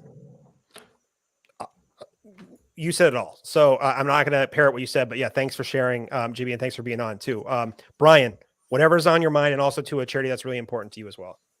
Yeah, for sure. So again, football's gonna be here soon, so I'm super pumped. And I started an off-season project just on my own. It's called the Emotional Bankroll Podcast. And I always got a lot of questions like, Brian, what's it like to be a pro DFS player? What's it like to gamble at a high level? Because I was at a party a couple weeks ago even, and some guy was like, I would love to do what you do. And I was like, yeah, on the surface, I think a lot of people would like to just play fantasy football for a living or play fantasy sports for a living. But this podcast dives into the mental side of things and the lifestyle side of things. So we talk about financial swings. We talk about what it's like to not be able to talk about the highs and lows with just your normal friends and family. And so this podcast I started, it's got about 15 or 16 episodes so far, interviews people that have been extremely successful in DFS, in poker, in sports betting, and talks to them about these areas. And it humanizes them in a way where most of the time you just see them on the leaderboards or you just see them on Twitter, and you don't know much about the person themselves. And you don't know much about what it's like to play these sports for such a high level. And so the Emotional Bankroll Podcast, I encourage everyone to go check it out. We're going to close out the series in a couple weeks here. I'll be the final guest on the show, talk about my story. So encourage everyone to go check that out. It's on YouTube. It's on all podcast platforms. And then not necessarily one particular charity in mind. I guess you could go with the Equal Justice Initiative, but criminal justice reform is something that I'm very passionate about. I finished with a criminal justice degree at the University of Maryland. And I have one as well. Let's go. Then you know all about the struggles that this country faces when it comes to criminal justice, as far as equal sentencing, as far as mass incarceration, as far as the insane recidivism rate, the focus on punishment instead of rehabilitation, people not being able to afford proper representation. the issues go on and on and on. And while it would take a complete overhaul to completely solve all the issues that we face in the criminal justice system, there are many organizations out there that can at least help on a local level while also trying to fix some of these major problems that we have. And so, yeah, that would be it for me. And, it's something that I need to get more involved with myself. It's, everyone here is busy, right? And here we are talking about fantasy football at 6 a.m. on this Sunday. And, the privilege isn't lost on me. So I do want to, personally try to get more involved, at least at the local level if I can. And if anyone can spare an extra $1 or $2, it does go a long way in helping people that aren't as privileged as we are. And, it's criminal justice reform isn't just a news cycle. It's something that you can always do. And you can start at the local level. People want to say like you can donate to these big causes, but there's nothing more than you can do as far at your local level. You'd be surprised the organization, the grassroots, and what they can do. So Brian, really appreciate bringing that up, and I've really enjoyed having you on. So really thank you for coming on, man, and talking DFS, which we haven't had a lot of talk on today, and also being a sponsor. So I want to say thank you. Appreciate and it. Jordan, take us away. Whatever's on your mind, and also to a charity that really means a lot to you. Absolutely. So I'll echo a lot of what JB said. Soak in this entire experience. Get fully immersed in Scott Fishbowl over the next few days here while drafts are going on. Get in that division chat. Get in your pick chat. None of us are guaranteed to be in SFB 13. So this could be all of our last chance to do this. So really soak it in, enjoy it, have fun, draft the players that you want to draft. Spoiler alert, you're probably not going to win this thing. So have fun with it. If you do win, that's icing on the cake, but just make sure that you're having fun. As far as charity, one that I always kind of default to is St. Jude's Children's Hospital. As a father of 2 daughters, you hope that you're never in the situation where you would need to utilize that. But, it's nice to know that there's an organization out there. If you ever are in that situation, that would be an option for parents to have a place to stay, have everything fully covered financially, that you can focus solely on the care of your child, because that's ultimately what they need at that time is fully focused on getting them better. So that's something that I always default to when I'm looking to donate to charity. So. Guys, each one of you deserved a spot on here by yourself. You guys have a lot to bring to the Poda-thon. You have a lot to bring to Scott Fishbowl. You have a lot to bring to the space. So I really appreciate you sharing your time at such an early time in the morning. So guys, really appreciate, it means a lot to me that you guys came on. It means a lot that Raz Bowl and Occupy Fantasy are giving to the Poda-thon, guys. Like, to me personally, I really just want to say thank you for coming on. And I hope you enjoy the rest of your Scott Fishbowl experience and the rest of the Poda-thon. Dave, I got to say thank you, man. Just being on as a guest. I was live in studio with Sal last year for a little bit, but having a time slot, being able to bring Loop on with me and share the space with Brian, I feel like I'm just going to get rich by being in Brian's space. But I really appreciate the opportunity of being on with you, man, being able to host with Sal for a couple hours yesterday. So I'm hoping maybe I'm auditioning to, get a little guest host spot next year also. But I really appreciate everything that you guys do behind the scenes and on the scene. And guys, we'd be remiss to say down at the bottom, scrolling this whole time, scottfishbowl.com/give. We need to get on that link. It's a little confusing for people. I sent it out yesterday and they were like, oh, it brought me to a League Safe page. That's the way that it's been organized this year, so don't get confused by it. Hit that link right there. Donate if you can, and that's what this is all about, helping the kids. Thank you, Dave. Thank you, guys. Thanks a lot, guys. It was a lot of fun. Appreciate it, fellas. Thanks, Dave.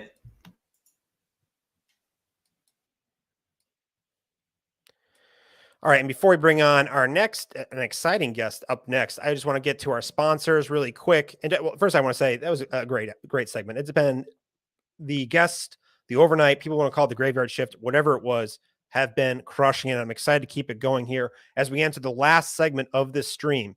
So after this, we're going to be switching to a new link over on the YouTube and everywhere else where you're watching the stream. So that'll be coming out here afterwards, but we're going to really finish it with a bang with our next guest. But before that, we've got some very important sponsors to talk about. This segment is brought to you by Around the Block, a website designed to fulfill all of your sports needs. Founder and CEO Ronnie Harder, VP and Director of Content Chris Spooner, and their team of dedicated writers and podcasters are passionate about bringing you next level content across major professional and college sports.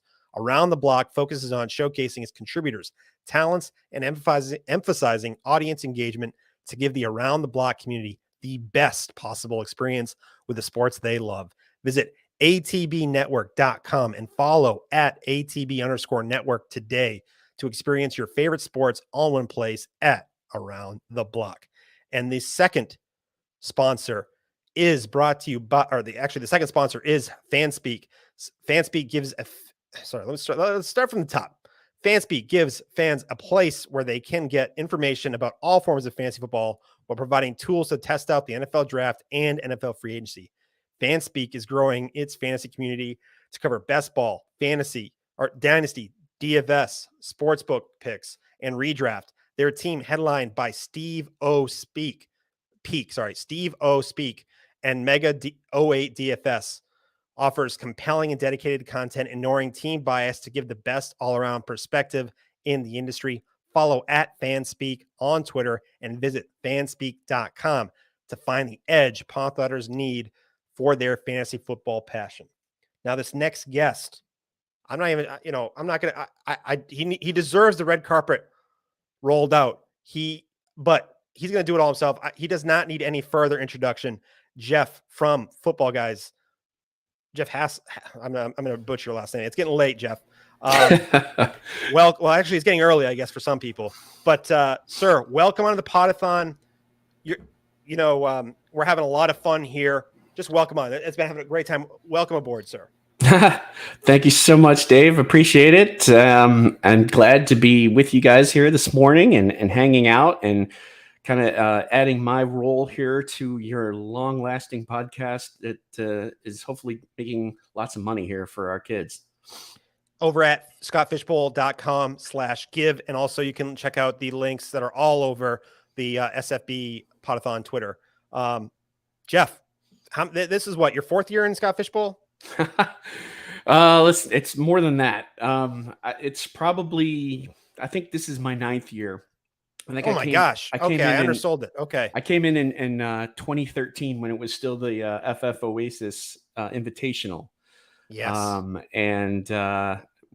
I was on a recent podcast where we were talking about the history of Scott Fish, and we were kind of going over my lineup and things like that, and just how things have changed and whatnot, which was a lot of fun to do with TrophySmack as well as the sponsor. So I mean, I've been around for a while. I've seen a lot. But yeah, it's always fun to talk about Scott Fish. This is absolutely my favorite tournament, my favorite league that I do every year. I love the fact that there's so much strategy involved, and like every one of the drafts that people are a part of are so different.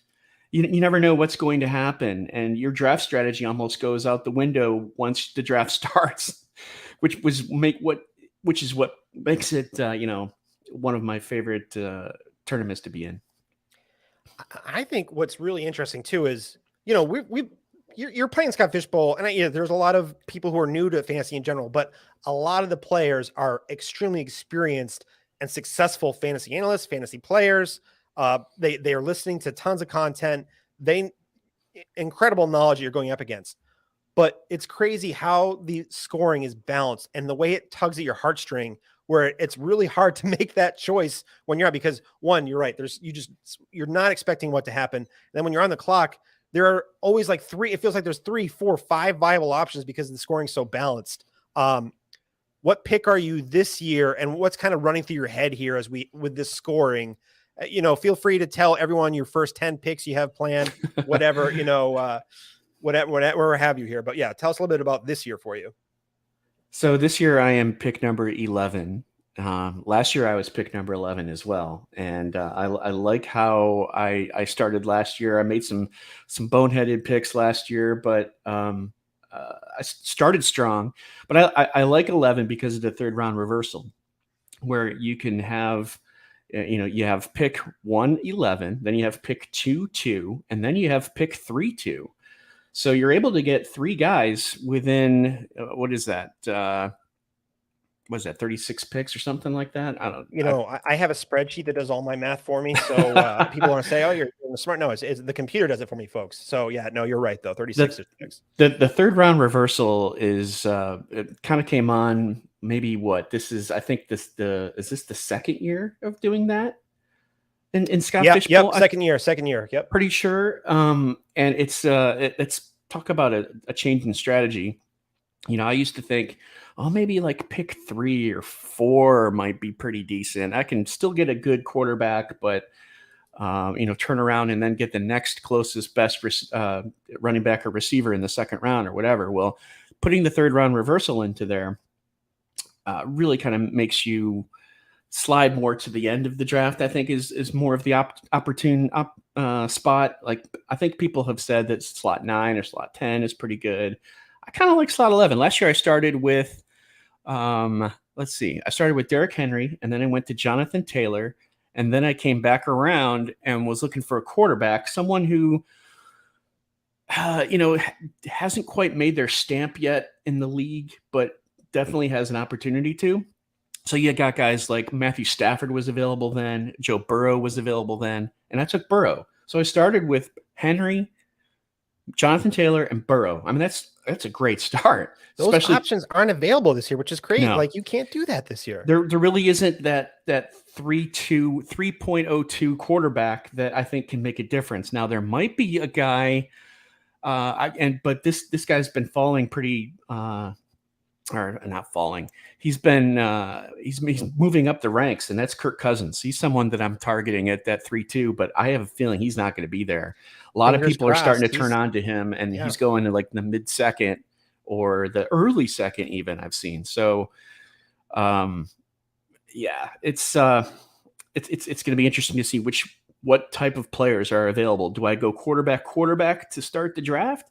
Or do I take a potential stud receiver than Justin Jefferson or Cooper Kupp at the end of the first? At some point, I got to get quarterback, and at some point, I got to get 2 quarterbacks. So, you know, it's a like I said before, it's a fun strategy, and you don't know what's going to happen or who's going to be available. Well, you might be surprised completely. I think that's just kind of how you summed it. I don't want to just parrot off what you said, but you just summed it up perfectly. And picking at the turn. So I'm at 10 and you're at 11. Mm-hmm. My struggle at 10 is I think I'm going to have a very good shot of having CMC or one of those stud RBs to choose from at 10, or maybe a tight end. I'm giving away my strategy here, but no, I don't think I'm going to go tight end at 10, but having that choice of CMC or like one of like a Dak or a Russell Wilson is really tough for me, because what if, say I go CMC, which I think has, you know, he has 101 where he could be drafted at 101 next year in formats, because if he smashes. But then what happens when I have someone like you or someone at 12 who double taps quarterback, and then I have to make that, then I am stuck waiting back at 3. And if I'm just, you know, then it feels like you're chasing quarterback for the rest of the draft. It's a chess game, Dave. It so is. That's why I love it so much. But yes, you're absolutely right. So it's kind of like, well, what's the right decision? You don't really know what the right decision is. You kind of have to just make a decision, go with it, and once you've made that decision, you're in. I mean, you might be able to change your strategy a little bit, right? But you know, as far as the early round preparation. I mean, it just depends on what you want, and go for the players that you want, and don't necessarily think that they're going to make it back around to you, especially on the turn, right? So it's what makes it so much fun.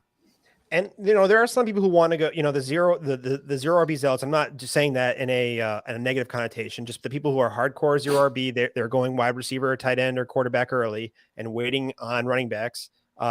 Or you have the people who are. But mostly you're going to have people who are fading the wide receiver position early just because of how the quarterbacks are and how the running backs are and the tight ends are. But when you get to those mid rounds, wide receiver, you know, first off, there's a lot of focus being taken in on the top players. When they're, honestly, if you think about what we can control, which is, you know, you can't control injuries, you can't control a lot of different things. Early on, are you really making that much of a change between Justin Herbert and Patrick Mahomes? Yeah, I mean, I have a strong preference, but can you make a wrong decision there? Whereas in the middle of the drafts is where you can really solidify your chance to compete. And at the end, 100% as you round out your structure, I think those are we're not focusing on those enough. And so as we move off of the early round strategies, which we've talked a lot about today, what are you kind of thinking in those middle rounds? You said one, I really like you said, don't let your guys fall. If you feel like you need to take it, like, I'm going to wait one more. No, get your guy. But besides that, what do you kind of think in the mid rounds? Well, in the mid rounds, let's just say, let's focus right now maybe on like round 11 and further. I tend to think that ADP is not a concern after round 11. Because you want to target, at this point, you're at like your wide receiver 4s and 5s and 6s, your running backs 5 and 6 and such, right? So you want to target guys who are players on good offenses. You know, this could be like your Robbie Anderson, who had, what did he have? 34 catches, I think, in the last 10 weeks of the season. That's not too bad. I mean, you'd take that as a potential guy to step in as a potential guy who can make your roster. What else? Players who have had 70 receptions either last year or in the past. You know, don't forget about these types of guys like Jacoby Myers. Christian Kirk is a guy who's kind of coming along strong, right? And has a good opportunity for him. Marvin Jones, Devontae Parker is another name out there. Like Devontae Parker. Yeah. So some of these names, you'd think, oh man, I don't know. And you look at your ADP, it's a little bit lower, perhaps. Don't worry about ADP after, say, like round 11, and get the guys that you want, and get guys that are on good offenses that if an injury happens or something like that, you know, they could turn into a starter for you. What else? So yeah, target players on good offenses. That's something that I always think of. Are you a week 17 bro? Like, are you like one of the week 17 zealots? Meaning, you know what I mean? Like the correlation, like, I really want to try to target these high scoring offenses in week 17 and get some correlation that way in this big tournament for the finals. Or are you just like, hey, look, I'm just trying to make the best overall season, and then whatever falls in week 17 falls in week 17. Yeah. I mean, I don't really necessarily look directly at like a week 17 thing, because in this particular tournament here with the playoff structure the way it is, you got to have a strong lineup weeks 1 through 11, and then 12, 13, 14, 15, 16, 17. So you just have to hope that you have your horses and that they will contribute. And at least this year, you don't necessarily have to have a super week 14 to advance or a super week 15 to advance. If you have a strong team in the season, that's going to help you with your playoff advancement, which is kind of cool. I like that addition that he has, and it's kind of it's almost like rewarding like victory points throughout the season. Yeah. And instead of hitting big week 13 or hitting big week 15. And how many times have we been in the playoffs before where, we didn't do that. We have a super strong team, but for whatever reason, week 15 sucked. And it comes to week 16, you're out of the playoffs now. And week 16, you have another strong outing from your lineup. And you're like, oh, if only I advanced. I think you're going to see more stronger teams, in the playoffs as a result of this, and not some fluky teams who did it because one player did something, like an Alvin Kamara Christmas Day type of situation. You know what I mean? Yeah. So, yeah. I like that that Scott made those changes this year. And that is actually a really good transition, because I think we've satisfied the thirst of the people who want some football content, talk strategy for Scott Fishbowl. But let's transition a little bit to more what Scott Fishbowl. This is, you said, 8th or 9th time involved in the Scott Fishbowl, or was the Oasis League or charity league. Mm-hmm. What has Scott Fishbowl meant to you and being a part of it? Can you share it? Because there's some people who this is their first year, they haven't been in yet. Talk a little bit about that for us.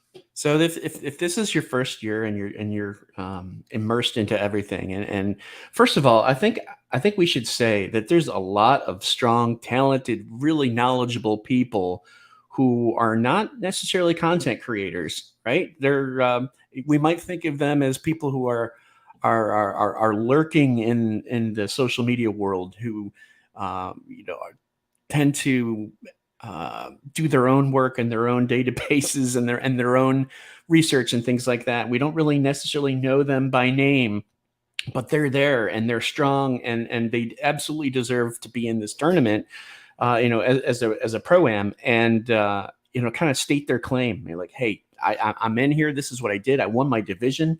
I'm ready to play. If this is your first time in, well, congratulations, because it's a lot of fun. But I think enjoy it. Be prepared. Enjoy it. Understand what you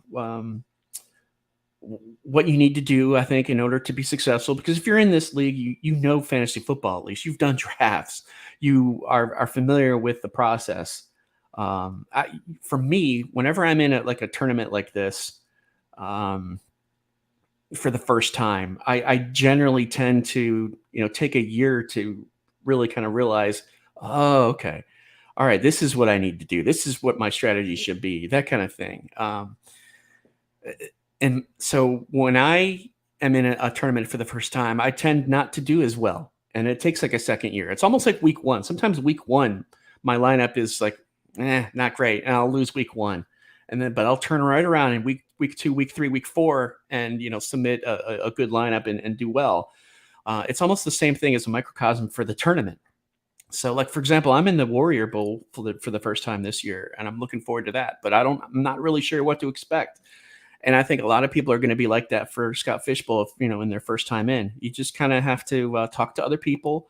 Do what you do best, because ultimately it's your decision, and just have fun with it, because it's for charity. And that's the biggest thing is we get to have fun with this tournament, but you don't necessarily have to take it that seriously. I mean, some people love the tournament just for the fact that they can donate or just to be a part of it. And they don't necessarily want to win. I mean, we've seen it before with people taking Matt Barkley over Saquon Barkley in the first round, right? To just make some money. Legend himself, Shane, is the worst, but he's really the best. But yeah, that's right. But it's all for the thrill of doing something for the ultimate charity of this league. And at some point you kind of have to take a step back and think, well, if I can do this, to help out the tournament, help out the league, help out the charity, then that's way more important than winning. Even though it is an elusive trophy that I'm sure a lot of people are looking for, the whole basis of the tournament is Fantasy Cares and helping out the kids and raising money for that, and giving kids gifts on Christmas that they wouldn't necessarily have. It's life-changing. And it's just great to be a part of that. And I think that's what it is.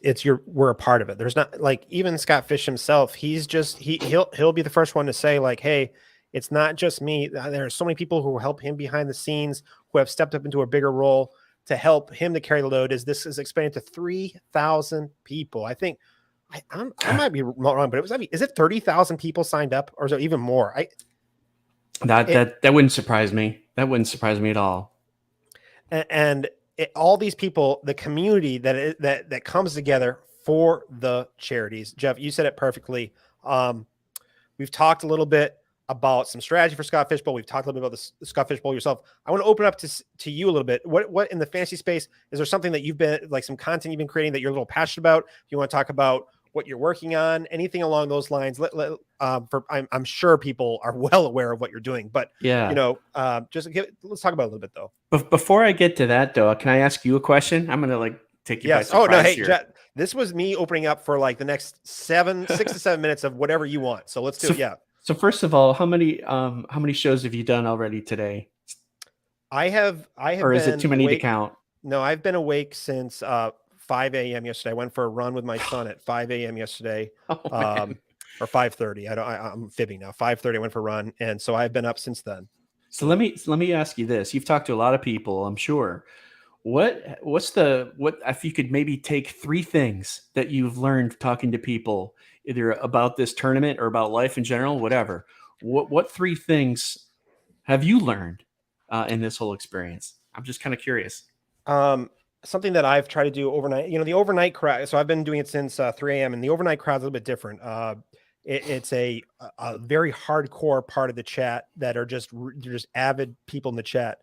And it's just, it's people from the UK. It's just people, and some smaller shows that are getting their first chance here.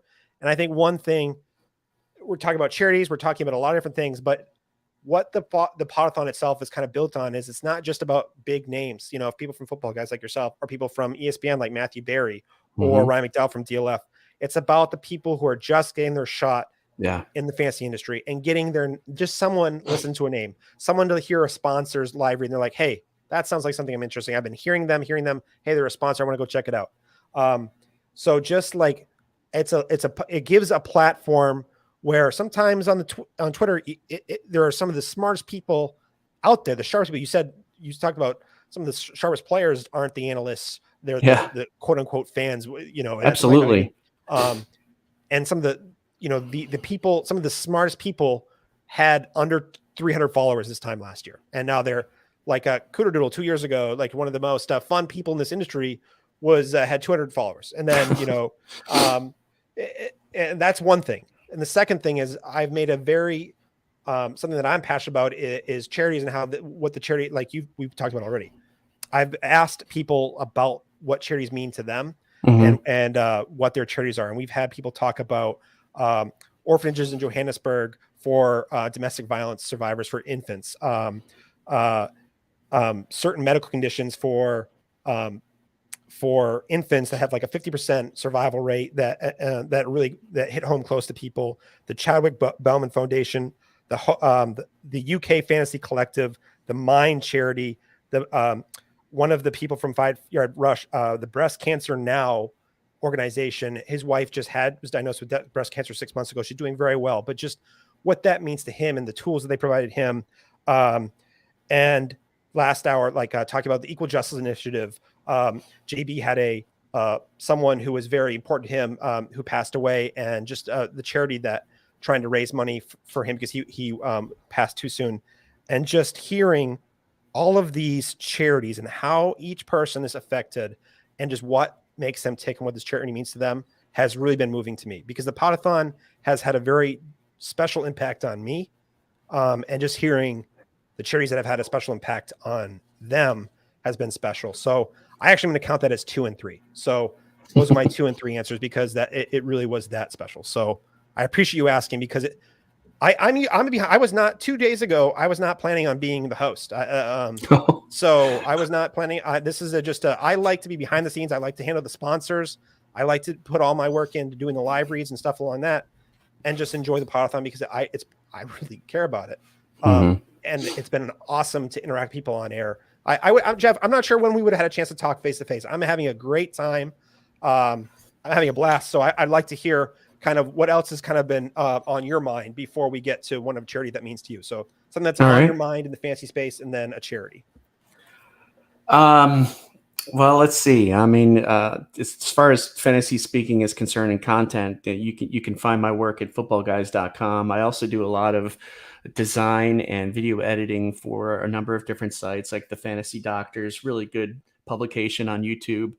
4 for 4, as well as Champions Round. So I'm very busy doing things in and around the fantasy circle, whether that's content or whether that's designing things. And one thing that I was able to do here for Scott was, I was the one who designed the road sign for the Scott Fishbowl 12 official logo, I guess, if you want to call it that, for the different cities that you've seen. And we all know that Scott hates pickles. This is like a known fact. So what's better to do than, kind of exploit that, but create a t-shirt around pickles and Scott Fishbowl.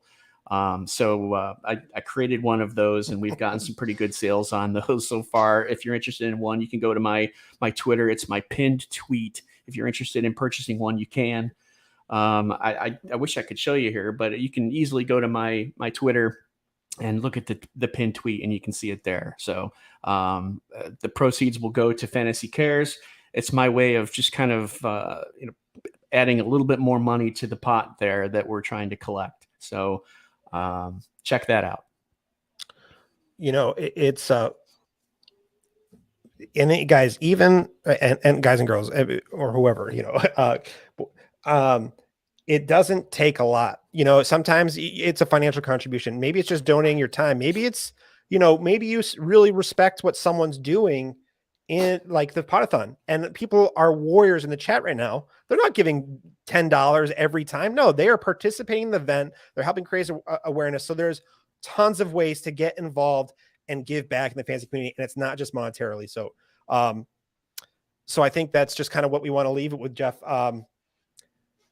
We're going to be switching over the stream here soon, Jeff. So I want to say one more last time. Can you plug a quick plug, and then we're going to say goodbye because we have to switch over the stream here in a minute and a half. So, all right. Can I also mention my charity?